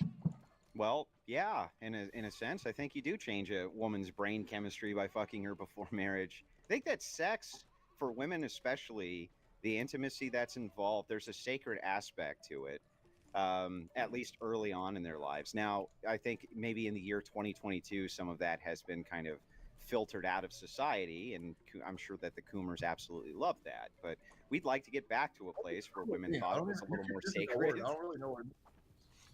Well, what I was gonna say is like regarding like the sexual compatibility thing and like intimacy being a reason for marriage or relationships failing, whatever. Wouldn't you guys agree that people not being satisfied with their sex life is because they are looking outward and seeing other people presenting their sex lives, whether it be through porn or just through just mainstream, whatever, Alex's YouTube channel, the red pill pickup artist manosphere type shit, which is just pressing casual sex and promiscuity on the whole population. When people look outward and see all this sex occurring around them and they feel almost constrained in their marriage, and maybe that's why they might feel like their sex life is not satisfactory. But if we had a society where sex wasn't so it wasn't such a prominent, hobby for society to partake in, people wouldn't feel like their sex life is lacking because they wouldn't be. They just wouldn't see it all around them. They would Yeah, just but have, the problem is I don't think this is a good argument for keeping it, because we could make the same argument in a ton of other scenarios that have happened that people don't know. Like, for instance, like, what if a woman didn't know that it was normal in a relationship for a man to not, like, smack her, or for a man to not scream at her? Or what if a man didn't know that you could have a normal relationship where the woman isn't breaking all of his shit, right? Well, we could argue that they're more likely to stay in those relationships to try to keep them working. But, like, is that a good argument for them staying in those relationships? Do we really need to hide information from people so that they feel better in their relationships? Isn't that an argument that we're hiding information that they should have available? Well, but you're not hiding information. Society is going to make a promotion against those types of things. For instance, You're saying the same thing in different ways. Smacking a woman, for instance, society would promote against that. So it's not that you don't know that you can't smack a woman. It's just that we're not putting the rhetoric and the imagery in your head all the time that smacking a woman's okay. This is going to apply to sex as well. There's no doubt. I mean, you guys aren't really going to argue the point with us that since, OnlyFans and the explosion of pornography on the internet and the rewiring that it does to people's brains has not had a significant environmental effect on children that are being raised in the current society and their viewpoints on sex. I mean, of course it has, viewpoints on sex. I think in some ways our viewpoints on sex are way better than they were before. And then well, whether or not that's true, I'm not asking whether or not you think that's a good or bad thing, but just that it is true that those environmental factors have indeed significantly changed. Yeah, they've changed it, but I would say in a lot of ways for the better, for way better. Well, yeah. If people kept their sex lives in the bedroom primarily, like if most people kept their sex lives in the bedroom, don't you think couples like men or whatever would become less envious of other people's sex lives and not feel as dissatisfied with their own? Wouldn't they be more satisfied? I don't think that's a good I don't think I ever want to hide things from people because they could see something better otherwise. I don't think I necessarily agree with that. You don't have any problem with assless chaps and pink pussy hats at a pride parade where there's kids around. You don't see any problem with that. I think we should fuck everybody. Kids and everybody should be having sex. It's actually that's what follows from what you just said, It's dude. only your world or the world where children and geriatrics are all having sex with each other. You got me. I fell into the trap. I didn't even realize that you got me on pedophilia. I didn't even realize instantly. You got me right there. I fucked up so hard. Fuck me. Yes, I know your irony growing right now, but yes, you did fuck up. Okay. What you just said, it follows that we should just have basically naked sex parties in the streets with kids around watching because we shouldn't hide anything. You shouldn't hide it. Oh, wait, hold on. Wait a second. A guy smarter than me just emailed me and he said, Destiny, if I was you in this debate right now, what I would probably argue is that there's some level of sexual openness and there's some level of sexual closeness and that there's probably some middle ground in between this that's better. Where in the past we were too sexually closed and maybe right now we could argue we're too sexually open, but it doesn't have to be a binary thing like Zed Shapiro is disingenuously presenting it as. That was an email. Who was the lifeline who emailed you? It was just me talking. I made that up. That was a joke. Okay. Sorry, Andrew. Gotcha. I was actually thinking that the whole time. Yeah. Was it? I You mean, were on was a it a roll. joke? I don't know. Don't you think there's like some reasonable middle ground? No, it's got to be child or people's eyes are averted from every sexual thing in society. That's what Ben said. That's what Zen said. No, but don't you agree? Don't you agree that when we promote all this sexual, like it doesn't even have to be promiscuity, but just the sexual lifestyle in society today? Don't you agree that that kind of increases people's triggers and emotions? You're making a fundamentally different toward sex, toward what they would deem to be satisfactory sex, whether through porn and movies and music or whatever. We're not arguing that right now. You're arguing right now that it's gone too far, but the argument is whether it should exist at all. I think it should exist to some extent. We should talk about sex more publicly and even have things like porn. Now, if you want to argue if it's gone too far, to some extent, we could probably say, yeah, it has, probably, for sure. But that's a different argument than should it be there at all or not. If you want to argue whether it's gone too far, we could, but then you've already conceded to me that, like, okay, yeah, maybe some amount is good, but it's gone too far. But I don't think that's what you want to argue. Problem. Hang on, that's the problem, is that if we say that there's some middle ground that we can't identify, well, then it's all going to fall arbitrary, and we're going to end up with what I just suggested earlier, unless we have a different foundational principle that doesn't allow for it at all and says everybody's sexual activity should stay in the bedroom. You can talk about sex, but I'm talking about promoting sex. Why does it have which is what we're seeing in media today. Why does it have to be arbitrary? Why can't we like draw some lines in the sand? Like for instance, where's the line? I don't know. We'd have to figure it out. You think we should have some reasonable line that we draw when it comes to pornography? Yeah. So like for instance, should children? Am I going to get to finish a single sentence? Or are you going to soy the fuck out the entire time? Right. Okay. Sure. So should children be allowed to watch porn? Probably not. I think that's an okay rule. So that's one line we could draw. Should there be special areas reserved for pornographic materials? So for instance, some bars are titty bars and most bars are not. That's probably an okay line to draw. Should it be the case that you could access, so this would be a different regulation. Maybe all porn should require at least like a 1 cent charge on a credit card to access. That could be a line that we draw. That would probably severely limit the amount of porn available to people today.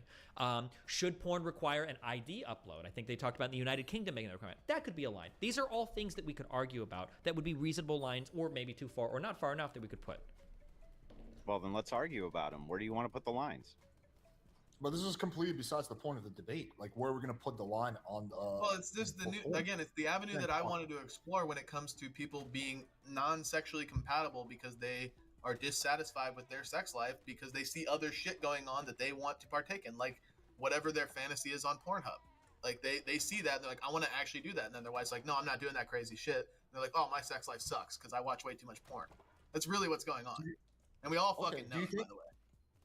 Okay, that could potentially be a reason. Do you think another reason could be the fact that they don't watch porn, they just have really shitty sex, and maybe the girl talks to one of her girlfriends, and she figures out that, you know, like, yeah, she's the only one having really shitty sex. It's not what the empirics are showing us. I mean, this is the whole problem with it, right? Is like, if you guys concede that there's conditioning that goes on, environmental conditioning from the time a child is young, and that the environmental conditioning is definitely going to make a determinable outcome in that child's life. I don't think either of you are going to say it's not.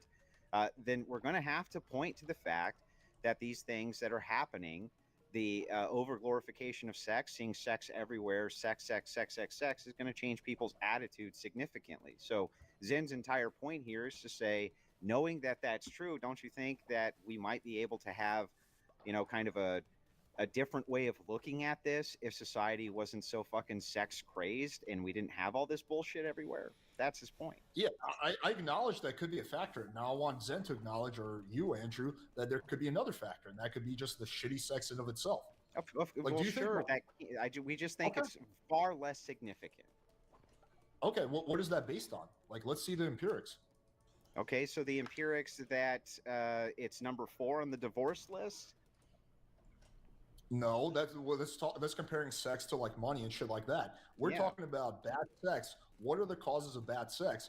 You're saying that I think it's people's unrealistic expectations. I really do.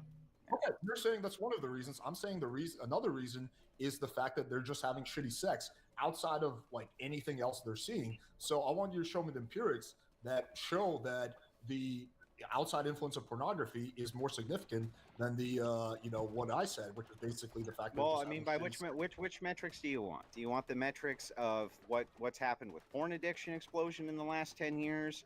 Do you want the metrics for what pornography does to a person's brain? Do you want the metrics for when children are watching? Hang on. Do you want the metrics for when children are watching pornography? What their view of sex becomes just 2 years after? I mean, which metrics do you want for this? No, clearly, I want some kind of clearly massive pornography and sexualization of society everywhere is problematic, Alex. I want some kind of study that suggests that pornography is playing more of a role than sexual incompatibility. Well, I don't know that we can square those one-to-one through empirics, or at least I don't have them ready. But you just said that it's so much more important than sexual incompatibility. I don't know the study offhand, but I believe that something like close to 50% of marriages, of divorces rather, contain like some reason being pornography use in the divorce courts or whatever. So like there is a significant causal link or correlation between pornography and divorce in America. You know, again, I don't have that study. I could find it if you want, but I'm pretty sure it's true. I don't think you can say that pornography is playing more of a role than sexual incompatibility. You have no evidence for that. You presented zero evidence for that. Well, don't you agree? Just humor me here. If there's a guy who's married to a wife and the wife is generally pretty modest, she'll do most things within the standard, she'll do blowjobs or whatever. But she let's say she draws the line at anal in threesome. She won't allow threesome. But then the husband. His entire fucking search history is anal and threesomes on Pornhub, and all he wants is fucking anal and threesomes from his wife, but she won't give it to him. Don't you see why you would call that sexual incompatibility caused by his porn fetish? I mean, or at least deeply correlated to his porn fetish. I mean, this is just an example of how that could occur. And because so many men watch porn, and because porn is so absurdly unrealistic and causes all these unrealistic expectations on men, that it could result in a lot of sexual incompatibility. Like, it's actually, I mean, you can just reason it logically, but go ahead. Well, sure, porn could play a role. Also, just the simple act of they're not sexually compatible could also play a role outside of any porn. Maybe neither one of them is watching porn. Could you foresee a situation where two people get married without having sex, neither one of them watches porn, and they just have totally different sex drives, they have totally different sexual interests? Like, that could also happen. Could happen. Yeah, I'm sure it could happen. But I just think it's a lot easier to make it work when you're not being influenced by all these external absurd factors like porn. Yeah, probably too much porn use is bad. Sure, I don't think anyone's arguing against that.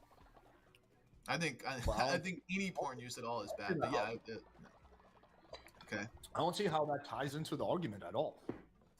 I mean, it kind of ties in the sense of like porn and all the sexual promiscuity that's promoted in the media and in just everything mainstream today by normies is essentially due to the fact that premarital sex is considered normal. People that are, I think abstinence is like sub 10% of the population at this point. In 2022, like less than 10% of people remain abstinent until marriage.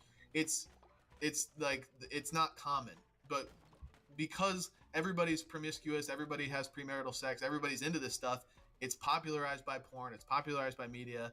There's all these factors that go into all these things that then result in sexual incompatibility. But if we get rid of all this influence, there's nothing that people are going to have a reference to say they're sexually incompatible, because all they're going to know is what they have with their partner. And if it's done the way that BPF and I prescribe, it's not just about how good the sex is. There's so much more to a marriage and to a relationship than just how good it feels when you stick your dick in her hole. Like, that's ridiculous, dude. And we know that these. Hang on, Alex. We know that these societal trends and norms occur. We can look at a country like Japan, for instance, where there's some normalcy there, where after marriage, sex is only used for reproduction, period, and then the woman wears the pants in the household and gives an allowance to the husband. It's a big joke there. And that's led to a lot of the young men checking out, not just that reason, but that's one of the reasons for them checking out and becoming herbivores. And what a herbivore is Japanese kid who checks out of the dating scene. But that's a cultural norm that's there.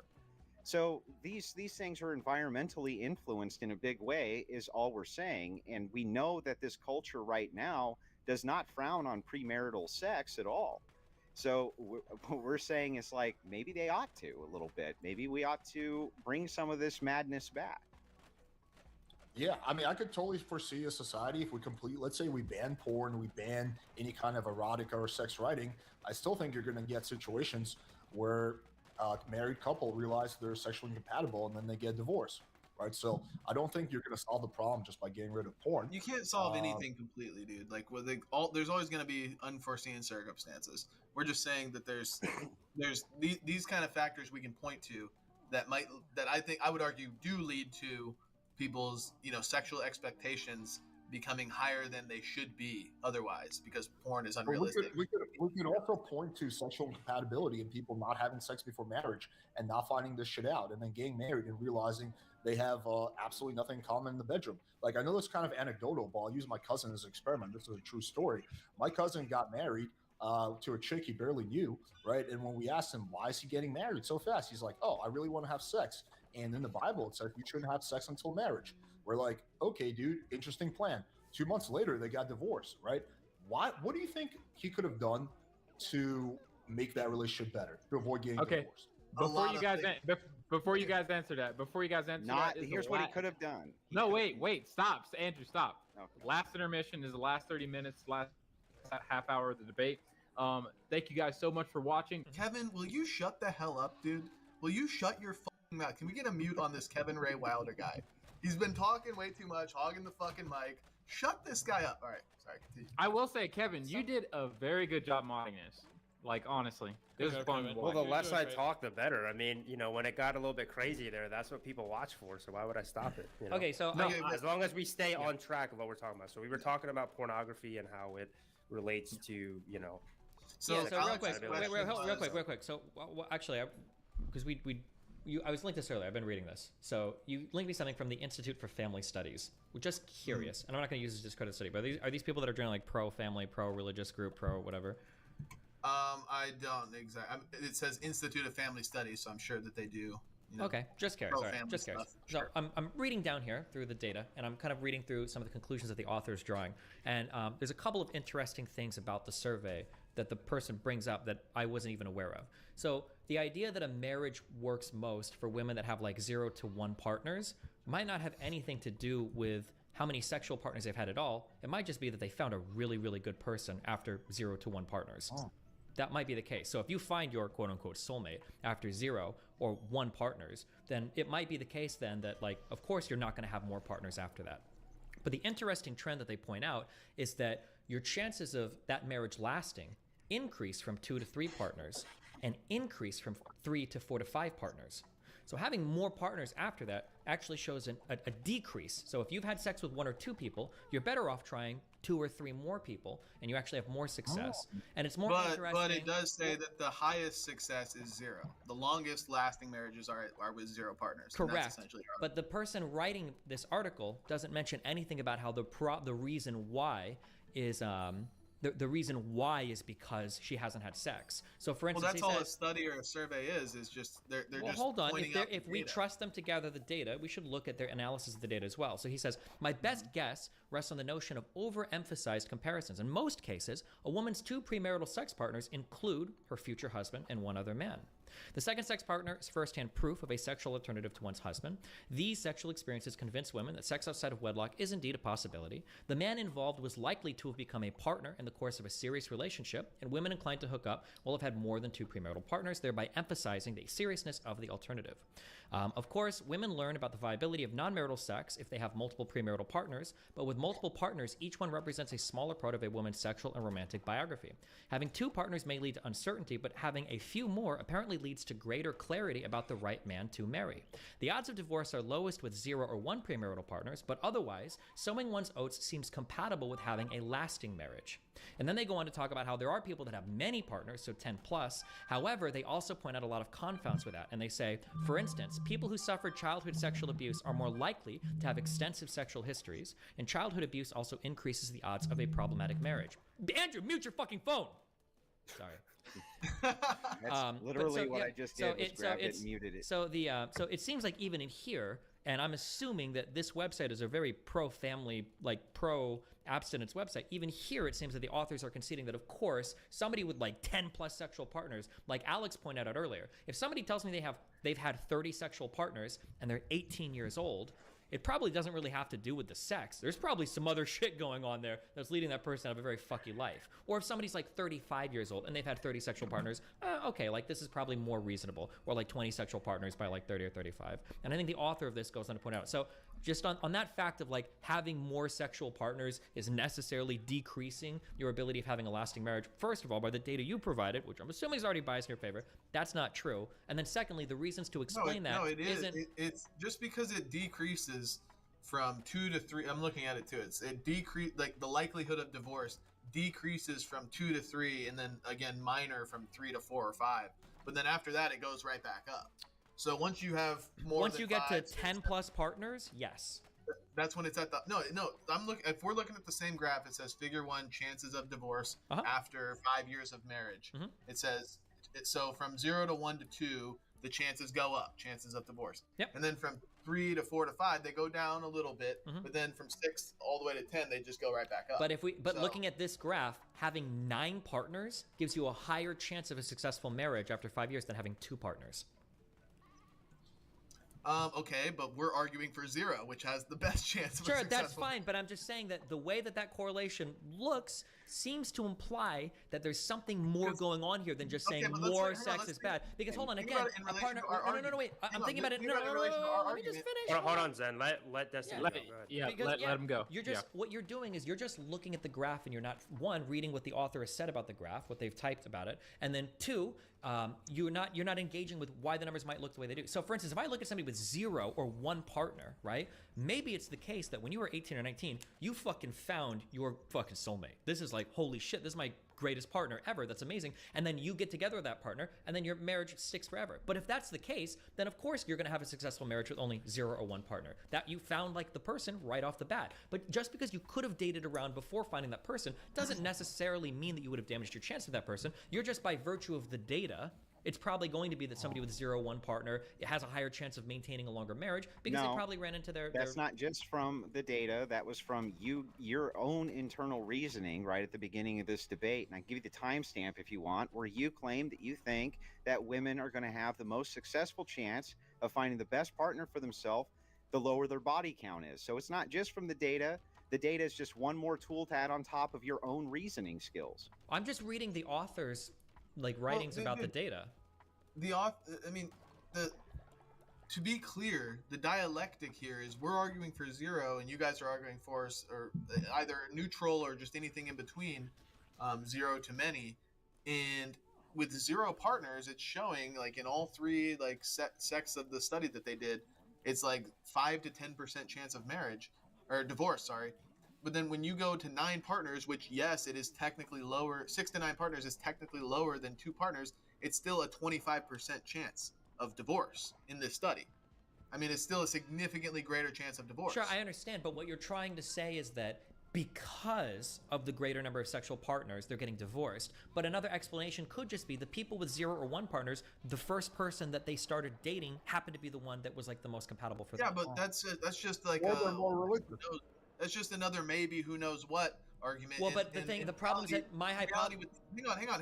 In reality, with these studies and with these surveys and all this data, you can't really draw causal links between anything. All you can do is point to correlations that appear to be strong or weak or nonsense or whatever. And if you can't draw any causal links, then you can't give any prescription. So why would you even link me to this study? If you're just going to say it's if you're just going to say it's only that's correlated, the problem with empirical data. Yeah, no, hold I agree. on. That's not. You can draw causal links from empirical data sometimes. It just depends on what the data is investigating. Well, in this particular scenario, I mean, you would have to point me to something specific that you're talking about. From what I'm just giving you, I'm giving you a hypothesis. Data just provides correlation. It doesn't give you a cause. Well, wouldn't it logically follow that every time you add a sexual partner, your chance of being married goes down? But that's not what the data is showing. Like, that's just, if you think about it logically, that's what it founds. If let's say, wait here real quick. Just no. Wait, just to vibe on that. Wait, because that was just to vibe on that. Let's say, for instance, you let's just ask people how many people you've dated. Let's say I go to one group of people and I say like, oh, like how many people have you dated before getting married? And this group was like 0 to 1 person, and another group was like 5 people. Well, chances are the people that dated 0 to 1 people, their marriage is probably good because they found like the one like right away. Whereas the other people that dated 4 or 5 people first, they're still like dating around to find like that person. So it's going to cause like, so now the question is like, oh, well, hold on.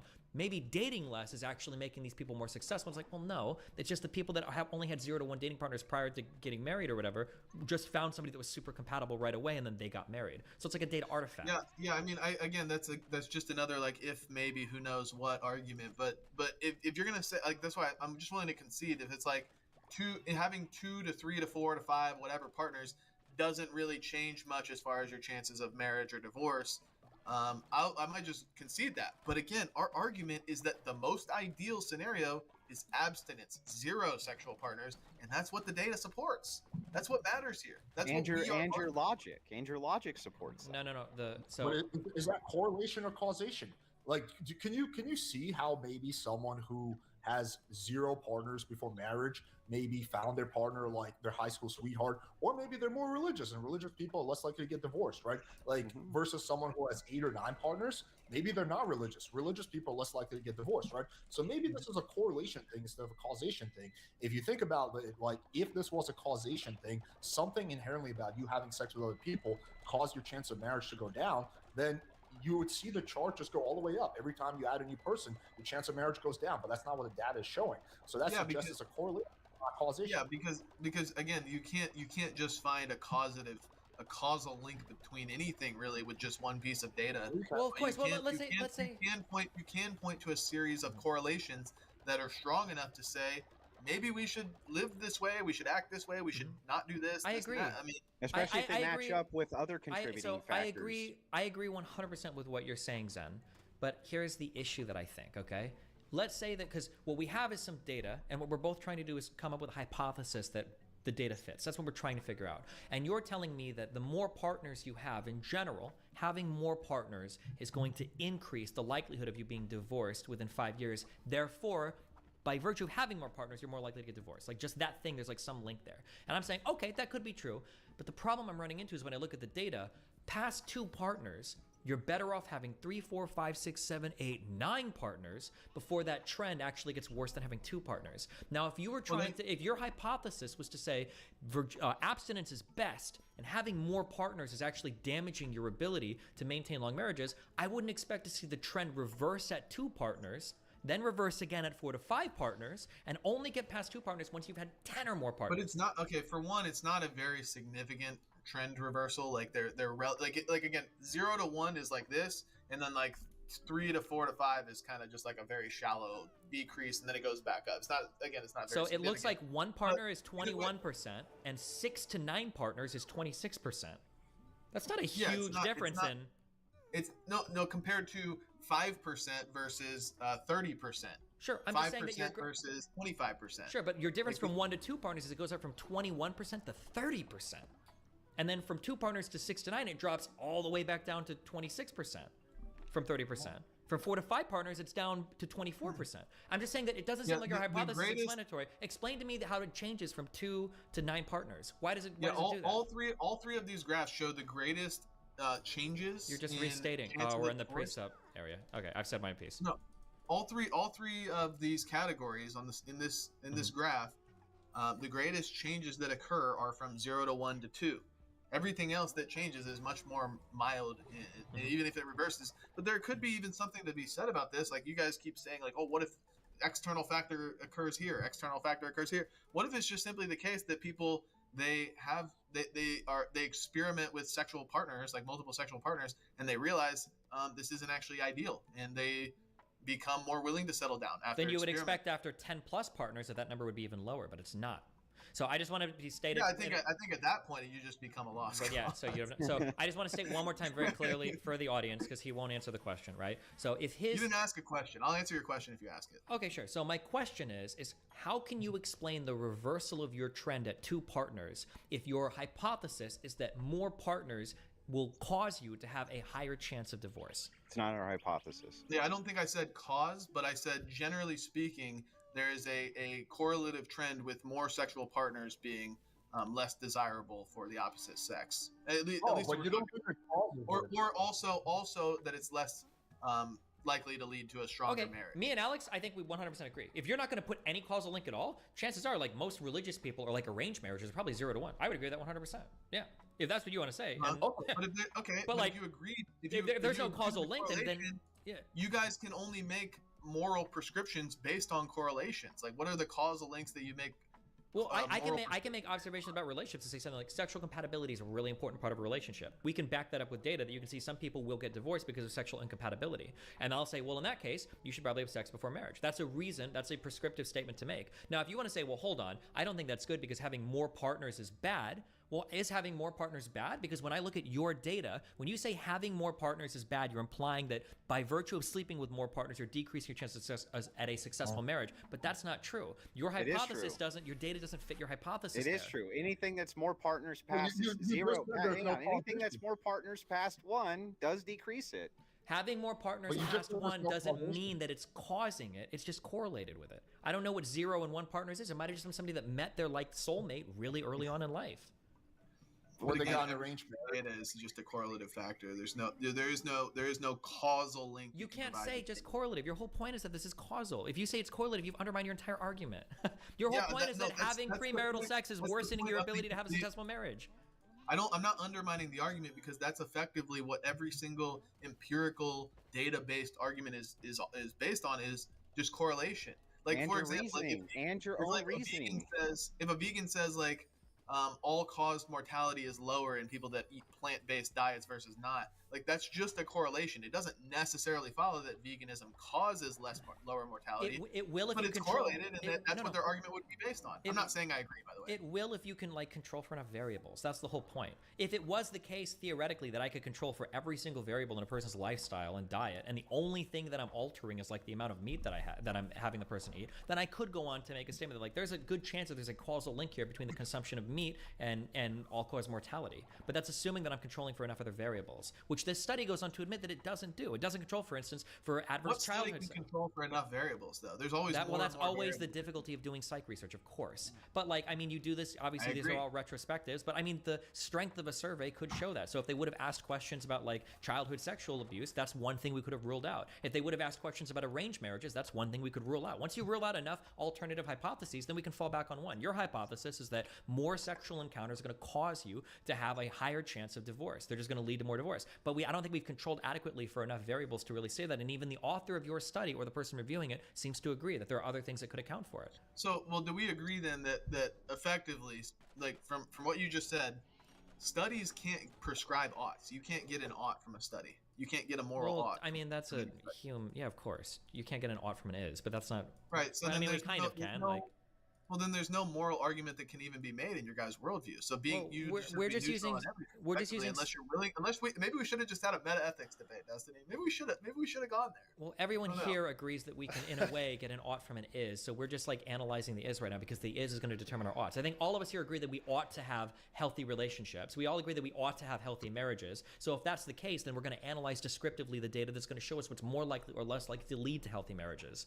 So of course, if we can draw a causal link between more sex, and I think Alex would probably admit this, I would admit this, if you could actually show me that all else equal, just having more sex is damaging a lot of your future relationships, then I would say, oof, I think we should probably pump the brakes a lot then on casual sex or push people towards having as little sex as possible. But I don't believe that's the case. And I don't think I've been presented with evidence to believe that's the case. Well, don't you think that that's the case via your own reasoning, though? If you think that the more sexual partners a woman has, the less desirable she's going to be for the partner that she ends up wanting to have. Not necessarily.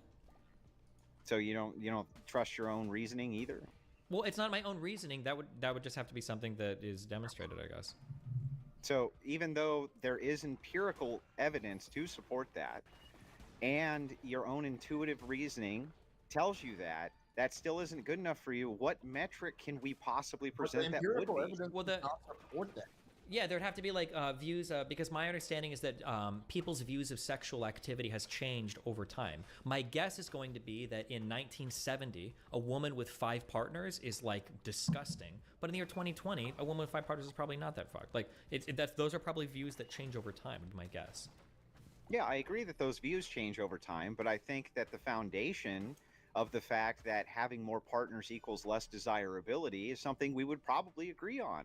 Yeah, but if that's a trend, real quick to go on what Destiny just said about how 5 partners 50 years ago or whatever is disgusting. 5 partners today is more viewed as normal. But referencing back to this study we just looked at, having 0 partners in the 2000s, it was the least likely to get married. And then across the board, having 2, 3, 4 to 5, 6 to 9, or 10 plus in the 2000s had a higher chance of divorce than anything prior.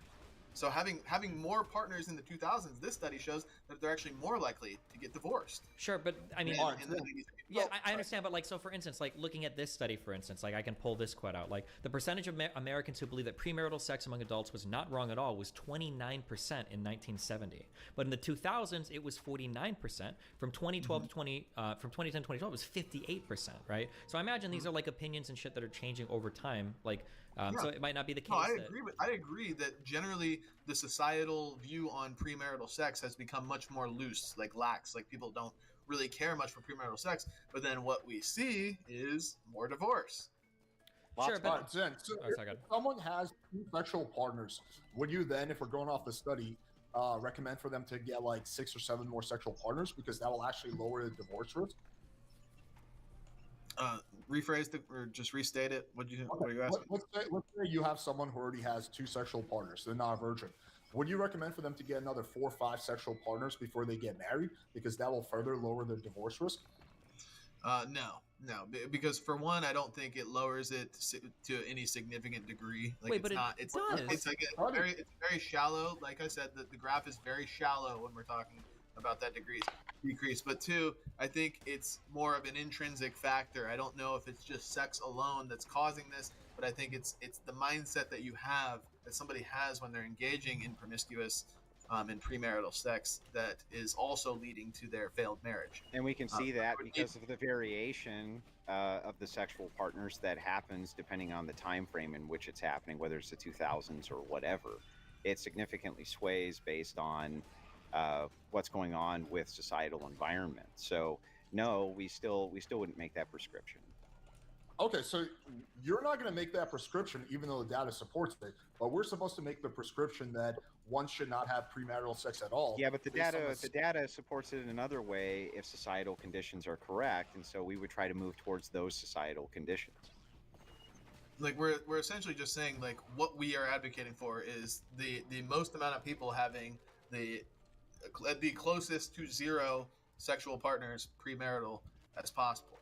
We want the most amount of people to have it as possible. Sure, we understand that, but you just don't have a really compelling, like, you don't have, like, compelling hypothesis to support that, like, right? Oh, you already got 2, 3, 4 partners. Should you have more? Like, I don't know. It just becomes arbitrary at that point. I think It's not arbitrary according to your data. Sorry. Yeah, the data that you're using to base your argument on suggests that you'd be better off having a few more sexual partners if you already have 2. Based on current environmental standards, but those environmental standards, when changed, you see the trend changes with it. Well, we live in the current world. We don't live in an idealistic fantasy world. Well, it's not idealistic in fantasy to want to change environmental conditions to get the outcomes that we want in society. But you can't change the world. You can just change your own behavior. Well, people, first of all, a single individual can change the world. We've seen that 1,000 times. But that aside, all we're doing is advocating. All that we're doing is advocating for what we'd like to see and the changes we would like to see. We understand that there might be environmental changes that are necessary in order to bring us even closer to that 0 marker. So I don't even know what the fight is here. Why we're supposed to use the study to change our position that people shouldn't have any premarital sex when you're not willing to use that same exact study to change your position when the data supports that you go from 2 to 6 partners. But it doesn't. That doesn't change our actual argument. Like, let's just say I can see it. Yeah, sure. Have 2 more partners after you had 4. Okay, but my overarching argument is 0 is best. That's the argument we're making. Is that 0 is best. Obviously, you can't undo if you've already had 2. That's great, and we're saying, let's say we agree with that, and you said 0 is best. But if somebody's had 2, they might as well have 7 more. Okay, well, even if true, it would still be optimal to have 0, so we never get past that to have the 7 more. So it's still not contending with the argument. Yeah, like, even if we concede all of it, yeah, have 7 more, but 0 is still best. The argument is that 0 is best, and all the data shows it. Or all the data shows it. And our logic shows it. Okay, I mean, yeah, like, your argument changes multiple times, but okay. No, it's remained the same the whole time. And we've restated it multiple times. Okay, going back to my cousin's example. So what do you think my cousin could have done to have a less likely chance of his relationship ending in failure? Or less likely of him getting a divorce? I'll phrase it like that. There was a lot of things my cousin should have been changing. That's why I said that there's a mindset that goes along with it, but I think that's a totally different subject. If you're going into a marriage, if you're going into a marriage or a relationship at all, just like with the intention of, like, I want to have good sex, and that's like all he cares about. What's your certainty that if your cousin had sex with her beforehand, he would still be married? He probably would not get married, and that would be for the better. Okay, so what is your level of certainty that he would not have gotten married? Pretty high. Why? Because clearly the sex was not that good. Okay, so what you're saying is that your intuitive reasoning is telling you that, the same intuitive reasoning that tells you that the more times a woman has sex, the less desirable she is to the opposite sex, right? Just generally. I said to some guys, that will play a role. It also depends on what the number is. I don't really think there's a difference between like a girl having 1 sexual partner and 5 sexual partners. But if we're talking about between like 100 sexual partners, yeah, that can be a red flag for a good amount of guys. But not 50? I don't know. I mean, that's a little bit less than 100, a little bit more than 5. Yeah, I mean, like there's levels to it. Okay, so then your logic tells you that basically every single time a woman has a new sexual partner, her chances do decrease for her I think being it's a able to threshold. net the person that she wants, right? No, I think it's like a threshold thing. It's like you can drink and drive until a certain point, and then you've reached that threshold, and you can't drink and drive. Well, I think what's it's the kind of like a threshold then? Well, it depends on the guy. Well, I mean, so what do you think generally it is? Like 6, 7?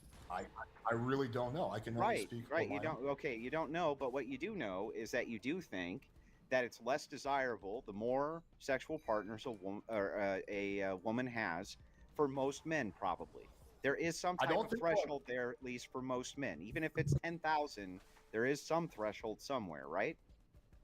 And you can't get to for- that threshold if you're not having sex with multiple men, right? Therefore, So you every could- single time you have sex with a new woman has sex with a new man, this is going to lead her one step closer to that threshold, and that would be bad, Alex. Not if she doesn't reach that threshold. And also, even if she does reach that threshold, there's still going to be plenty of guys who are down to marry her. So I don't think she's going to be hurting at all. You can have a chick with 500 bodies, and there's still going to be guys lining out of the door to marry her. So yeah, I don't really think that's going to impact her chances in a drastic way. Why do you think that there's going to be guys lining out the door to marry like an ugly chick who's had lots of sex with lots of guys? Like the chick that Well, you I never just said- take I home, never- the chick that you take home from the bar at the end of the day because nobody else wants her or whatever, Alex. Well, I never said she was ugly. You just added that condition in there. Yeah, well, that's why I'm asking. What if she's ugly? Do you think that then it drastically decreases her chances the more body count she has? I think her being ugly is going to play more of a role in her body count. Really? Yeah, I do. So you for don't sure. think that like I an think- ugly woman offering up virginity, for instance, would be far more valuable than an ugly woman who also is like, very promiscuous? No. Than a pretty I'm woman saying that's that, promiscuous, right? Yeah. I think a pretty woman that's promiscuous will do a lot better in the dating marketplace than an ugly woman who's a virgin. So, again, though, if an ugly woman has just 10 sexual partners, don't you think that still would be less desirable for a man than an ugly woman who's had 0? Depends on the guy, but I think again, 10 is. I think if we say probably like pretty all low. else equal, it's probably less desirable. Sure, if all else is Yes, equal. thank you. All else That's- equal. That's all I was asking. I think there's still going to be a line out the door to marry that chick. So even if she's ugly, even if her body count is 10, so I don't think her life is going to be impacted in any negative way because of that. Okay. Let me ask this question. Okay. I'm First sorry. of all- I'm sorry. You can't. All else being equal, there's no way fairly to end this. But the time is up, gentlemen. So now we're going to move into closing statements. BPF and Andrew and Zen get to do the last one since they had to get the second one on the first round. So Destiny and Alex, you can go first. Whoever wants to go first for their closing statement, you have 5 minutes. Destiny, you want to go first? I mean, I can do it if you No, want. do we both get closing statements or just one of us? Yes. No, you both get both. Okay, I'll go first. I'll try not to use my whole 5 minutes here, okay? I didn't know that I was going to have to give like a detailed breakdown on sexual interactions. That's my mistake. I want to apologize to everybody here that I wasn't prepared with my erotica fan fiction in order to describe the difference between good sexual encounters and bad sexual encounters. I'll make sure that next time I come, I've got some good wank material for everybody here so that we can talk specifically about what that means. And I'd also like to point out that the hypothesis given to describe how the data fits on the one study that Zen and Andrew provided, I don't believe was sufficient to prove that there is a causal link between having more sexual partners and having a higher rate of divorce.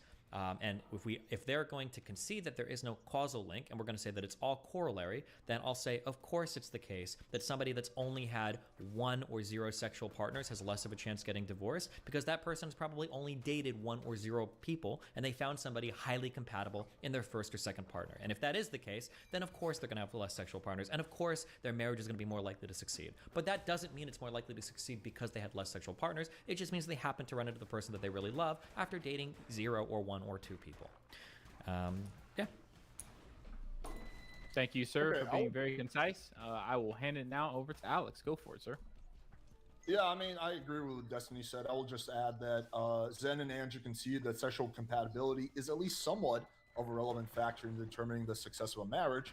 And Zen, at least himself, said that you can increase your likelihood of finding out you're sexually compatible by having premarital sex. So if you just follow this very simple logical train, then if you want to have long-lasting marriages, which is what Anne and Zen want, and sexual compatibility is a factor that plays into it, and you can find out your sexual compatibility by having premarital sex, then what should you do?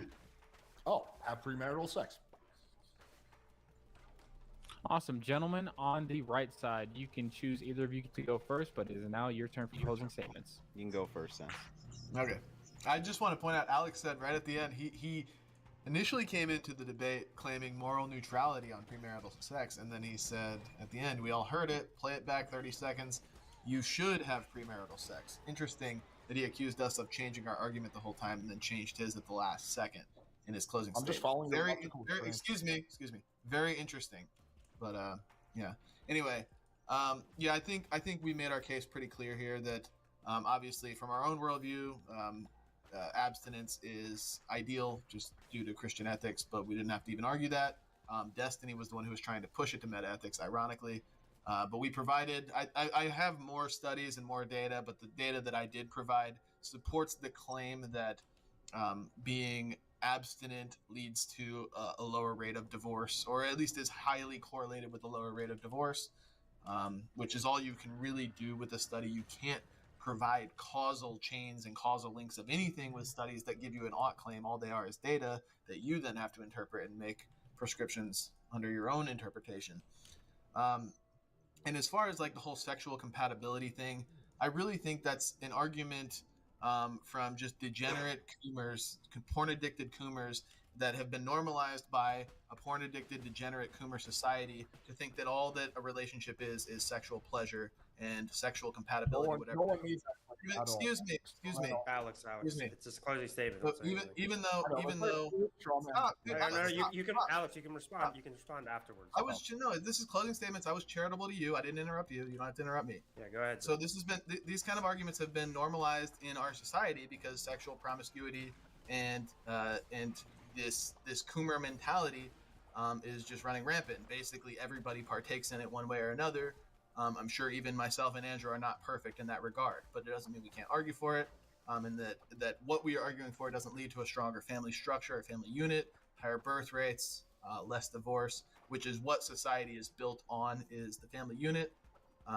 So I think we made our argument pretty clear, and essentially pretty sound. So other than that, I did enjoy the conversation. I think it was relatively civil. Kevin did a good job. Pedro did a good job. Destiny, Alex, I appreciate you guys engaging. It was fun. Yeah. So just to briefly add on to that, I appreciated the convo. I always appreciate the convos with Alex. I always find him to be very good faith. I know that we both get frustrated sometimes when we're going at it, but we do have good conversations, I feel like, and me and Destiny do too. So I appreciate both of you guys kind of humoring us tonight and taking this topic on. I feel like we got kind of bogged down on just the premarital sex, but I think that's okay. That was something that needed to be kind of fought out so that we could even get anywhere with anything else, because like you guys really just don't think that any of that is a big deal, basically. Like that's kind of our whole contention with Alex and the pickup crew, But remember, one of the things that was said here that's so key, and take this away because it's very important. Everybody present agreed and understands the fact that the more sexual partners a woman has, and we all reasoned this out, the more likely it is that she's probably not going to find Mr. Right or Prince Charming or the man of her dreams or sail off into the sunset and have that happily ever after. We know this for certain. We reasoned this out long before we got to the empirics, and the empirics just kind of backed us up, right? The 0 play count is the play.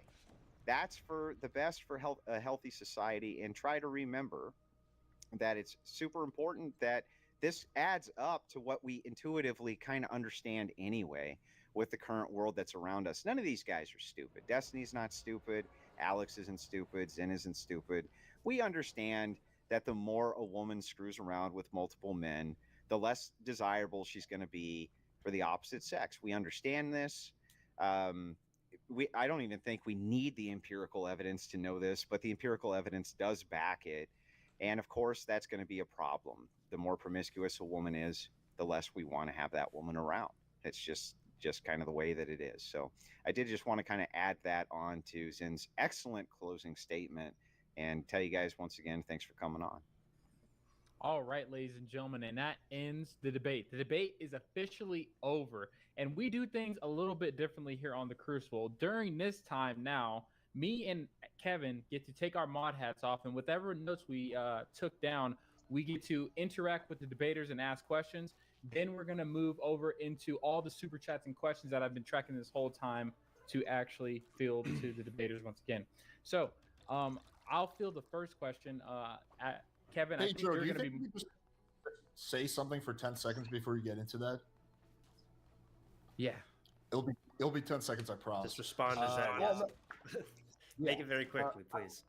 Okay, I think Zen made a pure straw man argument because no one claimed that sex was the only factor. That's it. Oh, if we can do 10 seconds, can I ask one quick question of Andrew? Just because the data analysis part is really funny to me. Andrew, do you think that... just one question. I won't even respond to his answer. I just want to ask one question. Okay. Empirically, do you think that the chances of you dying in a fire increase the more times a fireman shows up to your house? I don't know. Okay, that's what do you mean? That's all I got on that one. Okay. Well, Okay. I don't understand. I know you don't understand. That's the whole point. We're good. Oh, okay. Well, Okay. so that tells us nothing. Glad that you were able to take your last 10-second cheap shot and it didn't go anywhere. Good for you. It went exactly. Okay. The point he's making, no, stop. Moderator questions start now. Me and Kevin get to get it. You guys are over. Okay. We get the floor. Can I Okay. just take a piss real quick? Yes, Alex. Yes, Alex. Okay. So to Destiny. This was my first question to you. Do you think theological compatibility, meaning religious beliefs, are outweighed by sexual compatibility for Christians in marriage? It could be, but the thing is that like when I think of compatibility, I think there's like multiple factors to consider, and I really think people need to understand the concept of like a deal breaker. Like for when it comes to cars, I like the color blue. A car being blue would be like a pro for me, but if it's not blue, that'd be a deal breaker. A car being, maybe I hate the color pink, right? A car being blue might be pro for me, and pink might be bad for me, but it's not a deal breaker, okay? But a car having 3 or 2 wheels would be a deal breaker. I can't drive, it doesn't work, right? So I think it's important to understand when we talk about things like sex might be, having good sex might help the relationship, but it might be a deal breaker if you don't have it. But just because you do have it isn't enough. And then same thing with like the Christianity or like the religious thing. Having compatible religious beliefs, it might be really good, or it might be a deal breaker, or it might not, but it depends on the person. Yeah. Yeah. Well, that was my deal breaker. I looked at Leslie and said, "Are you a Calvinist?" And she said yes, and I was like, "Check, please." And then next question, Destiny. During premarital counseling, do you think sex is ever discussed in depth, or do you think it's just topical? Premarital counseling? Yes. I don't think talking about sex can tell you much about sex. You have to have it to know what the other person is like. Okay, that's a fair answer. Alex, all else being equal, does porn improve or hinder an individual's sex life? It depends on what extent. I think if you're going from like 0 to like a very small amount of porn, it could potentially improve it because it kind of teaches you what you like, what you're into, expands your horizons. I know it did for me. But going from like, I don't know, mild to moderate amount of porn to a lot of porn, then I think it would probably decrease your sex life. So I just think it depends like what point we're going to. From 0 to like 10%, yeah, I would say it probably increases. From like 40% to like 100%, no, it probably decreases. Okay. You know, one of the main arguments like against porn from our side is that it has like almost like a drug effect. Like the dopamine release is so strong that it causes you to crave more and more and more hardcore versions, more higher dosages, more often, that kind of thing. So the problem is that it's very hard to use porn like mildly and recreationally, like once a month on a weekend or something. Like a lot of people are doing it like 5 to 10 times a week. Like, so. Well, that's literally what I do personally. I watch porn like once a month recreationally. Yeah. Yeah, I'm sure. I'm not saying you can't do that. Like some people, I'm sure, could do heroin once a month on a weekend, but most people that do heroin are doing it like 5 times a week, 5 to 7 times a week, you know, or more. So that's all. No. I don't think porn is nearly as addictive as like heroin. I think it's closer to like, I don't know, recreational marijuana or something. I think it's more addictive actually, but yeah, good. Gotcha. Last question, and then I'll hand it over to Kevin for his round of questions. All else being equal, Alex, does a higher body count improve or hinder your pair bonding capabilities? All else being equal, again, I think it depends what the reference point is. If we're going from like 2 bodies to 7 bodies, according to the study that the Crucible uses, it actually apparently seems to increase your pair bonding. But if we're going from 7, if we're taking the data at face value, if we're going from 7 to like 20, then it seems to decrease. So I really just think it depends on your starting point. I'd be really interested. Kevin. Like when we say pair bonding, what the fuck are we talking about? Like I don't know what that means either. Well, it's a very common thing because people talk about like oxytocin and like the chemicals, the love, pair bonding, and blah blah blah. But it's like, what does that actually feel like? What does it mean to feel pair bonded? Well, it's like pure the reason where all you do is like think about dollars and. Yeah, the reason why I brought it up is because we had a program. This has kind of like been a saga that we've been on with Alex. There was a moment where his first debate partner brought up some kind of weird naturalistic BS that Zen called it, that all led to saying that the pair bonding of a person who has a higher body count is down. And then I remember, and I'm not trying to impose this on you, Alex, but I remember I thought you agreed with that, but I was testing if you still agree with it now. You can definitely change your opinion. That's perfectly fair. I was just seeing where that was. Yeah, Kevin, questions over to you. I wouldn't say I'm like changing my opinion. I think that's basically been I think it just depends on your reference point and starting point. That's like saying like, is alcohol destructive? Well, yeah, if you are drinking a lot, I think it is very destructive. But if you're drinking very socially, maybe it's actually good for you because you're interacting with people. It acts as a social lubricant. So I don't know. I just think it depends on your reference point, your starting point. So just my quick 10 seconds. Destiny, do you really not know what pair bonding is? You don't think you do? Okay, for somebody that opened the debate with, I don't know what sexual compatibility means, for you to come at me and go like, you don't know what pair bonding means? That's pretty rich. But no, I don't. If you want to explain it to me, go for it. Do you have a lot of sexual partners? Yeah. Okay. Wait, are you going to explain what pair bonding means, or? Nope, no need. I was just curious. That was my 10 seconds. Okay, but I was willing to explain sexual compatibility, but okay. I think that kind of shows that you don't have any clear understanding or even definition of what pair bonding is, but all right. All right, I hand it over to my partner, Mod Kevin. Yeah. Yeah. All right, so Destiny, do you think that premarital sex contributes to the incel epidemic? And if it does, do you think that having a monogamy normative society would help sort of quell the incel epidemic? No, I feel like having a monogamy-oriented society would make it even harder for people to fuck. Like, I don't think incel people, it's not like incel people are like, oh God, like I can find all of these relationships, I just can't find casual sexual partners. Like, incel people can have trouble just finding out where to even find women to talk to start to date. I don't know if like forcing everybody to be monogamous would all of a sudden give incels greater access to women in some sexual marketplace, or make women more likely to date like incel people. Don't you agree that it would kind of at least quell that whole like 90-10 theory, where like 10% of the men are getting 90% of the women and vice versa? I don't even know if I believe that theory. I'd have to dig into that a lot more. I think that's definitely true. They're like 10 to, I don't know, 80-20 even. But like if you're a top, here's why I don't. If in terms of the total amount of sex happening, possibly, but if you're a top 10% of guys, you're not fucking 90% of women. You're fucking the top 10% of women, right? Like you might fuck a lot more women. So like each one of those guys in that top 10% is fucking a lot of the women. But like I think it's more so. Yeah, you might be correct on that to some degree or whatever. But like it's more. I think the theory more so states that like 90% of women are after 10% of men, and like 90% of men are after the 10% of women. So They like might, they might like match with them on Tinder or something, but I don't think it's inhibiting a person's ability to date within like their strata, right? I think it would. I mean, think about it. If you're like matching with a bunch of people on Tinder, per se, or you're on some dating app, and you match with somebody who's in that top 10%, and you're like super attracted to them, but then everybody else who's like out of that top 10%, you're like, well, this one's way hotter, so I don't really care about them. You're gonna like neglect them almost. I think that's. I mean, I guess that's it's kind of what possible, but I mean, if you're a woman and you settle for just being fuck zoned by a guy who's just like banging you and like once a month, and that's all you see him, and that inhibits you from dating. I mean, like, I think there's an interesting broader conversation to have about how women's like expectations might be a little bit skewed in like the hyper feminist society where, like you saw, this is what Kevin Samuels fought against his whole career is a woman will call in saying like, I'm 36, I've got 2 kids, I want a 6-figure man who's like in his late 20s or some shit. It's like, bro, what the fuck are you talking about? Like that probably exists to some extent, but I don't think enforcing monogamy is going to change any of that. I don't think so. Not to mention the fact that you could never enforce monogamy. But like, even if you could, I don't know if it would necessarily change that or not. You might just have more women that are single and are fine being single. Kevin, can I ask you a question? Actually, Sure. Yeah, that's weird. But okay.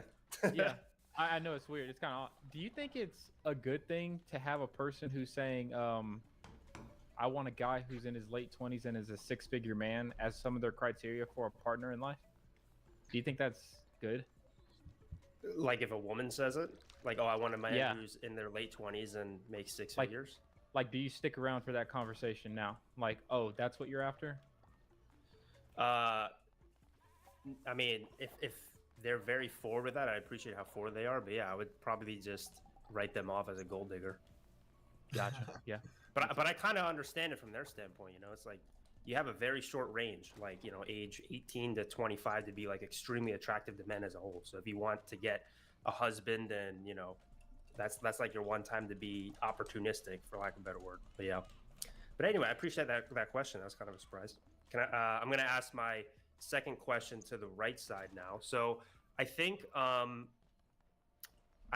understand you guys, you know, being Christians, you have, in terms of your normative ethics, you have a deontological stance. I probably have an idea of what you're going to say, but can you acknowledge that there are going to be different prescriptions for the individual as opposed to the society as a whole when it comes to something like premarital sex? And I'll reference what we talked about earlier. There's going to be some people who already have a body count of, you know, more than one, or, you know, already a bunch. Like, are those people already screwed, or should they just keep fucking? It doesn't matter. Like, you know, I'm just curious what your guys' thoughts are. The Orthodox Church understands this as part of our own dogma. We understand that the individualistic applications cannot be so rigid as to not be achievable by people, and that every person's individual circumstances are different. That's why the combination in the deontological ethics works so well, because they can be applied. Everybody can find Christ, and we understand that people sin often, and that they're in various situations in their life all over the spectrum. But the goal is to bring that back to where there's some sort of decency, normalcy within the Christian framework and the worldview. So we're not so rigid as to say that, of course, you know, like you have to pray facing north at 1 p.m. every day, or that would be ridiculous. We understand that we have to apply these things in a way that makes sense on the individual level and at the societal level, which is why Christian ethics is not postulating anything or advocating for anything that's so rigid. An individual, pretty much any space in their life, can't start following that ethical system. Can I ask Andrew and Zen a really quick question? It's on topic. Andrew and Zen, you both have in the past said that, you know, you had premarital sex. Yeah, that's the word. Sorry, it's economia. That popped up in the chat, so I forgot it. But yeah, economia is what it's called. Do you, like, what's your honest opinion? Do you think that your marriages are less likely to work out than those of like a virgin who got married because you guys had premarital sex, or you feel like it's the same shit? I feel like it was a huge mistake to have had premarital sex. Yeah. Yeah, I think if we were in the mindset that we were in when we were having premarital sex, and we remained in that mindset, yeah, it would be likely that our marriages would fail. But I think our situations are similar, where we probably weren't either weren't religious or weren't serious about it at the time, and have since become more committed to our faith. So we can look back and say that, yeah, it was a mistake, it was wrong, we shouldn't do it. And that's what that change in mindset, like I said earlier, is ultimately what is going to save the marriage and save the livelihood, rather than just simply the act itself. But you don't think your marriage is more likely to end in divorce than a virgin's marriage, correct? I think according to empirics, it definitely is. But with our change in mindset, I think we still have the ability to save it. But according to strictly empirics, yeah, our marriages are certainly more likely to fail. That's why we look back and say that was a mistake. Okay. I got one last question. We also for, think, and just to expand on that, we also do think that, your sins do follow you.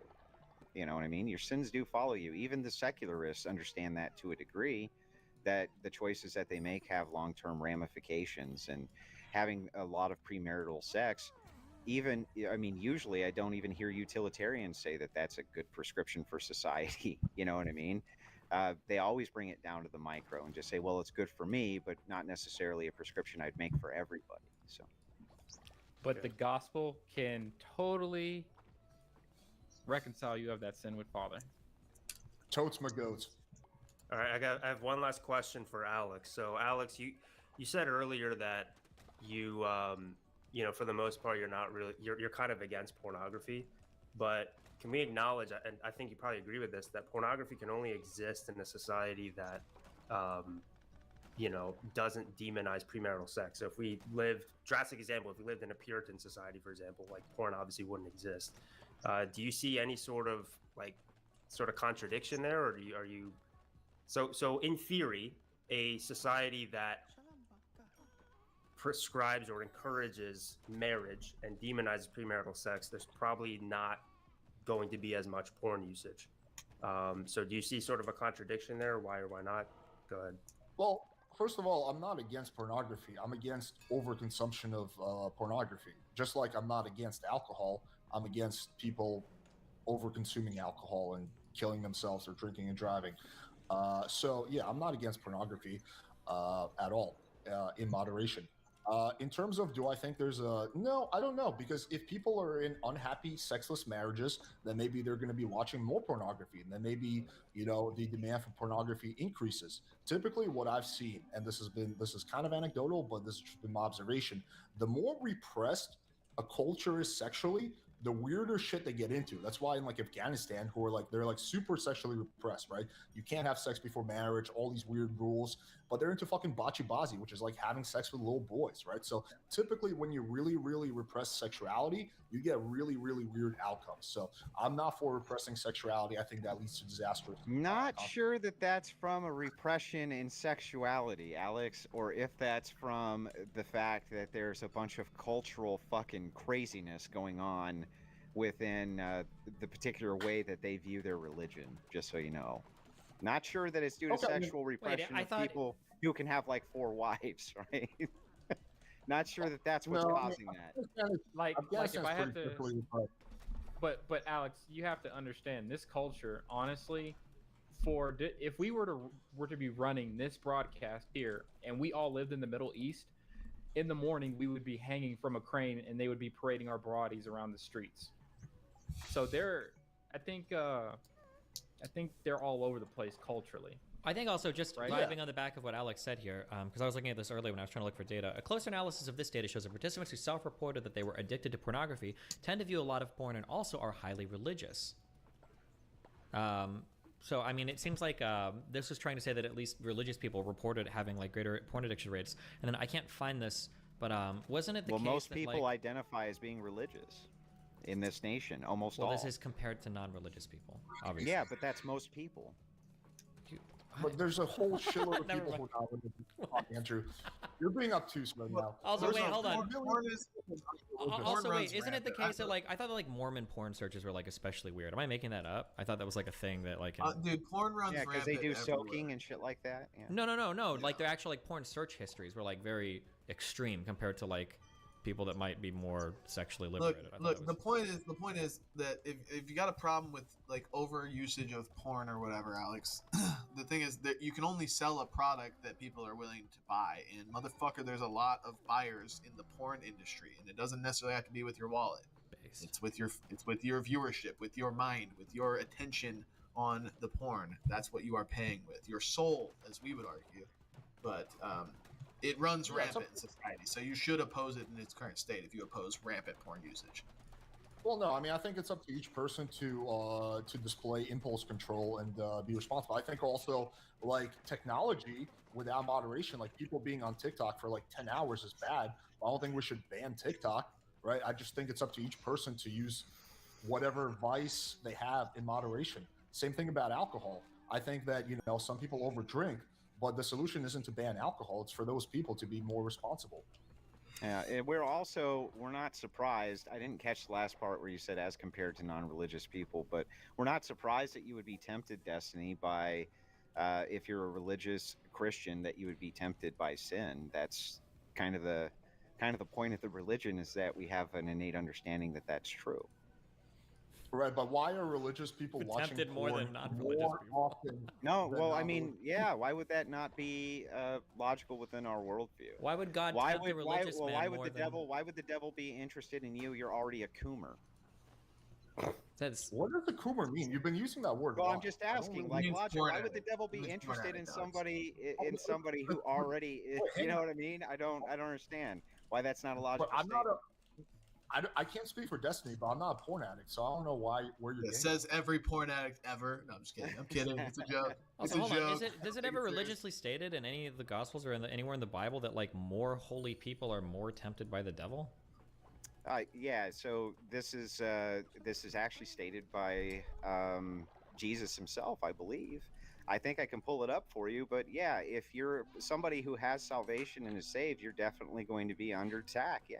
Well, but like more so than a. I got my Bible right here, guys. We could just do this now. Which book are we starting? actually at, don't really Destiny? believe Take that. us there.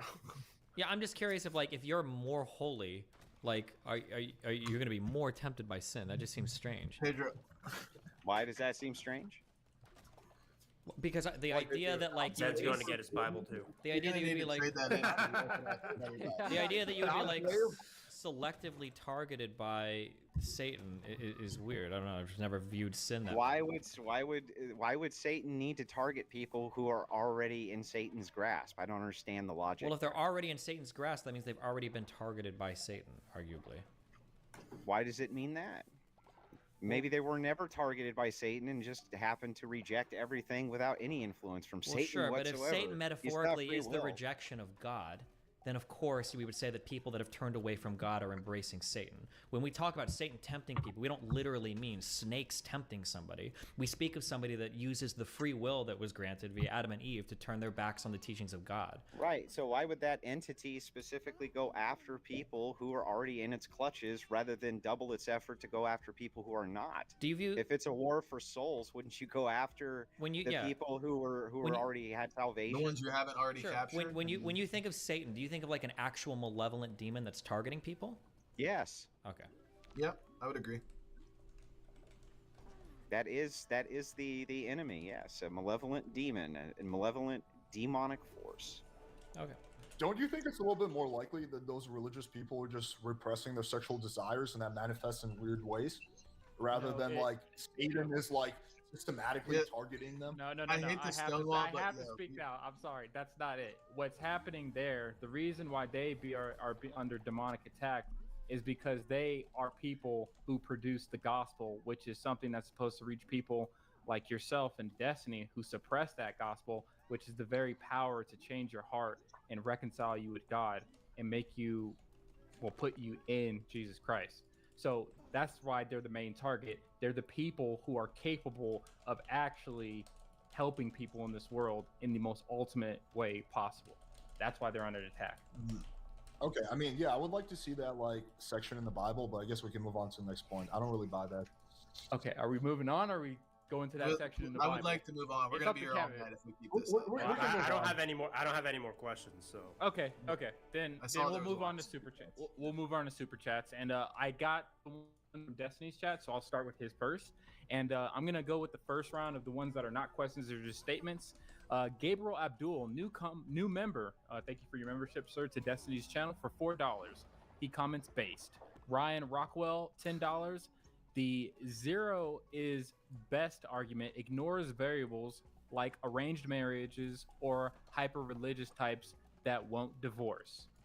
It doesn't gauge their happiness, just still being married, which means nothing.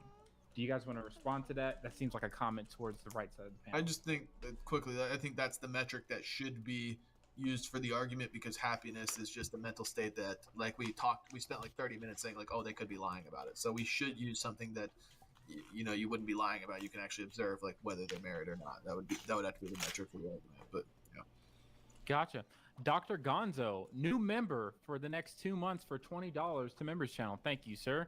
The Crucible is a hack show. Here's a super chat for you, bro, concerning Destiny.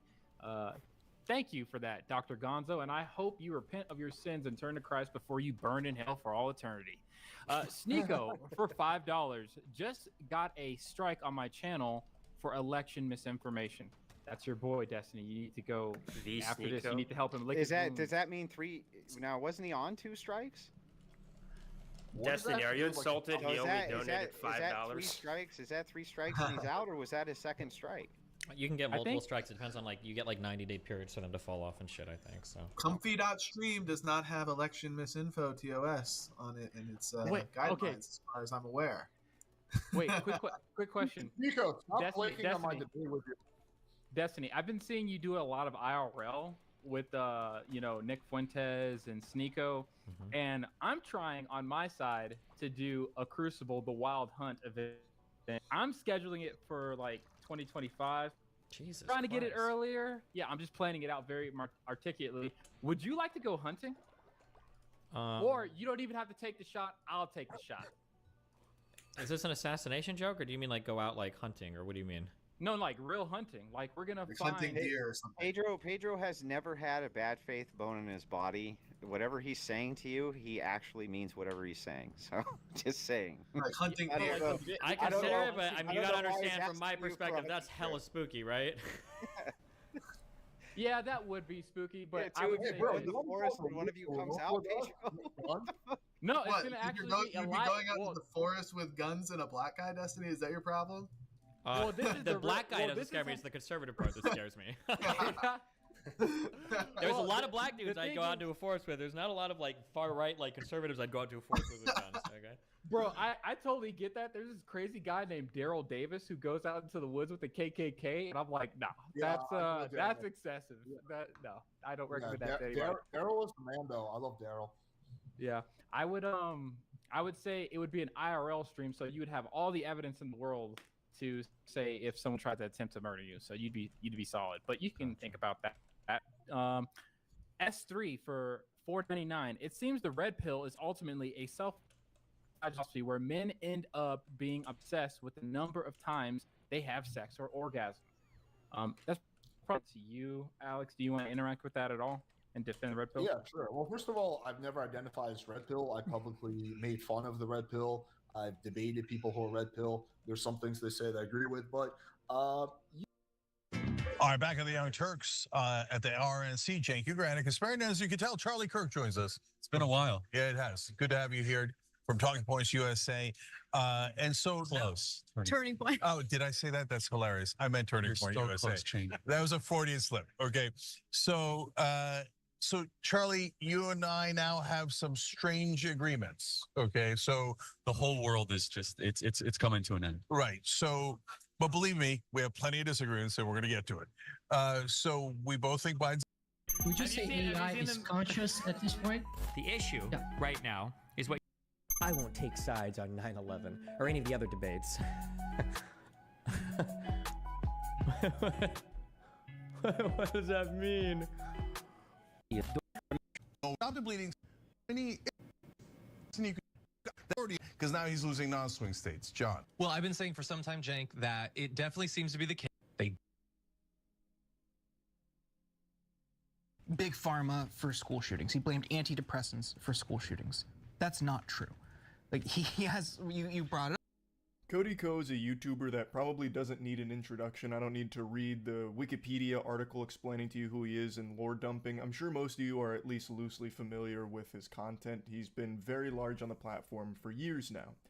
And recently, some disturbing allegations have come out against him. Now, the allegations against him aren't exactly brand new. They're not, fresh off the battle bus, hot drop in here out of nowhere. They've actually existed for a little while now, but never actually received a lot of coverage or a lot of attention. Kind of just been sidelined with people not knowing about it or not talking about it until yesterday when another YouTuber named D'Angelo Wallace gave some amazing coverage breaking down the entire situation here and going over everything that Cody Ko is accused of. Someone has been alleging for years now that you, one of the largest commentary creators on YouTube, knowingly committed a crime against her when she was a minor, but YouTubers and viewers alike are ignoring and discrediting these allegations solely because the person making them happens to be an unlikable woman online, Tana Mongeau. Yikes. Yeah, that's some pretty awful shit right there. That's a huge allegation that actually has a lot of evidence backing it up, which D'Angelo Wallace covers in great detail in this video. It's not some imaginary nothing burger that someone squeaked out between their butt cheeks to try and ruin Cody Ko. It's a serious accusation that appears to have a lot of evidence about it. I'm not here to accuse you of committing a crime in this video because I can't do that based on someone else's allegations. Nobody can definitively take these allegations as proof, but at the same time, they should still be looked at and not treated as an open secret and swept under the rug like you've been doing for so many years now. I think that's a great point. Even though these are still allegations with nothing that's been proven, since there is so much supporting evidence around the claims, it definitely is something that needs to be examined thoroughly because it is a huge deal. And speaking of this podcast, about a month ago, she hosted a live episode in front of an audience, and the conversation turned to you. Who's the smallest you've ever had sex with? Oh my god, no one look at me, Cody Ko. I can say that. I was literally 17. I can say that. This clip started making the rounds, and people were understandably perturbed, because if Tana Mongeau was 17, you would have been 25. So people started speculating, and Tana decided to set the record straight. I hooked up with Cody Ko when I was 17 and he was 25. I'm going to go ahead and break down these numbers here because it seems like people are starting to struggle with math, like teriology starting to pop off with 1 × 1 = 2 and all of that. I'm just going to go ahead and explain this. 17 is less than 18. Thus, that is below the age of consent and is a crime. And I already have seen comments on this situation about 17, who gives a fuck? That's basically 18 anyway. And it's this same dog shit, brain dead, concerning mentality, like your hard drive needs to be investigated type shit that we saw with Dr. Disrespect, where they're like, no one should really care that Dr. Disrespect was talking inappropriately with a 17-year-old. Even though, once again, you absolute fucking Cro-Magnon, there is no evidence that Dr. Disrespect ever talked to a 17-year-old. Not even he said that. It has only ever been stated as a minor. Everyone around Dr. Disrespect never mentioned 17. It's actual delusional Fantasyland Narnia type shit where people are trying to defend him by saying it was actually a 17-year-old 364 days old. Which is absolute fucking barnacles. Like, that's a load of fish paste. And even still, it's bad. I don't know how we've devolved so much where all of a sudden 17 is now something people try and justify. So like in this case right here, you'll have some drooling, stinky, bumbling morons in the comments saying how it's not a big deal because 17 shouldn't be an issue. You know, like, age of consent over in this region is actually 16, so really, he waited till she was old. Like, it's craziness. It's actually craziness. It is a crime. It is a minor. Still, it's bad. Like, I don't know why that needs to be explained all of a sudden. Now, something D'Angelo Wallace does make a point of here is pointing out that Tana Mongeau is not well liked. I am sure if you've been on YouTube for any length of time, you've heard her name and seen a lot of less than stellar things about her. She has a history of lying and putting on a lot of bad stuff and bad behavior.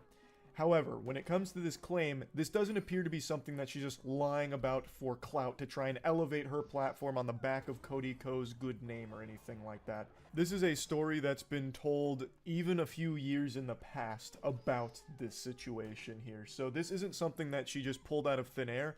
This is actually an allegation that has existed for a long time that is only just now starting to surface. She claims that not only were you fully aware of her age at the time, but someone even tried to stop you and you went ahead anyway. There was a situation with Gabby Hanna at a Playlist Live where she pulled him aside and told him like, yo, she's 17. And then we still went and hooked up. To be clear, 17 is under the age of consent in many states, including Florida, where Playlist Live used to take place. So this means that Tana Mongeau is accusing you of statutory rape, and she's not trying to hide that. This isn't just some crazy tea.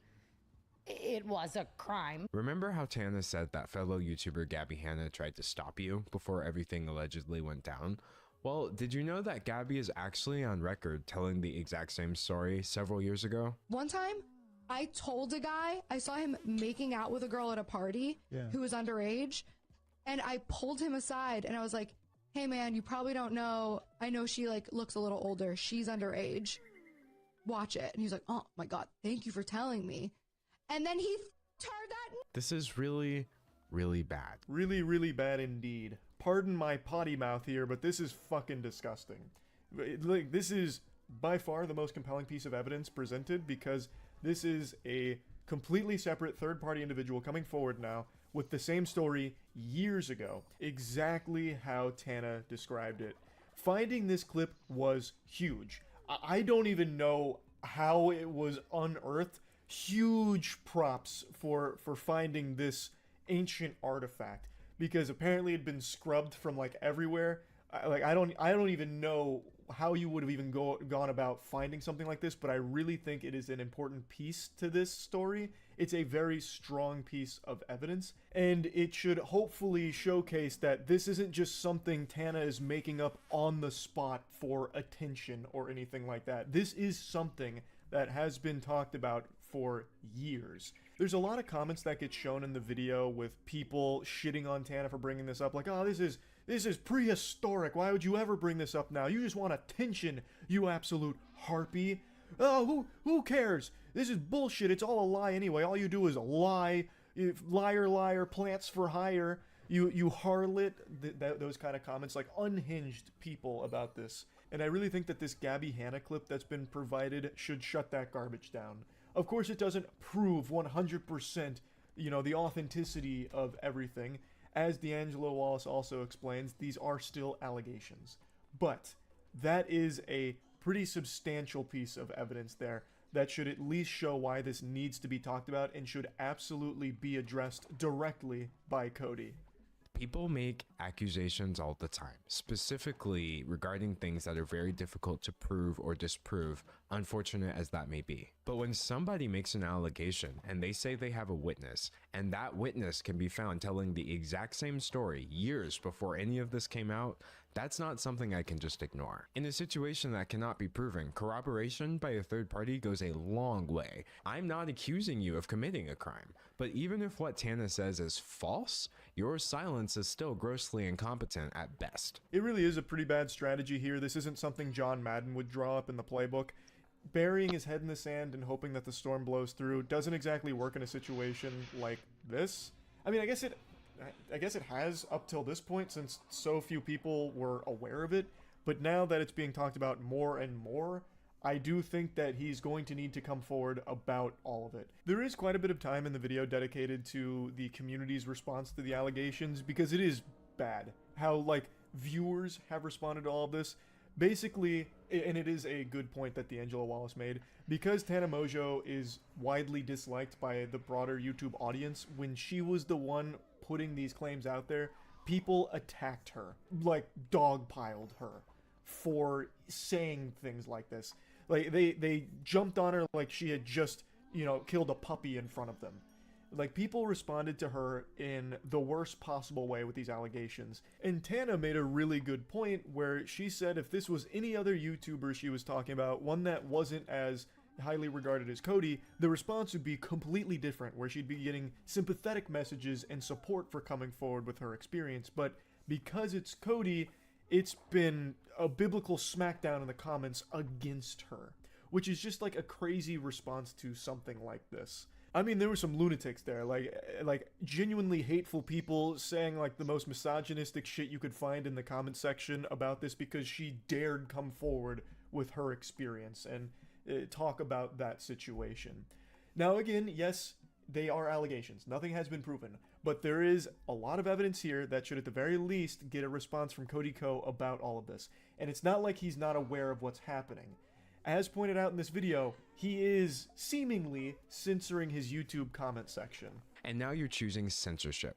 On your YouTube channel, where you've been pumping out content nearly every day now, I couldn't find a single comment on your last video about this situation. Not even one.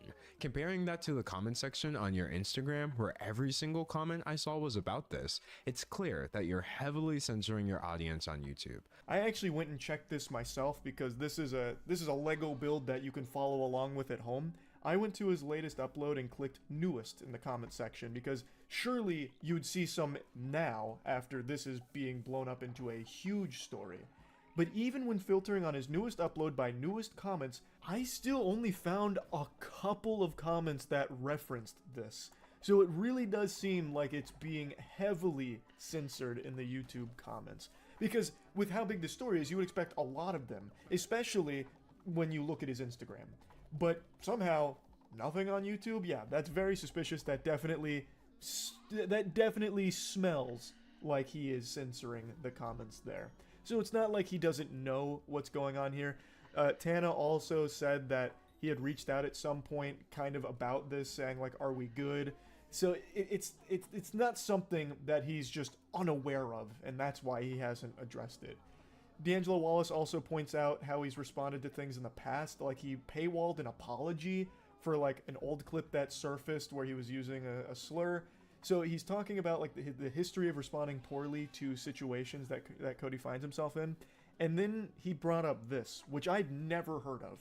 Not many people know that you've already lost fans over an eerily similar topic. You used to frequently feature and promote your college friend Colby Leachman in your videos, until it came out that during your school days, Leachman's university put him on probation for, as a United States District Judge would later put it, the non-consensual videotaping of a sex act with another student, showing the video to other people, lying to the police about the video, and behaving horribly to that individual and at least one other woman. To make matters worse, the woman in the video also alleged that Leachman drugged her before the recording and that she hadn't actually consented to anything at all. You had this man in your videos. You were telling us to follow him on Instagram, and at some point you did wise up, so he's no longer part of your content, but he still seems like he's very much a part of your friend group. From the continued hangout since then to inviting him to your wedding just last year, people are under the impression that you're best friends with someone who, at best, committed an illegal sex act and at worst is an alleged rapist. And no matter how many times people rediscover this information over the years,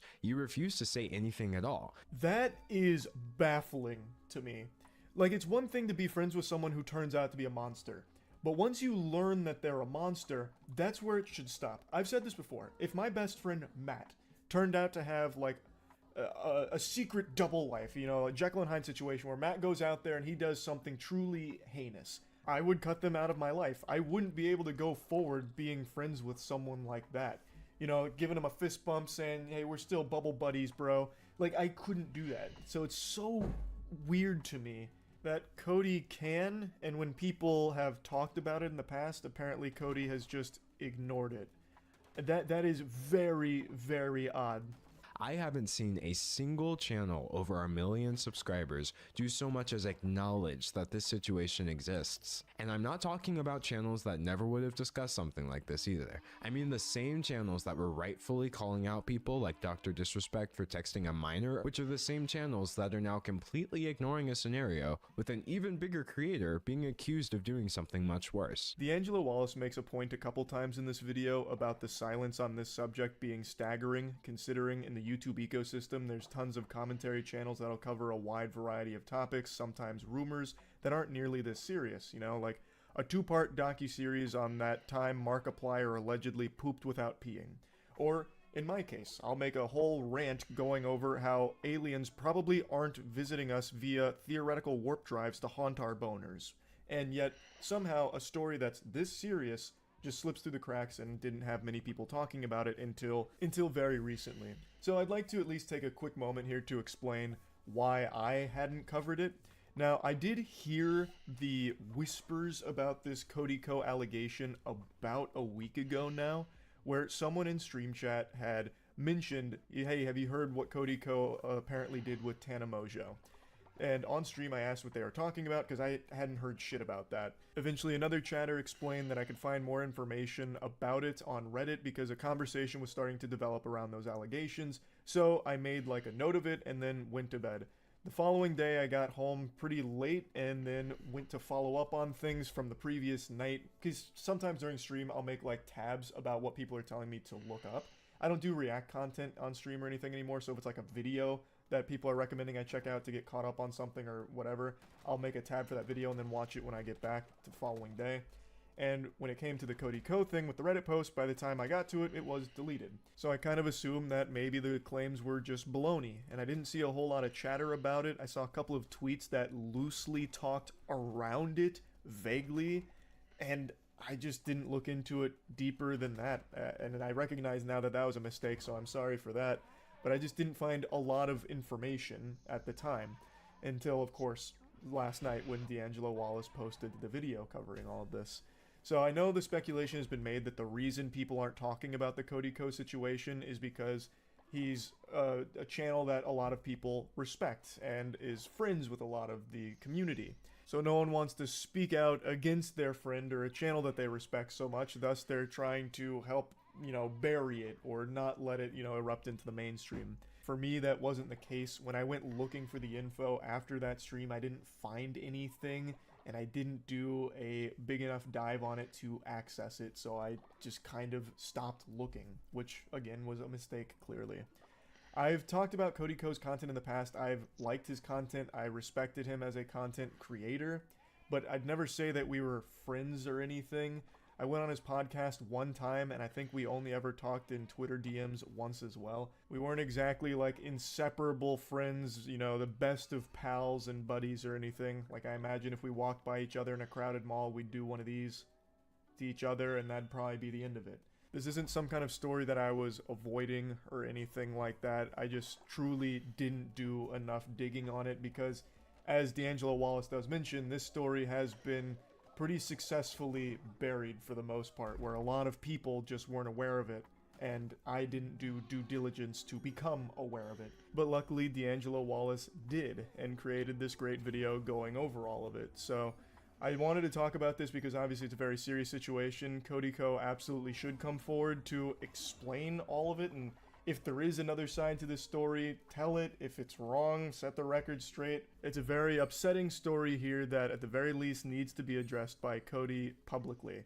This can't be another paywalled apology situation or anything like that. This should definitely be something that he comes forward and actually talks about.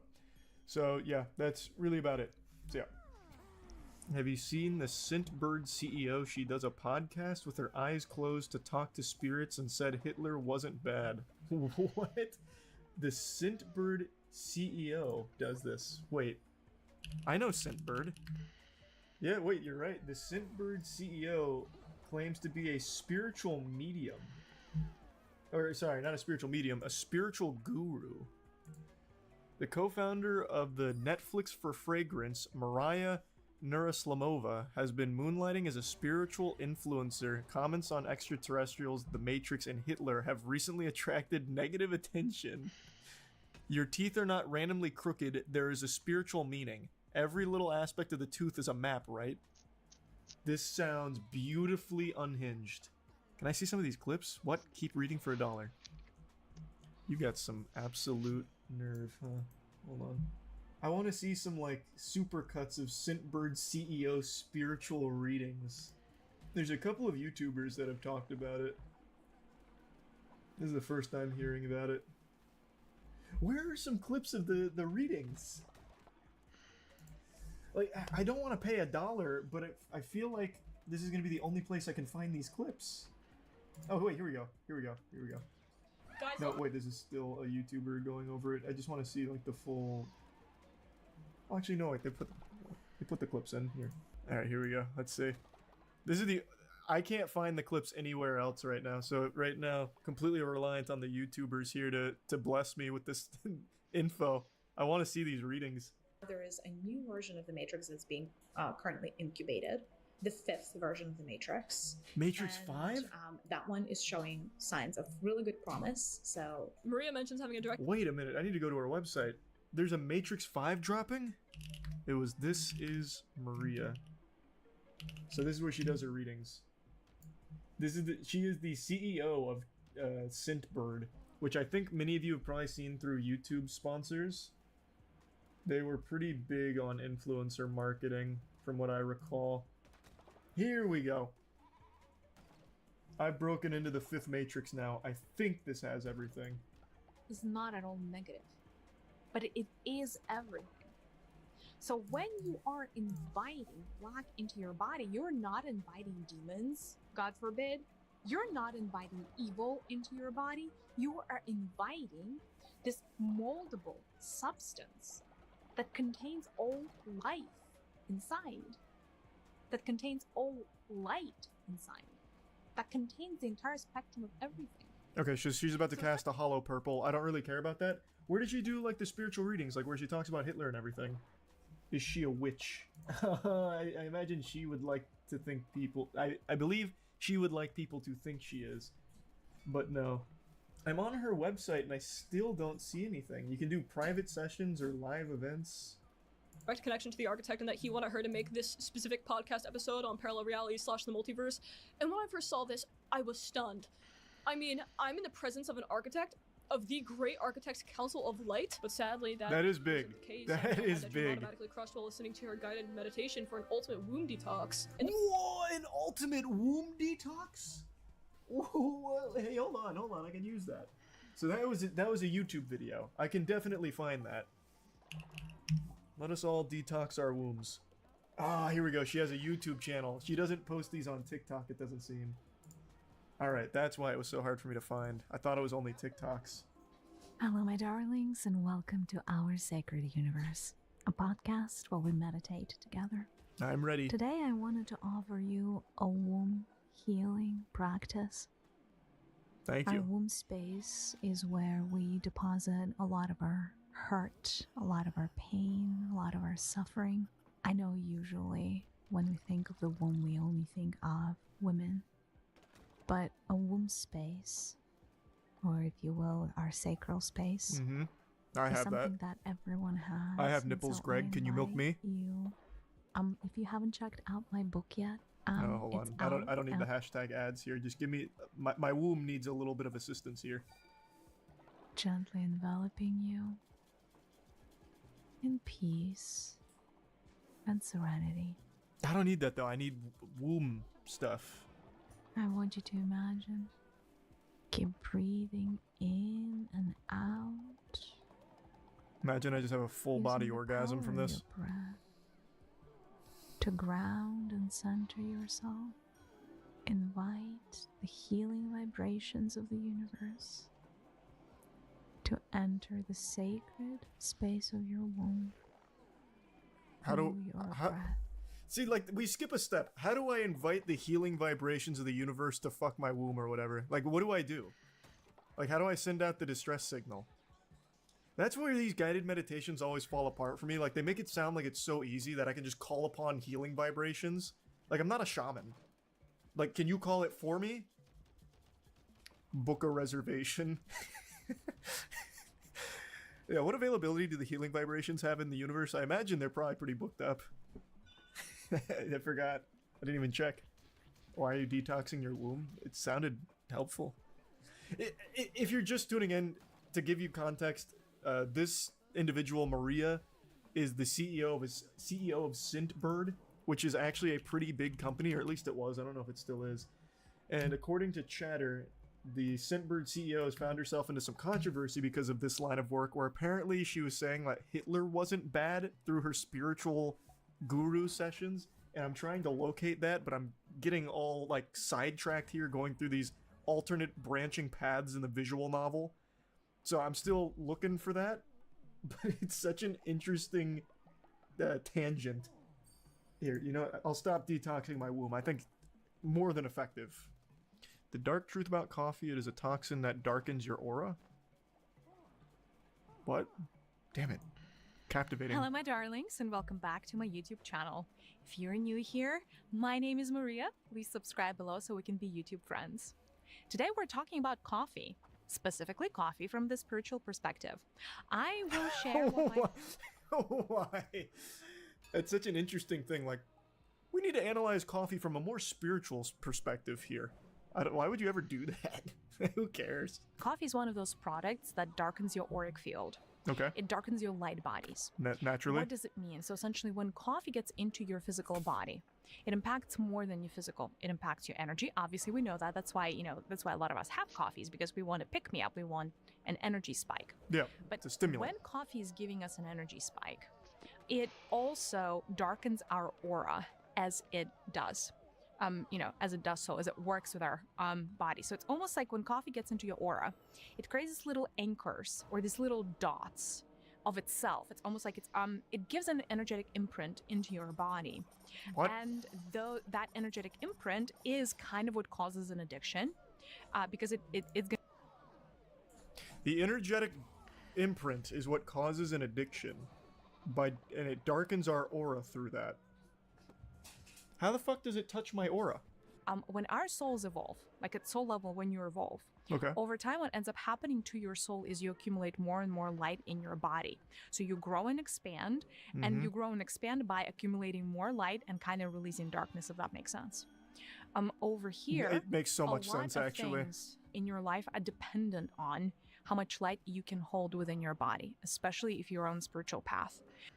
Their abundance channels open up. Their abundance channels? Essentially, like their higher selves come through, and then the body is considered clean, so your higher self is willing to inhabit more of your physical body. What is happening? And therefore, you will always have connected. You become a channel. That's a lot to process. She's blowing the lid wide open on what it means to be alive. Okay, let's just... coffee's bad. That's what I took away from that. Now I know. Your higher self gave you this name for a reason.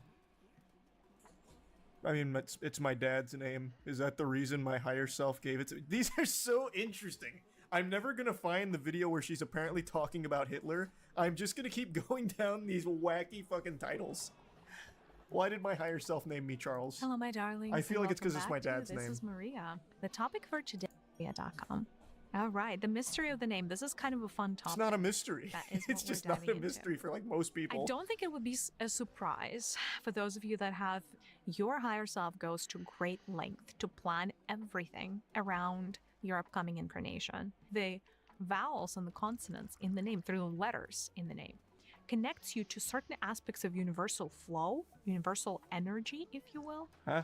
And because you're so attached in a good way to your name, you have a claim over those energies. Okay, I claim all of the energies of C-H-A-R-L-E and S. No one else can have them. That's my domain now, and I'm kicking everyone else out. I have become your tyrant. Unleash the magic of your birthday. Rituals and practices that will make it extra special. Rituals, huh? Am I gonna summon the dead? Eliminate pain and heal a specific organ or part of your body. Teaching you how to use the Force. Are you a star seed? Yes. Okay, I'm gonna be fucking stun locked on this all night. Where is the one where she talks about Hitler? Can you just go ahead and skip to the final season here? She has something about masturbation. Well, that darkens your aura. I already know that. I'm familiar with the aura spiritual channels of the universe. Or the masturbation spiritual channels of the universe, pardon me. I'm just gonna type in, see if I can find it. Not the masturbation. Actually, the masturbation too. Fuck it, let me see. Yeah, I don't see anything there. One thing that did come up though is called the Karma of Atlantis. It's time to release it. Here's how you can do it right now. Like raise Atlantis myself? I can do that? Maria Nurislamova stinks. Our bodies choose to miscarry children. Oh. It's not an accident that happens, it's a choice. We're going to talk about the spiritual reasons for being overweight. Like Hitler is one of the poster children for like being an evil person. Do you know how many millions of souls benefited from learning from the experience that he has created. So is he evil? Not really. I don't think so. Wow, Maria. Those spiritual sessions are sending you down the loony path. I want to see the. Can I find these like individually? Of a lot of hidden agendas by the powers that be, and those hidden agendas remain hidden because there is not enough heart space energy in humanity. If your heart is activated internally, you can heal your whole body in a matter. I will say, if your heart isn't activated, you're probably not watching this video in the first place. You are dead. And that's why, for as long as, humanity is going to be gifted a war, and the reaction to the war is not going to be the correct reaction, we're not going to get the hearts of humanity to open. Right now, we're living through. What the fuck does it? What war? What happened? It's just like a bunch of gobbledygook. This is like there's nothing that binds these statements together. It's just like a random assortment of words that have no real meaning. This is the problem when I'm looking through pages like this. I get so distracted by so many cool titles. She has one here called "Babies Control How Long Their Birth Is." Like, this is unhinged. God damn it. That's why certain births take so long, is because it's like the baby, like the mother cannot do all the pushing. In other words, or the mother cannot do 100% of the work. The baby also has to participate in the birthing process. And if the baby is in a state of resistance, if the baby is in a state of fear, if the baby doesn't want to access their masculine energies, the birth process is going to take longer. That's why some. Wait, what? The baby doesn't want to tap into its masculine energies, so it doesn't want to be birthed? What the fuck? The baby comes out like scoops of, like, creatine. What in the world? Shit's not even born in amniotic fluid, it's just like a bunch of, like, trin. What is this? What is she talking about? This isn't even spiritual. I found the video, look it up, it's called "This is Maria Q&A." Oh, huge, thank you. That's for her Hitler statements. Her stance on Hitler.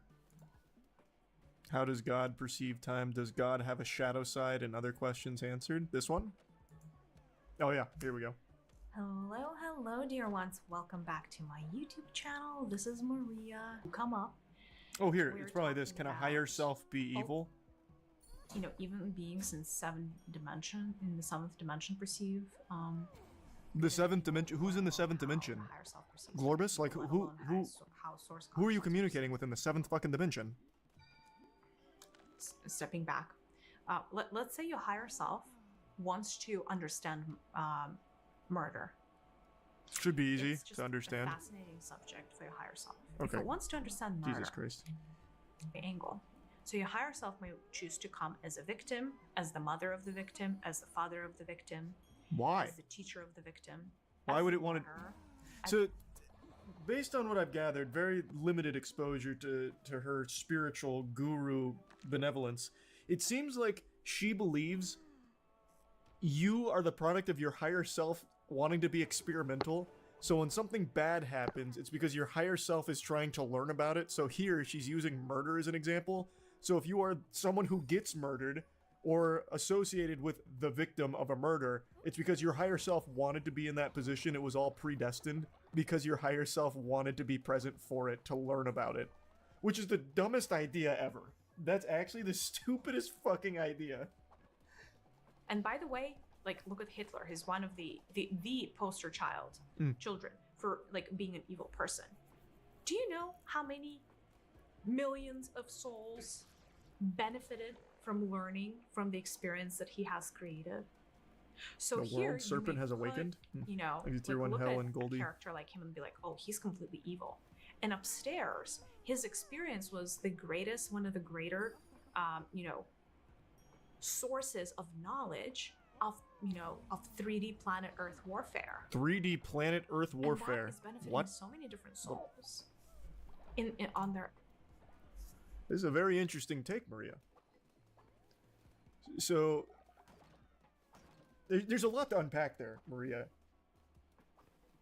There's a lot to process. The healing vibrations of the universe have not been kind to her frontal lobe. Wow, that's interesting. That's very interesting. evolutionary path. So is he evil? Not really. I don't think so. So interesting. So just it means that some higher. So interesting. Well, do you want me to give you an 6 another million example? dead. Yeah. Not that was by an any incredible function of example, evil. yeah. World of Warcraft is evil because you're killing things. Like in a computer game. Yeah. People don't think it's evil. Yes. I know. Same logic. It's a computer game from higher self level. Like, fine. Like, I don't know. Any of them. Same logic. Yeah, killing goblins in World of Warcraft is the same as Hitler for the Holocaust. You hypocrites. What an interesting character she is. Her higher self has very much done her a great justice. Her enlightenment is astounding. She's trolling. I don't know. She has a whole career based out of this, and apparently you can even pay for these sessions privately. But her main hustle is Scentbird, which again is a pretty popular product, or at least it was for a little while. She's the CEO of it, or at least was. RPG games. I think RPG is what they're called, right? Like where you like go and like murder, you know, all kinds of beings. They're not which way through beings. Sunday They're with all kinds pixels. of weapons, and you're like, I need this strength and I need this skill, and let me have this gun, and I want a bigger gun and even more bullets and blah blah blah. I mean, you go in, you may have murdered 1,000 beings. They're not beings. They're not real. And then you go on your merry way, and nobody's pointing a finger at you at work and being like, "This is a mass murderer." But how is that any different?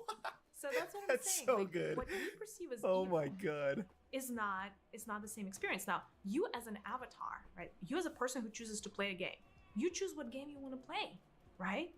Like you may go and play Candy Crush. You may go. She's so fascinating. Like like she's dangerously stupid. Like actually stupid to a level where it could be harmful to people around her. Like there's nothing wrong with being like harmlessly dumb, but when you start to cross the threshold, the event horizon that she is, she's to the point where like she is actually probably a threat to the safety of those around her. Yeah, like even her co-host is laughing at that. The co-host is her husband, who is also co-founder and CPO of Scentbird. That must be a great relationship. Honey, I'm gonna have a cup of coffee. And Maria comes out, no! Slaps the coffee mug out of his hands. It's gonna darken your aura! Remember what happened when you killed that level 6 thug in World of Warcraft? You're just like Hitler! First sketch, next is Ninja.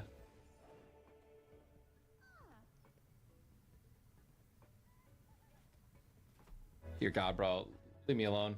I will say though, bro, like the internet lately though, it is listen, I'm pretty damn confident that your boy's clean. Everyone is just, it just seems like people are just literally looking to cancel anyone and everyone at all times. And it's just, I feel like the internet, like literally, it's every day. But dude, chat, it is every day. It is something new. Every day it is something. It is someone. Someone's getting canceled, or trying to for something. Social media and Twitch right now and streaming, it is so stupid. I'm so over it, bro. Someone does something suspicious, something to someone sus, bro. A million people are posting on the internet. Everyone's giving their opinions that no one really asked for, by the way, but we're all doing it anyways, right? W this, L that. I can't condone this. What the fuck's happening, bro? Remember when we used to just... I feel like this has been going on for like 4 years, 5 years. This isn't new. Yeah, this has been going on for a bit. 5 years, yeah. This like whole like, oh, this person gets exposed for doing this stupid thing that like everybody does, but like we're gonna act like it's bad. Like, bro, this has been going on for fucking a while. And play video games.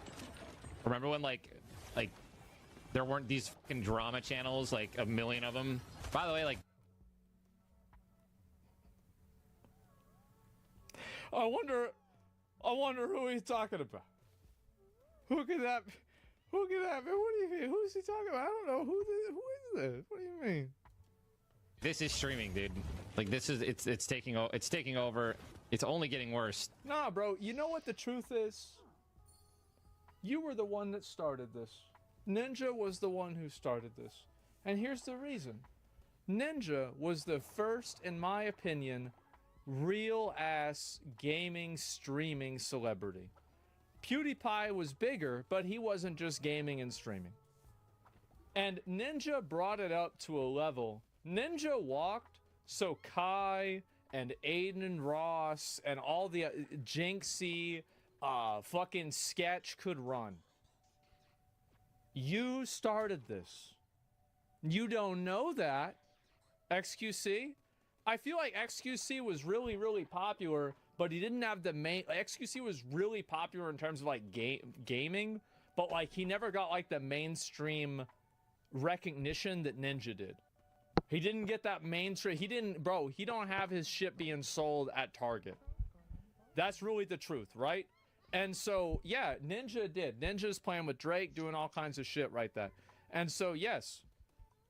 Absolutely, and he would fucking agree with me on this. Like, he knows what I'm saying. I think he probably agree with this whole thing. Is that Ninja started this, and Ninja took streaming to a place where it never was at before.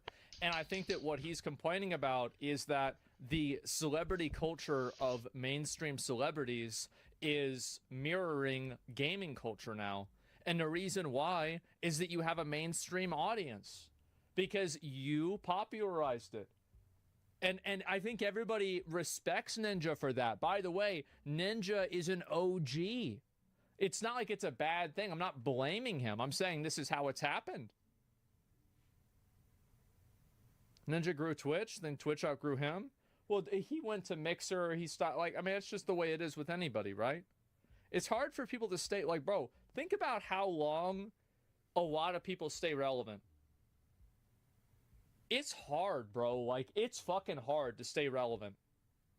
Most people fall off. I would say 95% of people that are popular even, which is 1%. And any examples? No, I don't give examples. Because then it's me shit-talking other people. But, like, we all know who it is. We know who it is. Gonna fall off? Yeah, no, and as an example, I fall... Bro, I'm gonna be real, like... I got more people talking about me, thinking about me, watching my videos more now than pretty much ever. It's been a lot. It really is. It's been a lot. Like, it's been crazy. Yeah. So I'm feeling good, man. I'm feeling great. So humble. I'm just looking at data. I'm just saying, like, this is where the numbers are. That's it. Like, I'm not talking about, like, an opinion. Where are all the funny clips, bro? Like, you know what I mean? We're all, dude, I miss the PUBG highlight days, bro, where every morning... This is, like, straight off of, like, an LSF comment section. Or every other week, every week there was a new PUBG highlight video, right? Of all the, like, dude, just anyone and any PUBG streamer. The crazy thing is that, like, I actually agree with Ninja. I miss that a lot too, but I just miss that I miss PUBG. I miss 2018 as well, right? I mean, like, I'm gonna keep it real. Like, I miss 2018 a lot. Like, I remember I was watching videos and it was like me and like Train and Nick, and like we were out doing something together. And I think it was like Train talking about like a story, like a sexual experience he had with like a transsexual person or something like that. And he was at like, we were at like some random bar downtown. And, like, people are looking over at him. And I think Cloaksy was there, too. And it was just, like, it was so awesome. But, like, I don't really miss the internet back then. I just miss, like, you know, my friend group and, like, hanging out with everybody, right? I mean, and, you know, being younger and, fuck, I mean, like, my mom being around, like, streaming, like, was less serious. Yeah, for sure. But, like, I know how it is. I know how it is. I had more hair back then, too. Just a little bit more. Was this before or after the clip?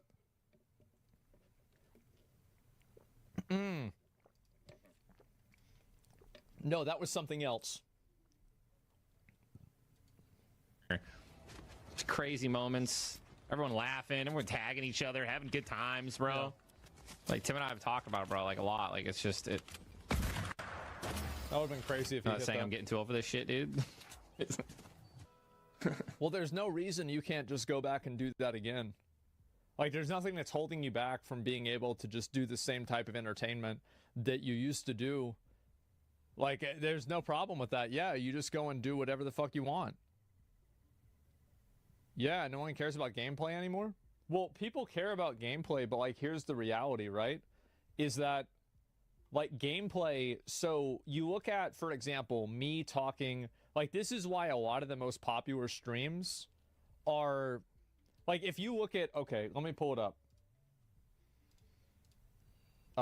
Twitch tracker. So where is channels? So if you look at Ebi, he's doing IRL content. Kai doing IRL content. Queso, to be honest, the only games that Queso plays a lot of are games that are super accessible and easy to understand directly. And I think he does a great job at that. That's it. He does variety games that are simple and easy to understand. Right? There it is. Jinxie, to be fair, Jinxie plays Rainbow Six. He's a fucking like, you know, like whatever, right? I can't believe that, right? But yes, Jinxie does do really well by himself also, but he also plays other games. He does IRL too, etc., right? And then there's me, right? I'm doing different random variety stuff too. And Hassan is also doing random variety stuff. Tarek does Valorant, to be fair, right? FPS Shaka plays a bunch of different games. A lot of the top streamers and the people that are popping off and growing a lot are the ones that are making content that's very easily accessible. Because you think about like how many concentric circles of interest do you have to get into in order to find people that want to watch a video, want to stream about running Mythic Plus in like WoW. Or they want to watch somebody play Escape from Tarkov. Because Escape from Tarkov generally pops off because of drops. It's not necessarily because people like watching the game. Like after the drops fall off, then so do the people that are playing it. That's just the way it is. PoE? Yeah, PoE is the same thing. Overwatch? Yeah, because Overwatch is hard to watch. That's the reason why you see people that aren't doing gambling, or sorry, not gambling. Well, there's that too. Gambling's easy to watch. And that's why gambling streams were really popular. The reason why is because it's just much more accessible. Hassan makes content for people who hate the West, most privileged Americans. Well, yeah, but like, there's a lot of people that hate the West. Like, even if you're right, like, I don't think that's true, but like, just, okay, let's say that. That content is more accessible than even watching Fortnite. The only reason why Fortnite is accessible is because the game is so popular that a lot of people know about it.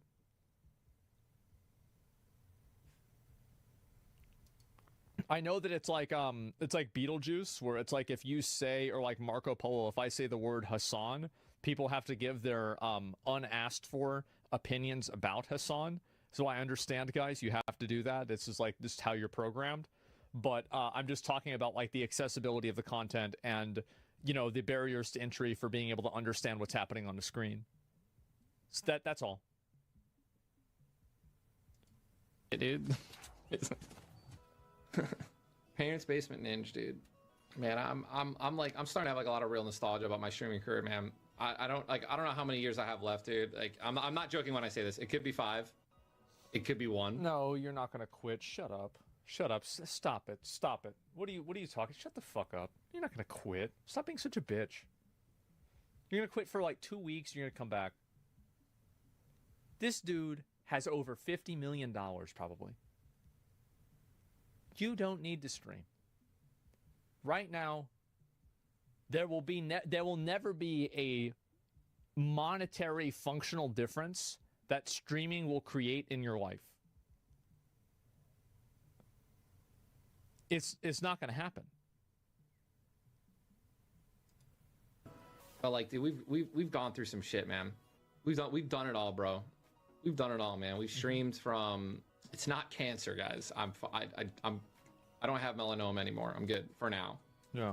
I'm just talking about like I've been in this space for so long, dude, and like I'm literally seeing the new me's, right? I'm seeing like the new young kids that are streaming with like you know a $5 webcam, terrible microphone in their parents' house, or in like a $500 a month rented apartment. Like many gaming streamers don't do a lot. They don't make the game entertaining. Yeah, they're fucking boring. They're fucking boring. That's me. And like nobody wants to just like watch you sit there silently and play a video game. Like the only people that can get away with that are people that are insanely fucking good at the game And whenever somebody says, oh, I'm in the top 1%, no, these people are in the top 1% of the top 1% of the top 1% of the top, you know, fucking 10%. This is not like you being good at a video game is not even remotely comparable.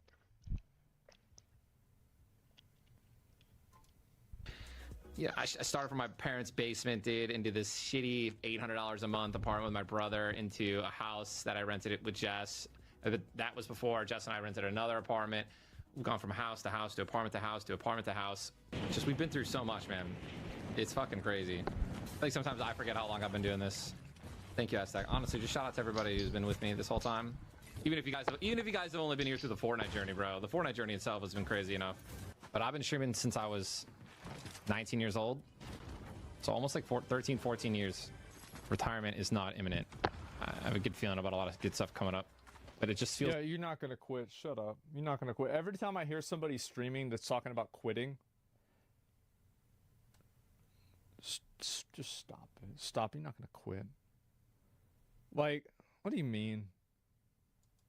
It's like, there's some... Fuck. Uh-oh. Uh-oh. Fuck this shit, dog.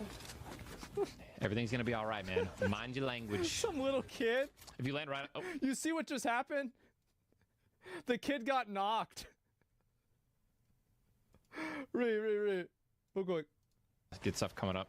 But it just feels like there's some... Fuck. Uh-oh. He got killed. Fuck this shit, dog. Everything's gonna be all right, man. Mind your language.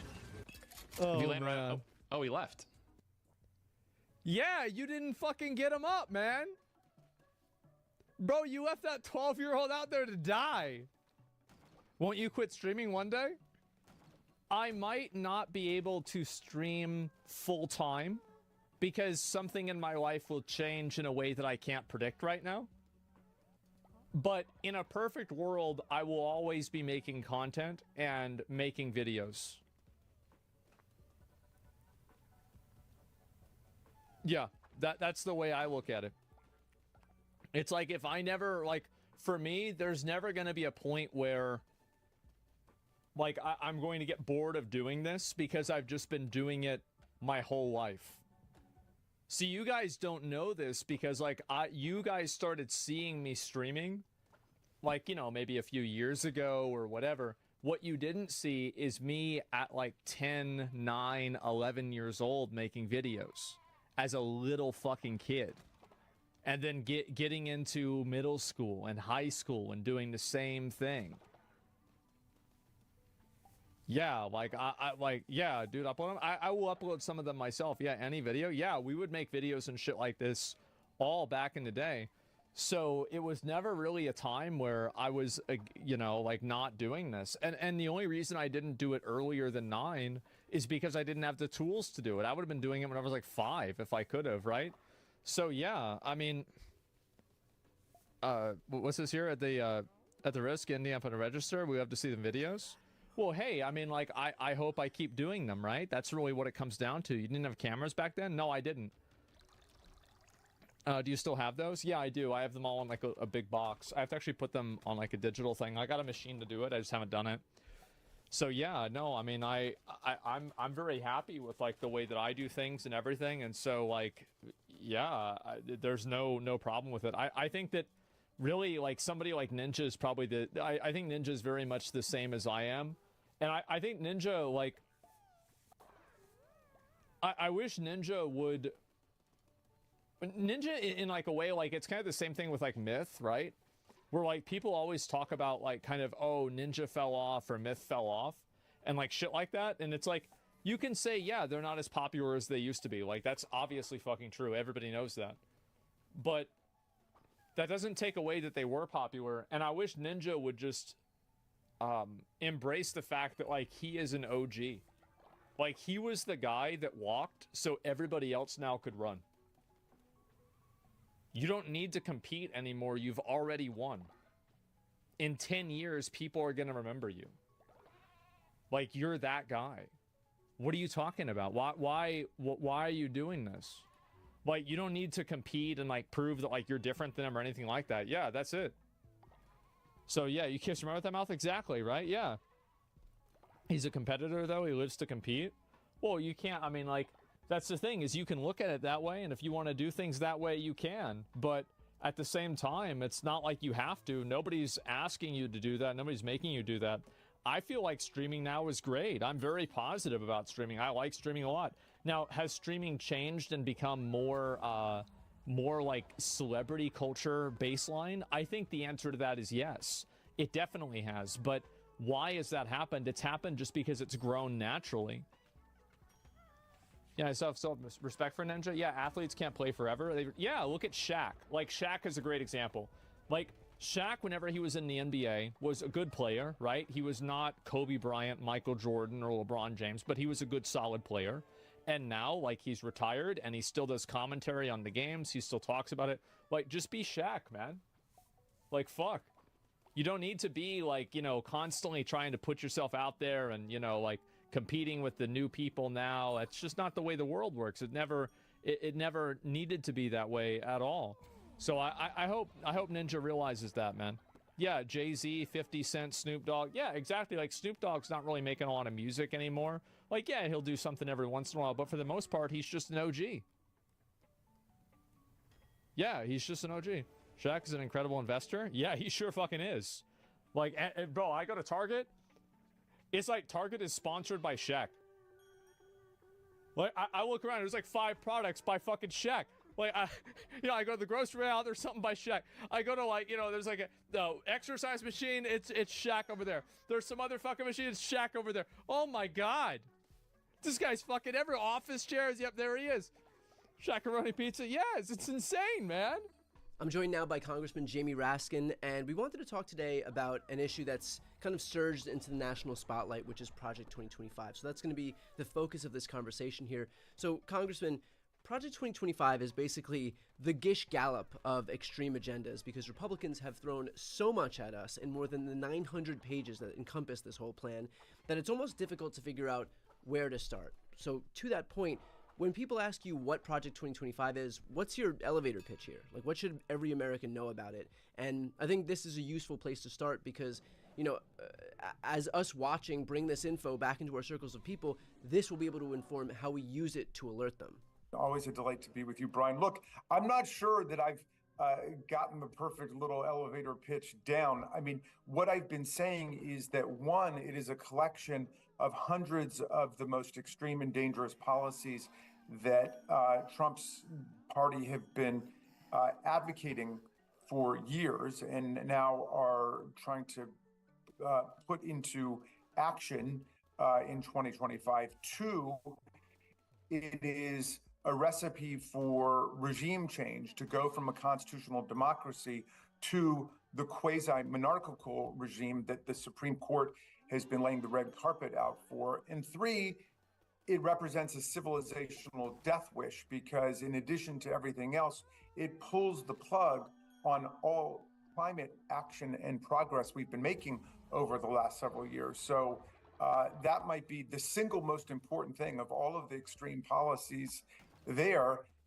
It is absolutely reversing course in terms of what we need to be doing in terms of confronting climate change. Now, in terms of the first category, you know, you can choose your poison. I mean, you can start with the dismantling of the Department of Education and all Title I funding in the country. You can start with federal abortion ban, attack on IVF and birth control. You can look at the idea of replacing 50,000 professional civil service employees with Donald Trump acolytes and functionaries and sycophants who will do his will in every federal agency and department. You can look at the dismantling of independent federal agencies and commissions by overruling Humphrey's executor and giving the next president, who they of course want to be Donald Trump, the power simply to replace people who are agency commissioners. So, I mean, there's no end to what you can look at. Well, for me, the most chilling part of Project 2025, and you alluded to this, is that it seeks to place the entire executive branch under the direct control of the president, which would eliminate the independence of the DOJ and the FBI and the FCC and on and on. what could this mean when it comes to, for example, a DOJ that's now full of Trump loyalists who could lend credence to these bogus election fraud claims that we saw in 2020 and that we're certain to see in the coming elections, and especially if Trump wins, what we could see in 2028 when Republicans try to retain power? Well, it's been a central tenet of American civic and government culture that the president does not control individual prosecutions. Now, when Trump was president, we already saw him make moves on that, where he got Attorney General Barr to lay off his friends and then tried to get him to prosecute certain people. But now it will be a completely unvarnished takeover of the Department of Justice. They will view it like the executive office of the president, and Trump will be ordering everything from the roundup in internment camps of millions of immigrants for deportation under the Department of Justice to the prosecution and harassment and investigation of people who Donald Trump considers to be his political enemies and adversaries. And I got to say, he certainly got my attention when he ran a Truth Social social communication with the pictures of all of the members of the January 6th Select Committee, with your humble servant first, and then Liz Cheney, and said all of these people are wanted for investigation and prosecution. I think he means it. He will also use his pardon power to pardon all the January 6th violent insurrectionists who attacked our police officers and engaged in seditious conspiracy to overthrow the government. And we know that he means it because he pardoned Michael Flynn, he pardoned Roger Stone, he pardoned Paul Manafort, he pardoned Steve Bannon, he pardoned Dinesh D'Souza. So he will pardon the political shock troops who he sicked on us on January 6th to go back out and to be in action again. Well, normally I would say, well, the next election would be an opportunity to undo what we don't like. But if the entire federal government basically becomes an extension of the Trump White House and they're going to validate all of his election-denying claims, like the ones that we saw in 2020, then how do you win the next election after that if all of the right's fever dreams are suddenly fully legitimized by a corrupt federal government? Well, it's very tough also with their discussion of the dismantling of the Voting Rights Act and any aggressive enforcement of the Voting Rights Act. They will be in league with people at the state level who are gerrymandering federal and state districts, dismantling majority Black and Hispanic districts, and engaging in voter suppression tactics. What's so disturbing about what the Supreme Court has done recently is that they are shaping a quasi-monarchical form of government in America for the first time. And we were conceived in revolution against the kings, the monarchs, and yet they now have lifted the president above the rule of law. Well, to that point then, can you speak on how the Supreme Court's immunity ruling would go hand in glove with Project 2025's goal of granting the executive sweeping powers as it relates to state-sanctioned violence? Like, what would Trump be able to do? And more importantly, what would be the guardrails given this new power? Well, Trump's lawyers argued in the D.C. Circuit that the president has the power to order assassination of his political rivals and cannot be prosecuted for that unless first he is impeached and convicted, something that has never happened in American history. We came close in the second Trump impeachment trial, but we fell short by 10 votes of conviction. The Supreme Court has now ruled that a president cannot be prosecuted for official acts because he's immune from them. Now, before the idea was, well, look, if somebody tried to prosecute a president for murder, for engaging in a lawful war, he would have a defense, and the defense would be this was a lawful act. He wouldn't be immune, but he would have a defense. But now they're moving from a defense doctrine, which makes sense, to an immunity doctrine, which is the president could order killings during a war. And if the Supreme Court defines that these are official acts simply because he wraps himself in his office, he couldn't be prosecuted for it. And so if that's true for killings, it's certainly true for lesser crimes like stealing and, bribery. And I mean, they have said that core functions of the presidency, like the pardon function, are completely off limits to prosecution. That means that the president could literally sell pardons. He could go on eBay and say, anybody gives me $1 million, gets a pardon, and those pardons are effective and the president can't be prosecuted for it. Well, couldn't you make the argument that because the framers put into the Constitution civil immunity for legislators with the speech and debate clause, but purposefully left out criminal immunity for a president, knowing that they had the opportunity to do so, and yet purposefully put in a form of immunity for those legislators, couldn't you draw by negative inference the fact that, in fact, the Supreme Court ruling was completely antithetical to what the Constitution says, and the framers did not want to give immunity, criminal immunity, to a president? I mean, the presidential immunity decision does violence to the text, the language of the Constitution, and makes a mockery out of their claims to being textualists. There's no language in the Constitution which supports that idea. And they concede there's no language. There's also no history in the original documents of the Constitution, the Federalist Papers, and so on, suggesting that anybody thought there should be immunity for the president. So where did they get this doctrine? The stork brought it. I mean, they pulled it out of a hat like Houdini. So they're not textualists. They're not originalists.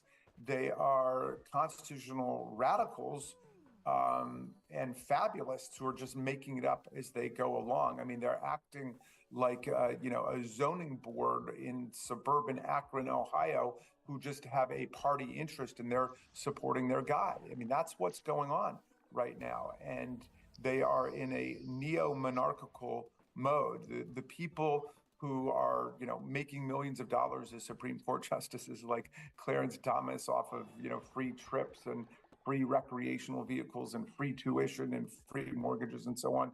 And the ones like Martha Ann Alito, these people would have been Tories at the time of our revolution. They would have been supporting the crown and the king. What they're doing is completely antithetical to the idea of government of the people and by the people and for the people, where all of us are treated equally under the rule of law. And, this has been a really alarming week for a lot of reasons, but Judge Cannon's dismissal of the prosecution against Donald Trump for the stolen documents case is extraordinary, but I think it is an omen of things to come. The framework of Project 2025 is Christian nationalism. It's what I think is very fair to call Christofascism. We've already gotten a taste of what that would look like through abortion bans in the name of the Bible and requirements that the Ten Commandments be shown in schools. This is in Louisiana, as you mentioned. As we sit here, you and I are Jews. We've got viewers who are Muslim and atheist and Buddhist and, of course, other Christians. We've got viewers who are LGBTQ. In what ways would non-heterosexual, non-Christians face threats in the event that Project 2025 is enacted? Well, that does seem to be the heart and soul of the Project 2025 mission, to install Christian nationalism. You could view that as the social base of this program, which otherwise advances the interests of very few people, Trump and Trump's family, certain large corporations, but it is through the connection to the religious right that they actually, bring in millions of people through, various mega churches around the country. Some of it is in the realm of embracing public endorsement of religion. They want the Ten Commandments to be displayed in schools. Louisiana's already gone down that road. It's happening in a number of other states. My colleagues have been arguing for it in Congress. They wanted to vote on it. I went to the Rules Committee and I said, if we're going to vote on the Ten Commandments in the House of Representatives, we should vote on each commandment separately. You shouldn't be able to get away with the omnibus package. But this is like the deadly serious stuff. And, as we saw in the prior Trump administration and in other Republican administrations, there's a real effort to channel all housing assistance, social charity, soup kitchen money, anything like that through religious entities. They want that to be the only mechanism for people getting social assistance in the country. So, I think that's very real, and we will see expanding efforts to declare America a Christian country. A couple of Republicans have said that recently. That is totally antithetical to the Constitution, which says there shall be no religious test for public office. There shall be no laws respecting an establishment of religion. There should be free exercise of religion, and we have equal protection under the laws. But for Speaker Johnson, the Bible is superior to the Constitution. The Constitution has to be read through the prism of the Bible, and it's a complete inversion of what Thomas Jefferson and James Madison and Tom Paine and Ben Franklin were talking about. I think had you asked any of us a few years back whether we'd feel confident whether this Ten Commandments law from Louisiana would be appealed to the Supreme Court and struck down, everybody would feel fine that it would be and that precedent would stand. But if you ask us now if the Supreme Court would uphold this kind of law, even in spite of the fact that there is recent precedent shutting down this exact issue, I don't think you'd find too many people who would be as certain. So what do you say to folks who basically have lost faith then in this Supreme Court to be able to be fair arbiters of what the law actually says? I mean, I would say I'm with them.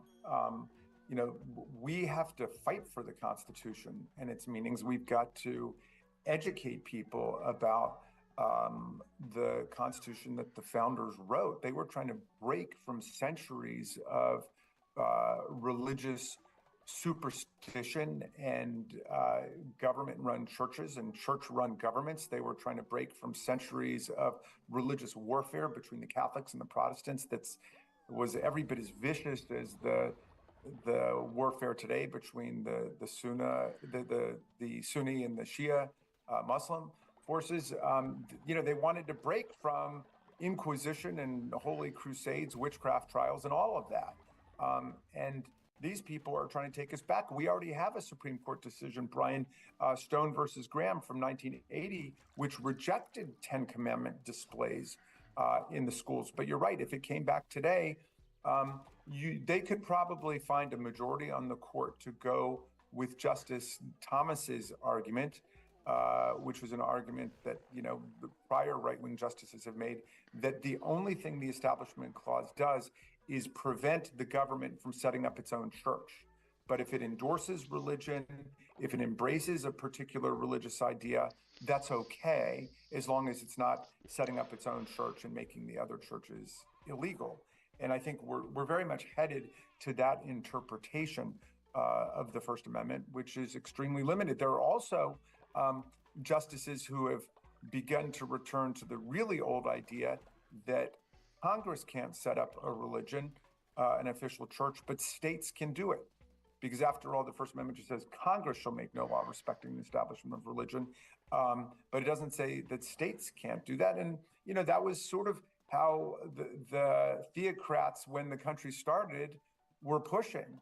The Congregationalists, the Puritans were going to run Massachusetts, and the Catholics would run Maryland, and you could get the Anabaptists, the Amish and the Mennonites in Pennsylvania, and so on. That has been a hard-fought victory to say, no, the values of the Establishment Clause apply not just against the federal government, but against the states too. Well, you've spoken out against Project 2025's attacks on the EPA. And as you mentioned earlier, when it comes to climate, this is the foundational issue that we face right now, an existential issue that we face. Last year was the hottest year on record. Americans are facing extreme heat waves, flooding, wildfires, storms. Project 2025, meanwhile, would ban the use of the words climate change and weaken not only the EPA, but also weather forecasting and climate tracking programs. What long-term, irreversible danger will these measures pose to Americans? Well, the ultimate danger, which is that the planet becomes uninhabitable by our species. I mean, if our brains were bigger, Brian, it's the only thing we would all be working on. We are in a civilizational emergency right now. And they not only want to undo every single regulation promulgated under the Biden administration and reverse all of the policies that we've adopted with respect to promoting wind and solar and hydroelectric and so on. They don't want to make it possible even to mention the words climate change. So as we experience record temperatures all around the world, 125 in Saudi Arabia, 115 or 18 in Arizona, the ocean waters outside of Mar-a-Lago are over 100 degrees for many days in the summer. As all of this is going on with the rise in the ocean and record drought and record forest fires with millions of acres being consumed in the West, they're only, they don't want to use science to understand it. They're very clear about it. So they will just describe it in religious terms that, it's the end days. It's the end days prophecy from the book of Revelation. We are, living through the apocalypse. They will, continue to support the most right-wing forces in Israel, like, Smotrich and Ben-Gvir and Netanyahu, because they believe that Jesus Christ will return to Israel in the rapture and bring his followers with him, leaving everybody else to suffer 1,000 years of tribulation. I mean, that doesn't sound like much of an agenda for humanity, if that's their plan. And so we've got to get this back into a secular framework of understanding what is happening to us with climate change, because otherwise the religious extremists are really going to lead us down the road to disaster in domestic and in foreign politics. Given how harmful Project 2025 is, given all of the danger that we've discussed today, is there any hope for stopping Project 2025 if Republicans do win in November? Well, I'd rather not contemplate that hypothetical. I mean, I'm not much in the prognostication business, as you know, Brian. I'm in the mobilization business. I've been out with our Democracy Summer program and with the Democratic campaigns all over the country. I've been to 20 states. We've got to avert this. I mean, if worse really were to come to worse, we would obviously not be without resources politically, intellectually, financially, culturally to resist. But the vast majority of the people are with us. Look, Trump's strongest election was in 2016, which he lost by more than 2.5 million votes, but he eked out a victory in the Electoral College, right? Then 2018, that was a wipeout election for them, a huge victory for us. In 2020, we won the presidency back. And Biden beat him by more than 7 million votes, 306 to 232 in the Electoral College. In 2022, they suffered another really disappointing election. They thought that it was going to be a wipeout against us. It was not. So the vast majority of the American people are on our side when it comes to fighting climate change, defending women's reproductive rights and women's freedom and women's equality and women's basic health care. People understand now that abortion is a health care issue as women are, left hemorrhaging in the backseat of cars while doctors in red states have to figure out whether they're going to risk being arrested and prosecuted for seeing them because of an ectopic pregnancy or some other problem that occurs. The people are on our side on, pretty much every issue you can think of. I mean, the only issue where they were getting traction against the Democrats was immigration, and President Biden and the Senate Democrats came up with an historic compromise that the Democrats and Republicans both agreed to, and it got vetoed by the fourth branch of government, Donald Trump, who said no, he didn't want to see any progress on the border. He wanted a border crisis and something to run against.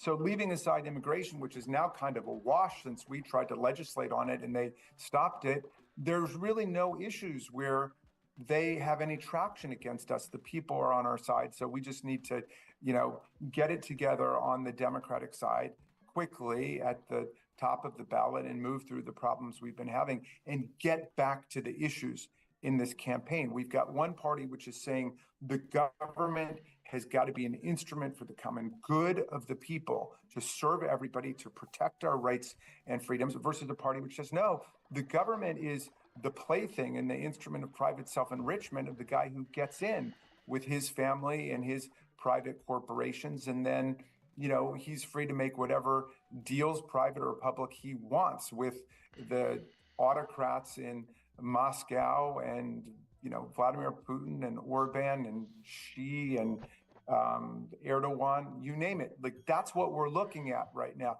This is an election that is about the continuing progress of strong democracy in America being willing to face all of the problems in the world, including climate change, versus authoritarianism and autocracy, and us moving into a completely different kind of government. And most of us grew up thinking that we would never face an election like this or a choice like this, but this is where we are, and it's all hands on deck.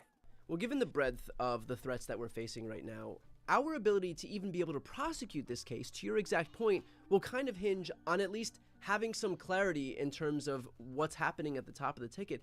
Can you give some insight into whether you believe that this decision for Biden to run is definitive, or whether you believe that it's still dynamic? Like what are we looking at here behind the scenes to some degree?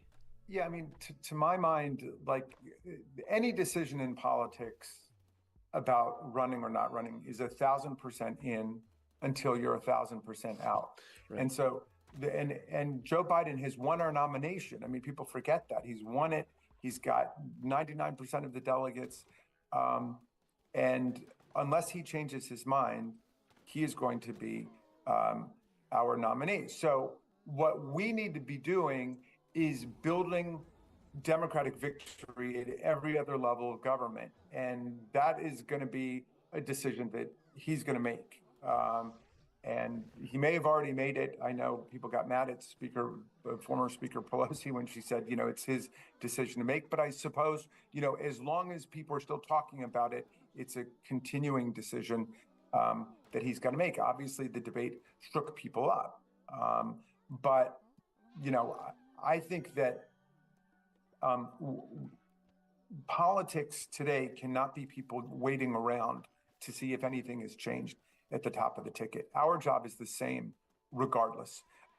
We need to be telling people what Project 2025 is all about and how it is a dagger, pointed at democracy at this point. And everything we've built in the country, including Social Security, Medicare, Medicaid, the Affordable Care Act, which they continue to, agitate against, including voting rights, political democracy in the states. All of it is on the line. So we've got to be doing whatever we can to organize, at the grassroots level. Congressman Jamie Raskin, thank you so much for taking the time. Did you know that in ancient Roman times, the average age of first-time mothers was 13 years old? If I had to guess, I'm going to guess it was 19 to 20. But let's check. Ancient Roman average age first-time mother. Oh, 15. I thought that children today go through puberty earlier than they did in the past. Meaning if it would have been later in the past, then they wouldn't have even been able to have kids yet.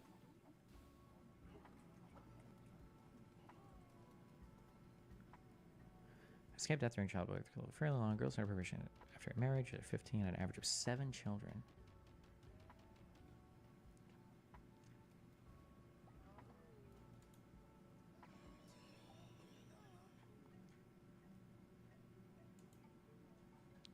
Can you really have a childhood, or can you have a child at 15 on average in a healthy manner? I feel like your body is still too small.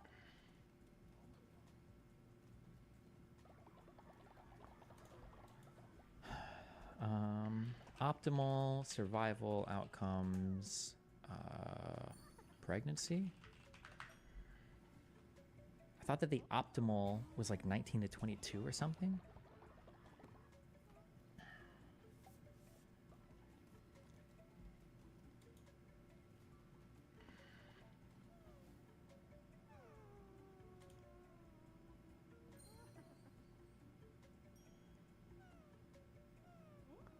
84% of pregnancy-related deaths are thought to be preventable. Wouldn't it be 100%? Just don't get pregnant.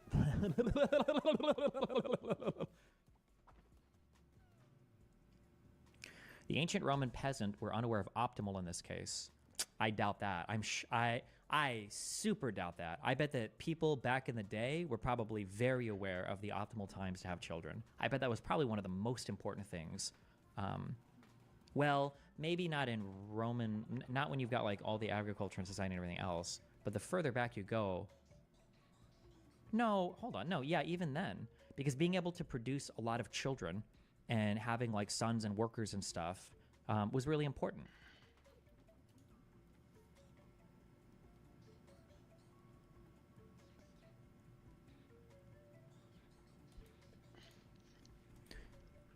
Oh, wait. Yeah, wait. Is this... Well, this is linking from an idea. Although cases of precocious puberty may be few and far between. The age of puberty, especially female puberty, has been decreasing in Western cultures for decades now. For example, at the turn of the 20th century, the average age for an American girl to get her period was 16 or 17. Yeah, the average age of Roman childbirth was 15?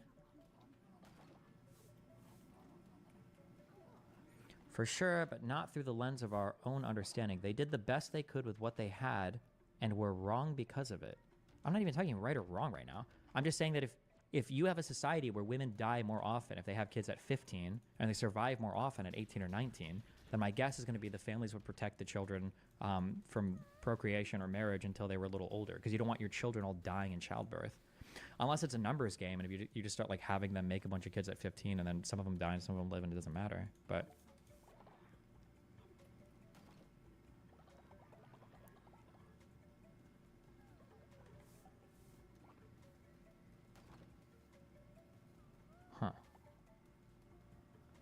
Women are less useful for farming and stuff? No. I think back way when I think most people could do most jobs. Like I think there was a lot of overlap. I don't think women were just like crocheting indoors all day. I think they did a lot of manual labor too.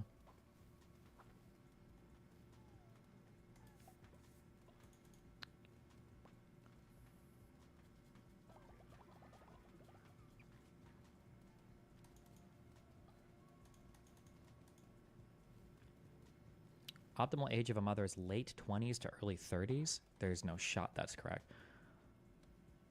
Why is this hard to find? Optimal survival outcome. Optimal age pregnancy. I thought it was like, I thought it was a woman's peak reproductive years are between the late teens and late 20s. Okay, so maybe it does go later. Yeah, but I feel like I read like 19 to 22 at some point. Although this is just like a headline thing here. Experts say the best time to get pregnant is between your late 20s and early 30s. Well, experts say the best time to get pregnant is between late 20s. This is answering, like this might be factoring in non-biological things, right? That when a person is older, they're a little bit more mature, they get it right. This is a different statement here. I'm merely speaking on like the physical, like survival rate and everything.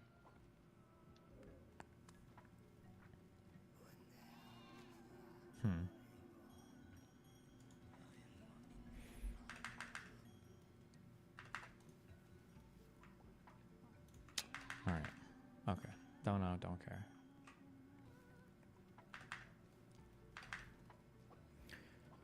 How does the government have a right to tax our property? I mean, we have a right to property, right?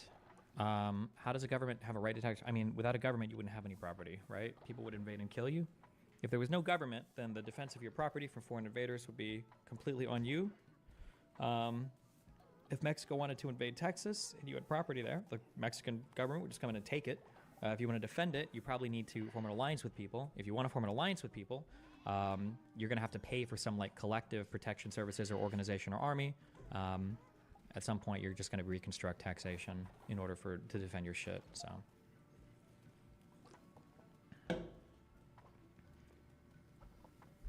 bro, what? It's called private military. Yeah, how do you think you fund it, chief? Where do you think the money comes from for that?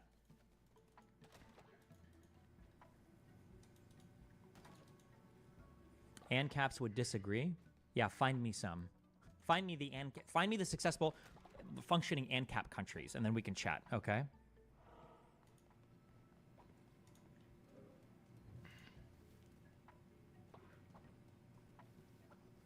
Ancient Romans' life expectancy ranged between 20 and 30 years. Makes sense to get pregnant about 50. No, life expectancy doesn't mean that they died like between 20 and 30 years, like on average. That just means that from, I think from conception or like from birth, that's like the life expectancy. So if you die in childbirth, for instance, like it dramatically brings down the life expectancy. But my guess is once you hit like your teens, the life expectancy was probably, my guess would be 40s, 50s, 60s maybe. I don't know. Whole lot behind the scenes. What the fuck is this?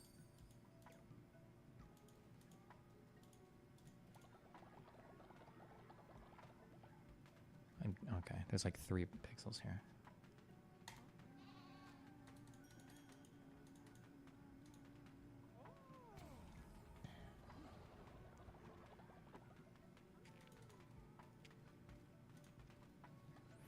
Okay. Let me use the restroom real quick and then we're gonna read some stuff. For Hamster Hawk.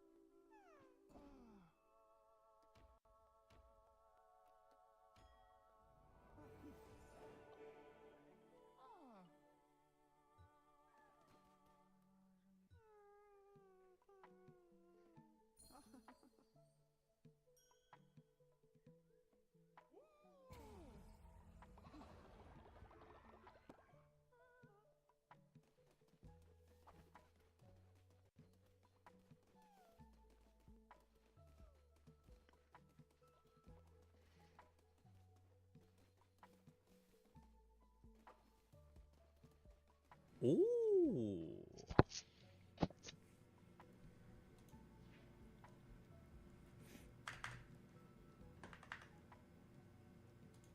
Okay. Iranian hostage negotiations.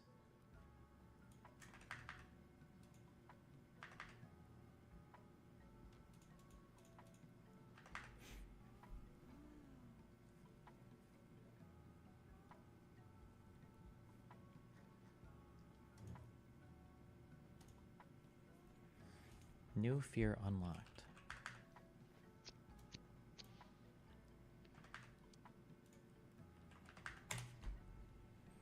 Where'd this topic come from?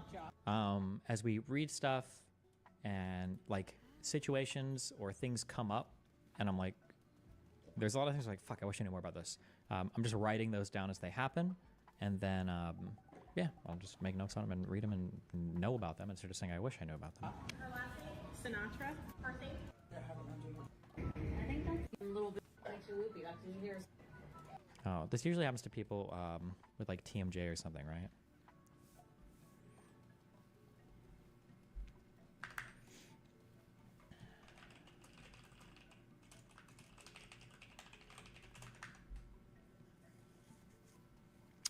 So, Blinken said that Ukraine is heading towards NATO membership. I can't send link on YouTube, but this is a good and beneficial foreign affairs policy.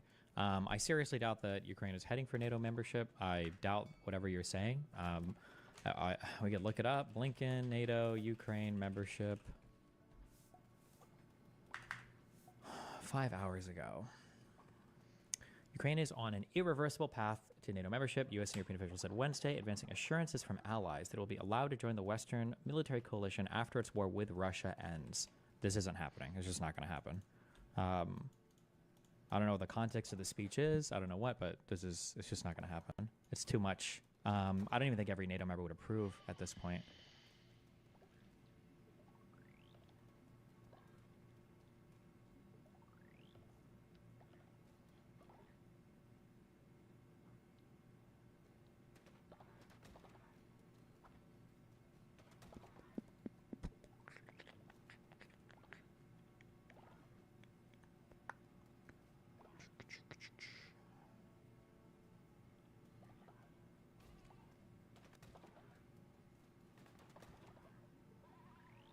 Maybe they want to use this to like leverage some kind of peace agreement from Russia. Maybe that'd be my guess. But describe a lasting settlement between Ukraine and Russia that doesn't involve NATO membership for Ukraine. I mean, the lasting settlement will just be whatever peace agreement that they carve out with each other. But I don't think that it's just too tumultuous right now. Maybe in a decade, maybe, but.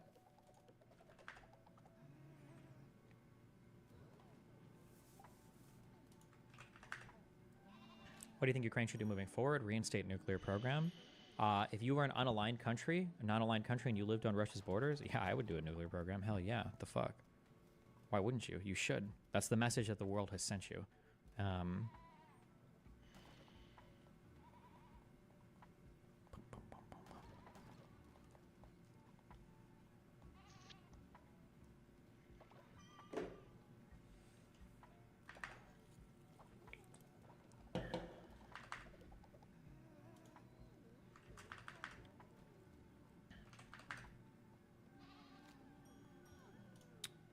Okay. Isn't joining NATO basically a quicker and easier way to get under a nuclear umbrella? Yeah, but I just don't think with all the tensions on the border, I don't think anybody would support it. There'd be too great a risk of a NATO-Russian feud, which I don't think either side really wants.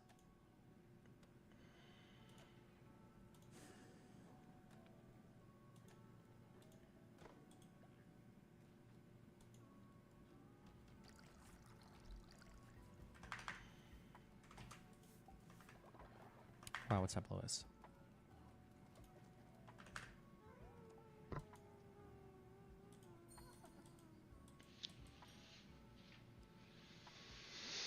Okay. Is there an alternative? More nukes being the only answer seems problematic. There are three options. I think there are three reasonable options ahead. The first option, which is, if I was Ukraine, it's what I would do, would be to immediately start a nuclear program and work on procuring nuclear weapons. The second option is to cede all the sovereignty of your country to Russia and become a puppet/vassal state like Belarus is. And the third option is to either join NATO or to get some security assurance from the West, which probably won't happen because I don't know if there is the political support for it. Those are the only three options ahead. For all the conservatives and everybody else that cried about like potential World War III or all that shit or whatever, remember the argument has always been from an intelligent person that allowing Russia to act unimpeded in their little conquesting wars with their neighbors that's the thing that moves you closer to nuclear war or World War III. Allowing Ukraine to defend itself doesn't. But if Ukraine's not allowed to defend itself and they're not allowed to join NATO, then Ukraine should just pursue nuclear weapons because it's the only way to ensure security for your state. And you should support that. If you're opposed to helping Ukraine, you should support them getting nuclear weapons because you're probably opposed because you heard some dipshit called Mearsheimer or some idiot parroting him, like Dave Smith, make some type of like real politique argument or something where it's like, well, countries will defend themselves and they do what they do. It's like, okay, well then fine. Then Ukraine should just get nuclear weapons. It seems to be the only thing they can do. Yeah.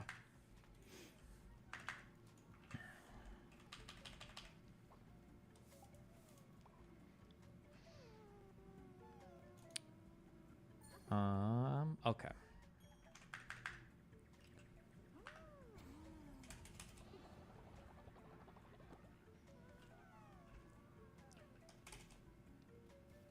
Can you name all nuclear nations? No. I don't think so. I think it's the US. I think it's, is it France, Great Britain, France, Great Britain. Was there anybody else in Europe? I think it's the US, France, Great Britain. I think Israel, yes. I think India and Pakistan. And then, did I say Russia? And then I think China, right? Nuclear weapons countries. Let's see, how many? The US, Russia, the UK, France, and China, and then India, Pakistan, and North Korea. Yeah, I think I got them all right. Israel does too. Oh, yeah, okay. They just don't publicly acknowledge it. Oh, we did get them all. Oh, you're forgetting North Korea? Oh, I didn't say North Korea, actually. No, wait, I didn't say North Korea. I didn't think North Korea had nuclear weapons yet.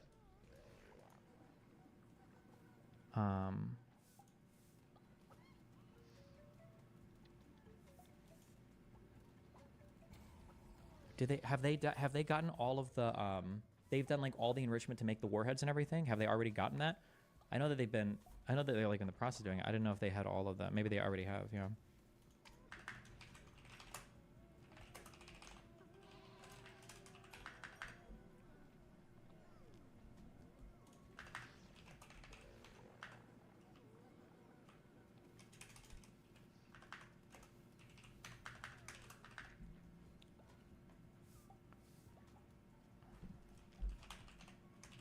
Israel has them. Israel definitely has Israel definitely has I think they have the launch vehicles and the nuclear warheads.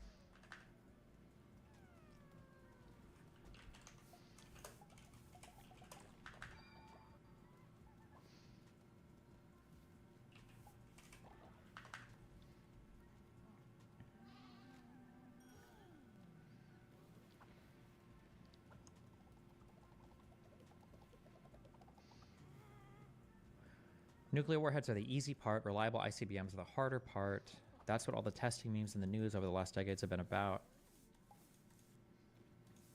Is that true? I thought that enriching uranium. I shouldn't talk about this in the chat. Hold on, I'm sorry. Okay, this is not. We'll read on this later.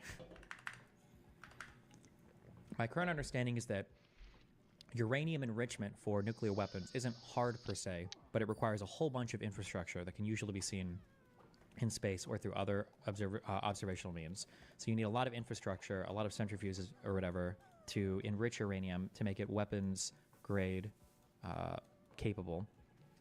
ICBMs are just shooting rockets, but I guess to have it be accurate and everything else, I guess that is what North Korea tests all the time with the shooting of the rockets. So I guess maybe the ICBM part is harder, assuming you're allowed to make the enriched uranium, I guess. Yeah, okay.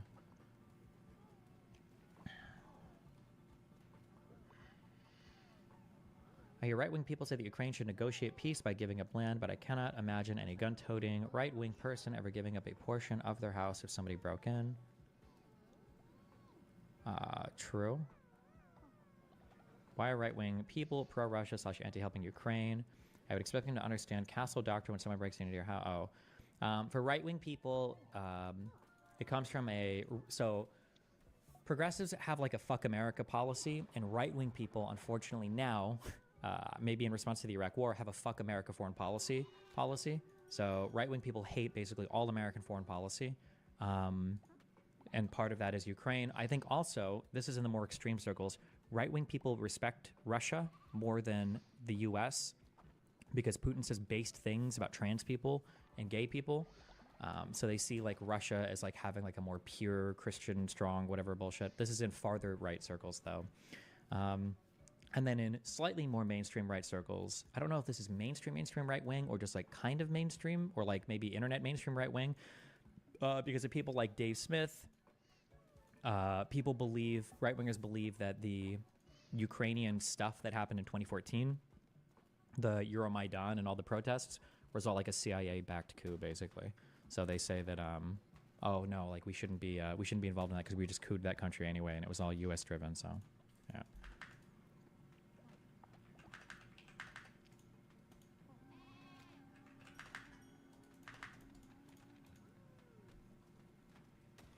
Okay. Sorry, I need to at least start this now type. Fuck. 1979.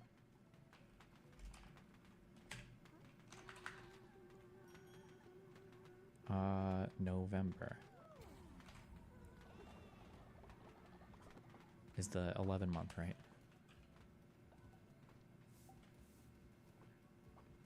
October, September, November. Right? Jesus. Okay.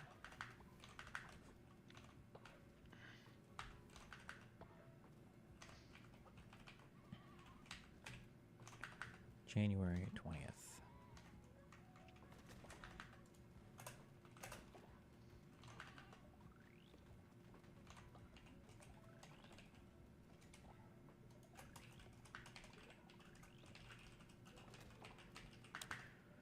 I'm Republican, support Ukraine and all the support it gets. I also don't buy the America's behind Ukraine coup. Cool. But I think you might be in a minority there. Would you ever invite an adversarial to do research on a topic on stream, similar to what you did with Rob Noor? If somebody really wanted to, sure. But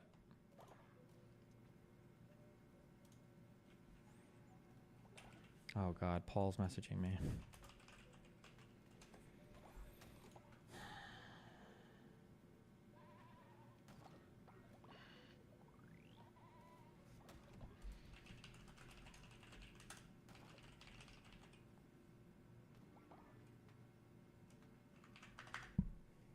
Why did everyone shit on Jamie for being a Kingslayer when he did the objectively correct thing? Because he's you're still a backstabber.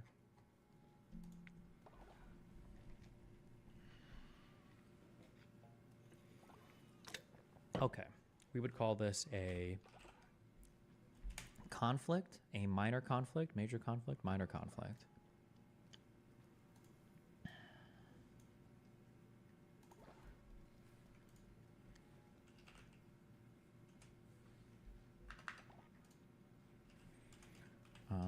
The first source we'll use, we'll just grab the Wikipedia. Accessed on, we don't need on, July 10th, 2024.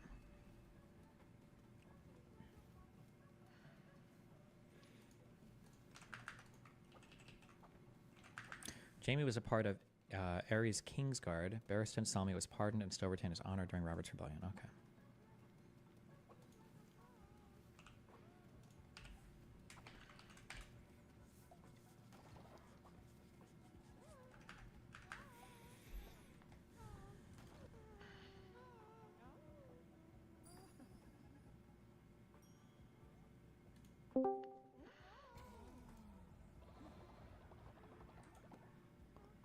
Hello, hello.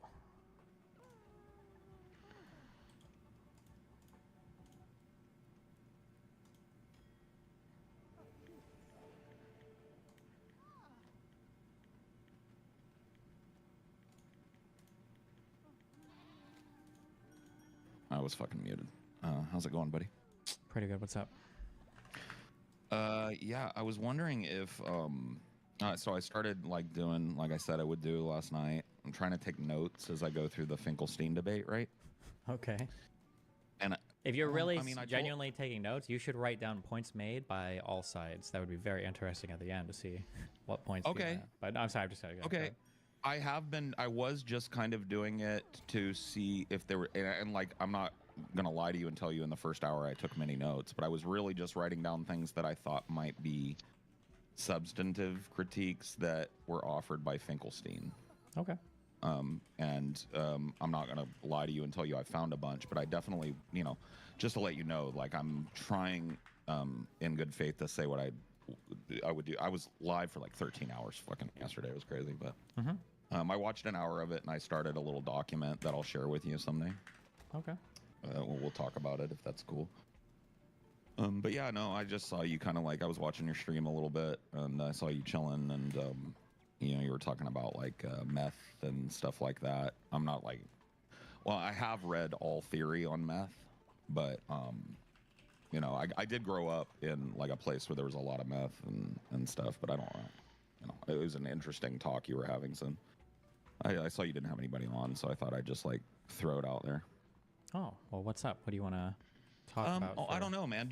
Would you like to talk about like another issue that might be contentious while we have this like Finkelstein thing on the side burner while I'm doing my thing on it, I mean, if you want to, sure. I usually, I just research stuff. Yeah. So 2 of my most contentious positions when I'm arguing and stuff are probably like guns and gun control and like my kind of like wild ideas for how to make the internet a useful place for like, because I believe like the internet has in a large way like replaced the public space in terms of like where people get on their soapbox and shit, right? Yep, for sure. But I think that it's very different from that soapbox public space, right? And I have some wild kind of crazy ideas that'll probably never happen, but I think they'd be interesting if implemented, to maybe make this space more useful for people. Okay. So I don't know which one of those sounds more interesting to you, but we could go down the gun route or the internet route. How about the gun route? Or if you have a topic that you'd rather do, you know, I'm down for whatever, bro. I mean, usually people come to me with disagreements. Otherwise, I just like read and research stuff. So today. Oh, you want like a disagreement and things? Okay. I'm just saying ordinarily that's how my conversations are structured. Otherwise, I just like read and research stuff. Like I said, I'm a casual fan guy, so okay. So a disagreement. This is more like kind of like just a nitpick, I think. But you'd want to talk about it. So one of the things that I've said in the past about you, and I think a lot of people probably dug through my social media looking for me being like a hater guy or whatever, and I really haven't been that to you. One of the things that I have said about you in the past was I was watching and I don't want to bring up a sore spot, the kind of like the recent divorce arc thing, right? You can bring up whatever you want. I'm okay. Open. I just don't. Okay? I know I'm a divorcee, and I know it's like a tender subject for some people, so I just want to make sure you were cool with it. I'm a twice divorcee. I'm not trying to make. Oh shit, man. Well, you got 2 under your belt. I got 1.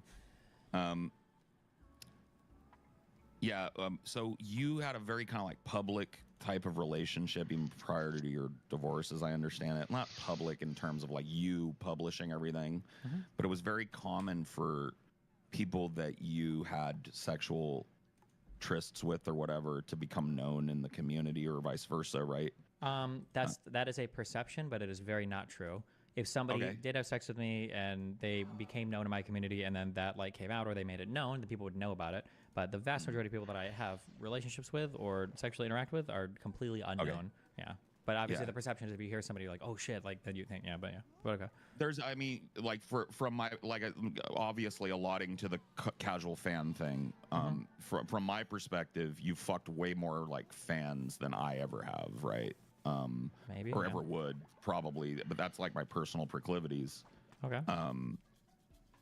But yeah, right. So those are very messy things sometimes. Like the Lav arc was very messy. I don't think you fucking Lav was really at the center of that arc, if I understood it correctly. I think it was more about her alliance with the Mr. Girl dude, right? And him kind of like writing this whole fucking retarded manifesto about you being some sort of a rapist because you have sex with people willingly. Like, I don't know.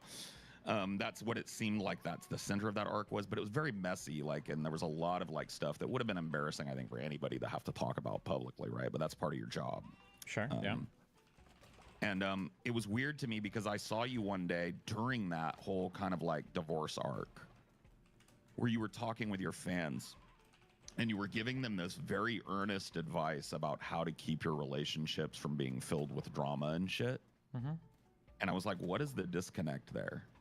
Because your life is way more dramatic, at least publicly, right? I'm a semi-public figure who lives an exceptional life, right? Yes, that is true. That is true. Yeah. Do you feel like that you're like equipped to give people advice on having a healthy, sustained relationship?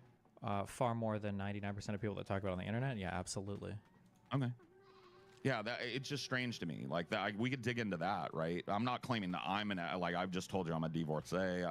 But I have a very like, I don't know, the kids call it a body count today, right? I've been with 4 people my entire life, but all 4 of those were really long-term relationships, like 5 years or more.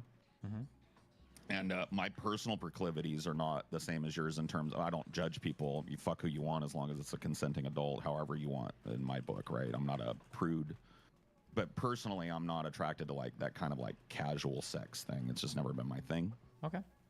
And it seems like that is at the root. That plus you having a very vibrant community has been at the root of a lot of like probably unnecessary drama in your past, right? Like when I say unnecessary, I mean drama that like if you could go and excise it from your fucking history, you probably would, because it would only make you look better to normies, right? No, I think that having I think doing a variety of content has always been like a big strength for my content. Ever since I started Vyvanse, I think my proclivity for some of the more dramatic or exciting stuff has decreased, but I mean, like it's definitely been a huge strength of my content. Yeah, he's only got 4 at his age. He's cooked. Yeah, sorry, chat. Like, yeah, I don't. But I bet I've been in really long-term relationships. So I have a lot of relationship stuff. But I haven't run through like 90 people, and that's cool in my book. I don't know. So, but yeah, no, I mean, like I said, I didn't know that you typically like what I would do is come in with like a pretty heavy contention with you. I'm just like, I've said this before privately in the stream that we talked about yesterday, where I said, about Finkelstein saucing on you. If you look earlier in that, a bunch of times I said, I really enjoyed our talk, and that's true. Like, I had a good time talking to you. Okay, yeah, it's fun to argue, and yeah. So that was all. That's why I kind of threw it out there to you today. I wanted to ask. I guess I could ask about the Finkelstein thing. Do you have any like?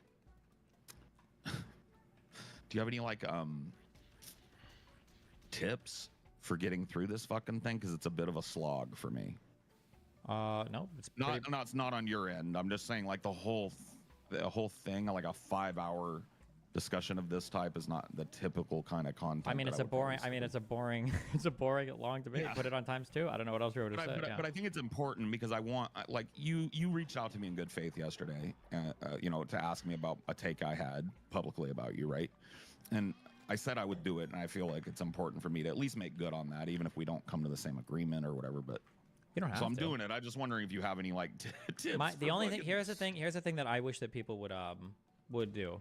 I don't care if people are right or wrong on things. I just wish people have an appropriate level of conviction. So if somebody were to say something like, "What did you think about the debate between X and Y?" And let's say somebody hadn't watched it all, and then saying like, "Oh, I actually don't know. I didn't watch it. I saw like a 5-minute clip and it looked like this, but that was my feelings on the clip that I saw." That would be like you're right about that. Like, I should have said to that question, and I will tell you, if you go back and watch, I'm not saying you have to sit through my stream. I know it's probably not the type of content, but like, if you go back to that content, it's very much about like rapid fire Q&A, kind of like a bunch of people come in. I try and interact with the chat. I've done it for fucking like a long time. It's just a hobby of mine. I have this incessant need to talk, and I can't really alleviate that need in my personal life without it being a problem. People don't like being talked to as much as I like to talk. Well, sure. And so that's what I was doing there. But yeah, I do regret that I didn't say, I've watched a good chunk of that. Like, I don't know how long it is, but I've watched, 20, 30 minutes of that, and what I saw didn't look too great for Destiny. I wish I would have said that, right? Sure. Dude, okay, wait. So you brought up like 3 different topics. Was there anything here you wanted to talk about on any of the things you brought up before? Because if we have disagreements or whatever, you mentioned the drama stuff, you mentioned the relationship stuff. Well, I don't know yet if we have disagreements. That's the thing. Is like, I haven't heard you talk about directly much guns stuff. I know you probably have talked a bunch about it, but like I said, I'm a casual guy. Mm-hmm. I tend to see the stuff that hits the algorithm real hard, and the stuff that doesn't, maybe not. And so the gun thing, maybe we got a disagreement there. The internet thing, we maybe got a disagreement there. Okay, yeah, whatever topic you want to talk on, you just lay out your points of view, and I'll tell you if I agree or disagree. I'll give you the most controversial one, right? The one that gets me the most shit. Mm-hmm. So I have this 3-tiered internet theory thing, right? Okay. Where it's like, I think that the internet now is functionally useless as a public space. I mean, not useless, but functionally flawed heavily as a public space. Okay. For like good faith talking and people to espouse their opinions and have people listen like you would on a soapbox, right? Because, and one of the things that I think really undermines that is that, let's say I'm on my soapbox and I'm talking about how I've read all theory and people have gathered around, right? Mm-hmm. One dude and people are interested enough to want to hear what I have to say, right? And so they're listening. Okay. And there's one dude in the audience that goes, "Fuck you, you fat piece of fucking garbage," or whatever, and everybody kind of turns around and like, "Hey, let him talk. Shut up." The guy's like, "No, fuck him," right? In public, eventually, like a motivated crowd is probably going to give that dude the bum's rush, right? They're probably going to be like, "Fuck you, get out of here." You don't shout people down, right? Okay. You can't do that on the internet. Because that dude, if you do the internet equivalent of that, like time him out or ban him, right? He's back 10 seconds later as 3 other dudes. No, fuck you. Like, there's like if you want, and like I said, on my personal streams that I just do for fun and to get my weird, like, brain communicating with people, mm-hmm. I want that like chat space to not be Twitch chat, where it's just memes and people trying to be as fucking wild as possible. Like, I want to try and have a conversation with people, even though it's kind of one way, right? Like, when you have the video, Talking you can shit be about way you, more Twitch verbose chat. than a person has chat room, but I still think it's interesting, right, to try and have a chat with that. But I couldn't do it like with your chat or like a bigger chat like Hassan's chat or like a Twitch chat, you know. Okay. And I think that that's kind of a problem. Like, not a problem where like we need to fucking ban or put people in prison for being trolls or whatever. I'm a troll. Like, I have been in the past, at least. It's not that. It's just like, you know, there's a lot of stuff going on that's really important. So anyway, here's my prescription. I think that when you're born, you know, you get a social security number. I think you should get login credentials when you're born, right? All right. And I think when you're like age 5 or 6, when you hit kindergarten, whatever age that is, I think it's 5, right? 5 or 6. Something you like get that. access. You get access to what, with that login credential, to what I call the Kindernet, right? Okay. And it's this is the first tier, right? The first time you can get on the internet, you use your little social security login to get to the Kindernet, right? And it has stuff that's appropriate for 5 and 6 year olds. You know, Barney the Purple Dinosaur and little cartoons and games that are fun to play that are reading numbers and all that, right? I can't think of a reason in my mind why 6-year-olds or any kid below the age of fucking 18, honestly, should be in the same room with a bunch of adults talking about adult shit, right? Okay. So as you age up in the Kindernet, you get more access to stuff. So like in the 4th grade, you start learning a little bit about civics. So you want to give a little Wikipedia access and you want to unrestrict it. But still, when it comes to like social media type stuff where you're interacting with other people, you're kind of kept as you age up within 2 years of what you are. It makes sense. So if you're 13, Yeah. and you're Okay, interacting wait, in a social weekend media- for just because I do have other stuff to do. Okay, so I probably am going to largely agree with everything you're going to say. Like having an age-segregated internet, I think theoretically I would probably agree to some extent. I think the only issue I would have is the practical application. It might be really hard to do it. Yeah. But yeah, and I wouldn't be the guy to talk to about that. I have, you know, talked to people, like networking people have told me like it would require a fundamental redesign of internet infrastructure, and whoever said that, uniform that's adoption. probably not true. I don't think it would require a fundamental redesign of anything. It Well, would be, he was talking about a uniform adoption across the world, unless you wanted to shut down the internet and have like a cloistered United States internet, right? Because the rest of the world would obviously have to comply. Otherwise, there would be foreign people hanging around with kids on the Kindernet or whatever the fuck, right? Sure, I understand what you're saying. It would be doable. Technologically, it would be trivial probably, but So I'll speed it up because you said you had other shit to do today.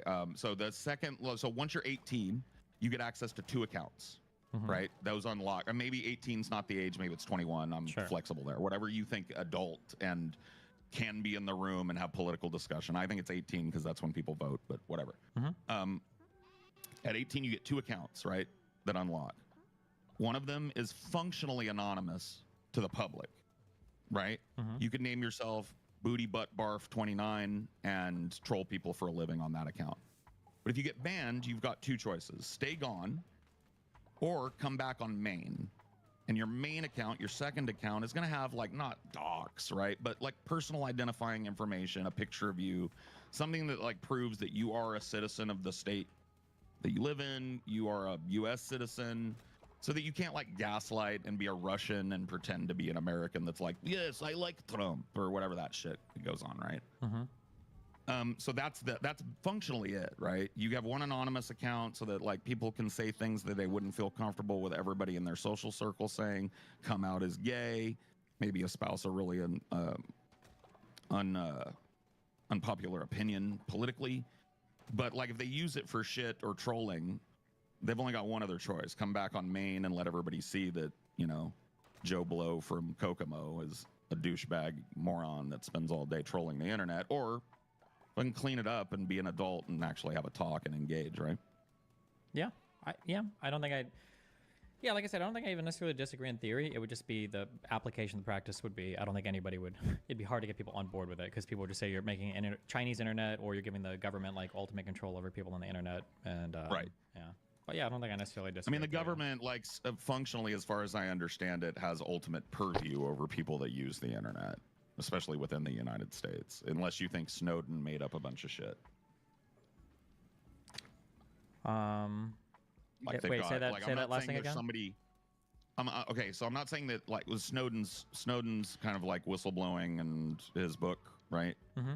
He talks in a very detailed manner about what the surveillance state is capable of, and the picture that he paints, and maybe you have a different understanding, is a surveillance state that's largely asleep at the wheel because it's doing passive metadata collection on everybody, right? And so it's not like there's some analyst sitting there looking at the Destiny file all day watching everything you say, right? But if your name were to come up in some sort of federal investigation, that information could be pretty easily accessed, according to what Snowden said. Sure, accessing the data, but like putting restrictions and stuff. There's a big difference between like reading stuff versus being able to write stuff. But if you actually wanted to like implement this into legislation, this would be trivial to do probably at the ISP level, right? The ISPs would just gate people's access to the internet based on some credentials, and then you would just do it that way, basically, right? But I mean, functionally, what I would like to happen is for parents to take more accountability for what their children are doing online. Because I think it's super simple to set up basic child proofing on a phone or at the fucking Switch level. You know what I mean? Like it's not hard. There are YouTube videos that'll like literally hold your hand like you're a monkey and walk you through it. Well, I think at this point, unfortunately, I think when we were kids, I think it was fair to say that parents need to be careful what their kids are accessing on the internet. But these days, it's so easy for kids to find internet devices. I think it's almost impossible. Like if Nathan would get in trouble, and we would like ban him from the computer for a while, like his friends at school would like make logins on their laptops and shit for him, or would like let him use their phones and stuff to log into account. It's like impossible to like how the fuck do you even begin to, or even like his iPad at school. It's like really difficult to control at that point. Right. But you knew about it, so you could follow up with him and say, hey, dude, you're like ban evading here. Right? Like, stop that. Right? You could like. Well, I mean, I doubt we know all about it. We only know about like what like I've got Nathan to talk to me about. Like, God, yeah, he was sneaky with it then. Yeah, he's very sneaky. Yeah. But I think most kids probably are like as soon as they start learning. But like shit, in your household, I imagine that you had a reasonable idea what Nathan was doing. Yeah, in the household it's very easy physically, but I mean like once they go to school, I feel like that's not true of. I feel like that's not true of most people your age who are parents. Or older, sure. Or well, but I younger, mean, like to be fair, even in the household, when it comes to internet stuff. So, for instance, a really popular game, I don't think Nathan's understanding where it used to be, is Roblox. But the problem is, as soon as you start talking about games like that, other people can be in chat rooms, like saying and doing weird stuff and chatting with your kid, and like, there's no real way, unless you gate your kid from like all internet video games as well. It's like, it's impossible to. Yeah. You know, I'm not a parent, but I have like very strong prescriptions when it comes to kids. I worked in education for 8 years, not as a teacher, but it was my job to set up the technology end of Common Core, and I was my title was Network Systems Administrator.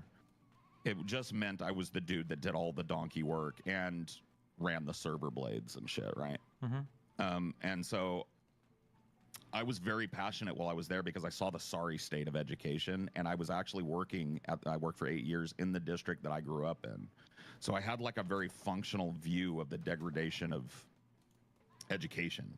Okay. And so I have a very strong feeling about not just like our duty to children to give them a good baseline education as a public education that's free and provides for their needs, right? But also for parents to take responsibility, because I don't care how good a school is, if you're a fuck off parent, your kid's gonna suck, right? Probably, yeah. But you know, I don't have children, so I'm not trying to like judge people whose kids suck. I know sometimes kids will suck for reasons that are outside of your control, but you know, most of the time, even in those cases, I feel like good parenting would counter a lot of the social ills that come from having a kid that didn't have a good parenting, right? So that's kind of like when it comes to like our duty educationally to children, I feel like I'm pretty judgmental of parents that just hand their kid an iPad and go like, what am I supposed to do? You know, and I feel like there's a lot of that. Yeah. In public. And I'm starting to see like the degradation of children's ability to like communicate, you know, Like when I was working at the school, it was odd to me how little they talked to each other. There were a lot of kids just on their phone, right? Sure. 24/7. So. Yeah, I think that phones are like one of the few things, and like social media are one of the few things that I think everybody kind of agrees is like really harmful for kids at school now. So. Yeah. Yeah. I mean, I agree. Okay. Completely agree. And I think a hyper focus on like any kind of ideological issue over just a broad general education is such a disservice to kids, right? Going either direction, right? Sure, but I mean, they can play with each other hand in hand. It's hard to separate them sometimes, right? Yes. Yeah, it is very hard, but I do think it can be done reasonably, right? Without trampling on the rights of kids to learn about things outside of their parents' perspectives. I'm just saying, like, for me, I'm very utilitarian when it comes to education. I think in America, if we're going to keep the system the way it is, education should be about prepping you to go to college or a trade school, right? College isn't for everybody, but prepping you to kind of like know what direction you want to walk in because you're now an adult and you go to jail forever if you fuck up. Too bad, so like, and if it doesn't do that, and I feel like it's not meeting that standard in a lot of places, in most places in America, I would feel comfortable saying it's not meeting that standard. Yeah, maybe, yeah.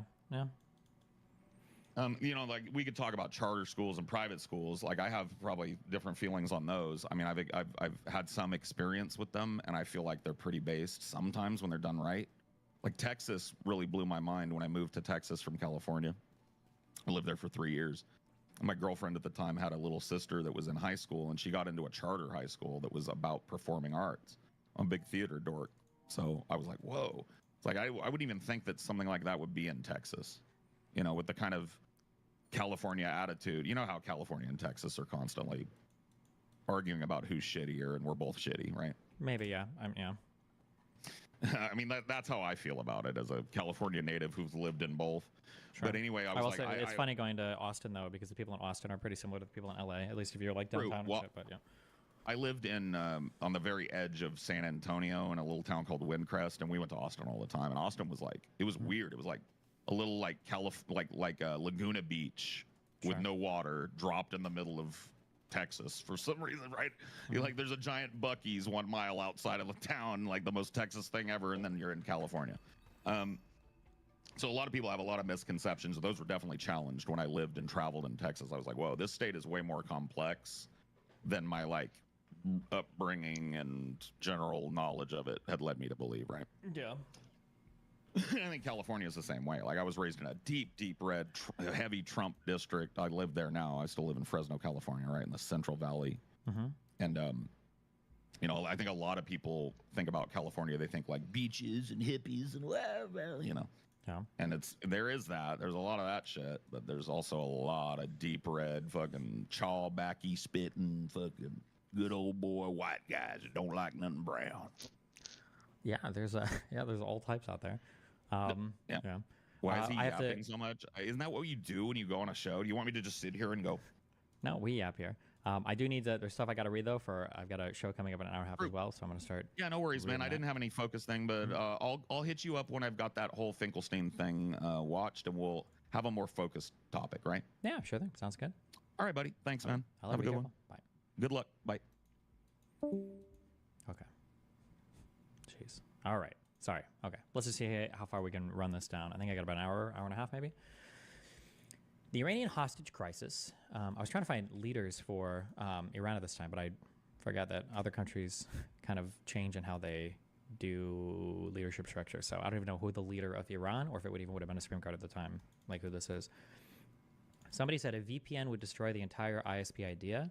All VPNs can do are encrypt traffic from one source to another, but if the ISP requires some sort of login to even like access the ISP's network, I don't think you can get around that, or there would be no way to get around that with a VPN, I don't think.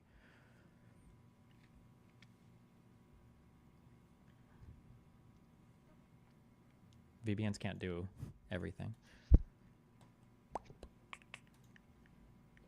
Okay. Wasn't Argo about the Iranian hostage crisis? I have no idea.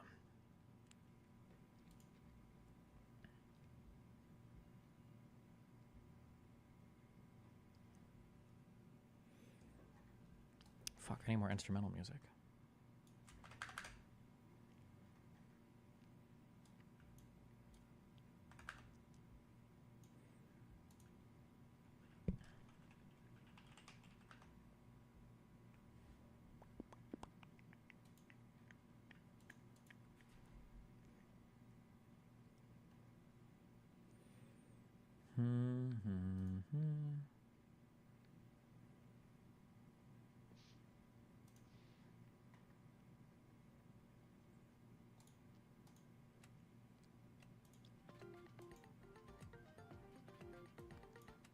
Okay.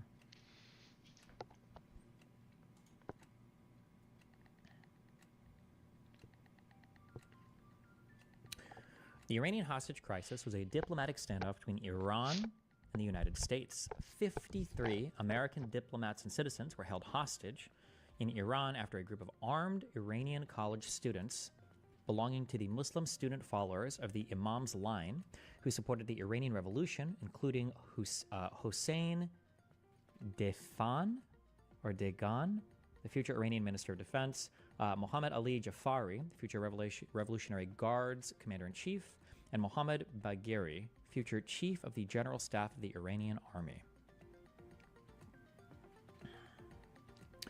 Took over the U.S. Embassy in Tehran and took them as hostages. The hostages were held for 444 days from November 4th, 1979 to their release on January 20th, 1981. The crisis is considered a pivotal episode in the history of the Iran-United States relations. So for the location, we can say U.S. Embassy in Tehran. Okay, how do we... Okay, I have to find ways to set standards of behavior in chat. If I just answer the same question over and over again, I think eventually chat will learn. Okay, people ask over and over and over again, is there a reason you're reading this? Is there a reason you're reading this? Things come up as I read things, and sometimes I'm like, oh, it'd be nice to know about this. Or I'd like, oh, I'll look this up later. Well, this month.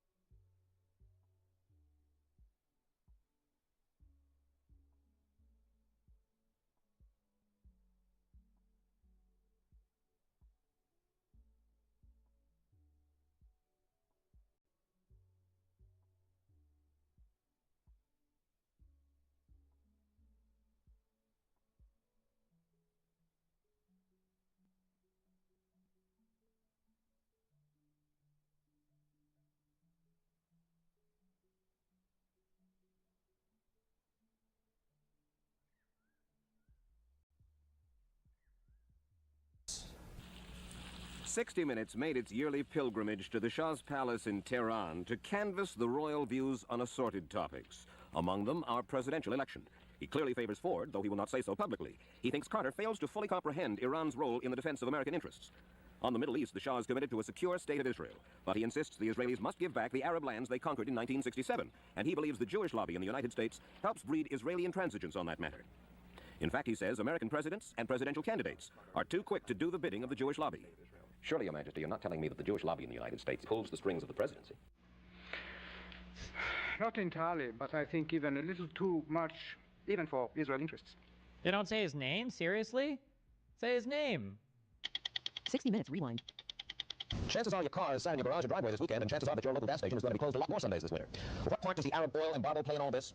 One Middle East monarch thinks that you're being sold a bill of goods. To try to understand something of the background of the oil shortage, a 60 Minutes crew has spent the last 3 weeks in the Middle East, in Saudi Arabia and Iran, the two largest oil exporting countries in the world. Our story on Saudi Arabia is still in work, but in Iran, earlier this week, we went to see the man who runs that country and, in effect, its oil industry. Shah Mohammed Reza Pahlavi is not an Arab. He makes a point. Pahlavi? Is that what he called him? We went to see the man who runs that country and, in effect, its oil industry. Shah Mohammed Reza Pahlavi is not... Reza Pahlavi. Okay. Pahlavi. Pahlavi. What did I call him? He's Pahlavi. Okay. Was overthrown. He was overthrown after Shah Pahlavi was overthrown. He was granted asylum and admitted to the U.S. for cancer treatment. The new Iranian regime demanded his return in order to stand trial for the crimes he was accused of committing against Iranians during his rule through his secret police.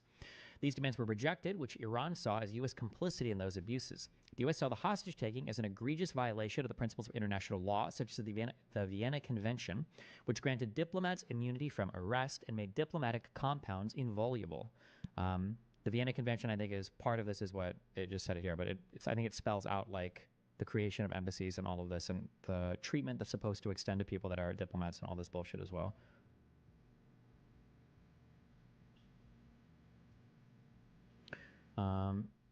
Talks about declaring diplomatic staff as persona non gratas, so they have to get the fuck out. How to deal with diplomatic missions. You can't see shit from these people. Communications between diplomats and their home country, stuff like that. Okay.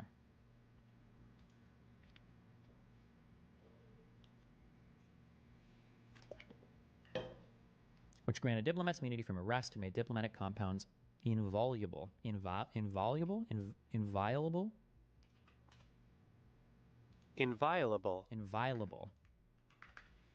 The Shah left the U.S. in December of 1979 and was ultimately granted asylum in Egypt, where he died from complications of cancer at the age of 60 on July 27th, 1980. 6 American diplomats who had evaded capture were rescued by a joint CIA-Canadian effort on January 27, 1980. The crisis reached a climax in early 1980 after diplomatic negotiations failed to win the release of the hostages. Carter ordered the U.S. military to attempt a rescue mission, Operation Eagle Claw, using warships that included the USS Nimitz and the USS Coral Sea. This is an aircraft carrier, right? Yeah. This isn't, is it? Midway class air. Oh, they're both aircraft carriers. Okay. Which were patrolling the waters near Iran. The failed attempt on April 24, 1980, resulted in the death of 1 Iranian civilian and the accidental deaths of 8 American servicemen after one of the helicopters crashed into a transport aircraft. There's a...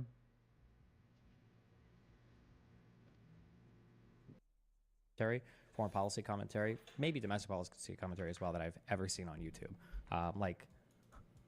Like criminal levels of misinformation and like just horrible takes. Oh, the Legal Eagle guy seems to generally be. I don't know if I've ever. 3 days ago on Twitter, this the going mentioned that your dad had colon cancer.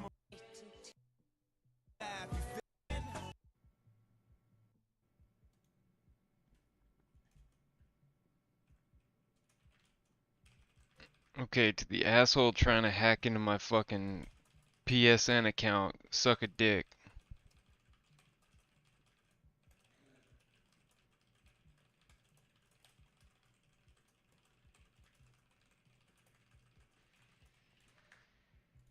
What happened with Tectone? Araday told me that he canceled. I'm guessing it's probably because of all the heat, would be my guess.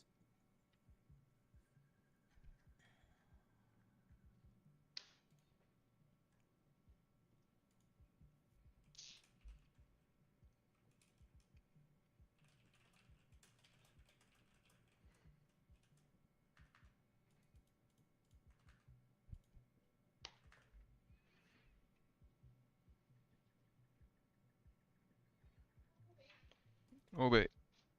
You done? Dan said that he rescheduled Nice. for August. I think so, on weekdays. You mentioned that your dad had colon cancer when calling out Boogie.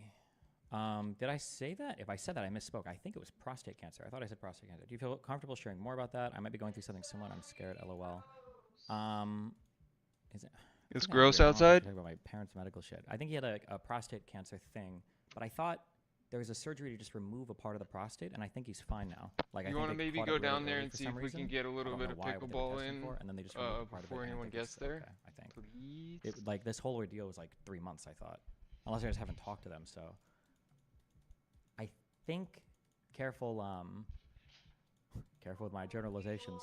I think prostate cancer is If not they're that there, then bad. we'll go throw the frisbee. Somebody mentioned colon cancer, or maybe I'm thinking rectal cancer. Rectal or colon cancer. One of those, I think, tends to be very, very, very, very aggressive. I don't know why. Most deadly forms of cancer.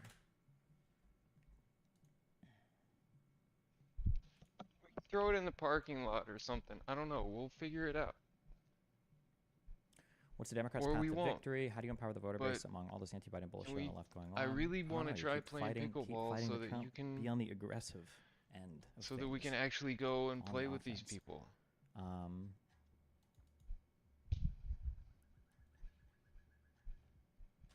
There are leaks. Was it an Axios story posted today? All right, Biden guys. might I actually am step gonna down. call it for the day. This is what I Everybody would have a say, good okay? one. I feel We're very, gonna go very, very try and get confident some in this. exercise almost have before to put the money on it. place gets swamped with people. All right. If Biden Peace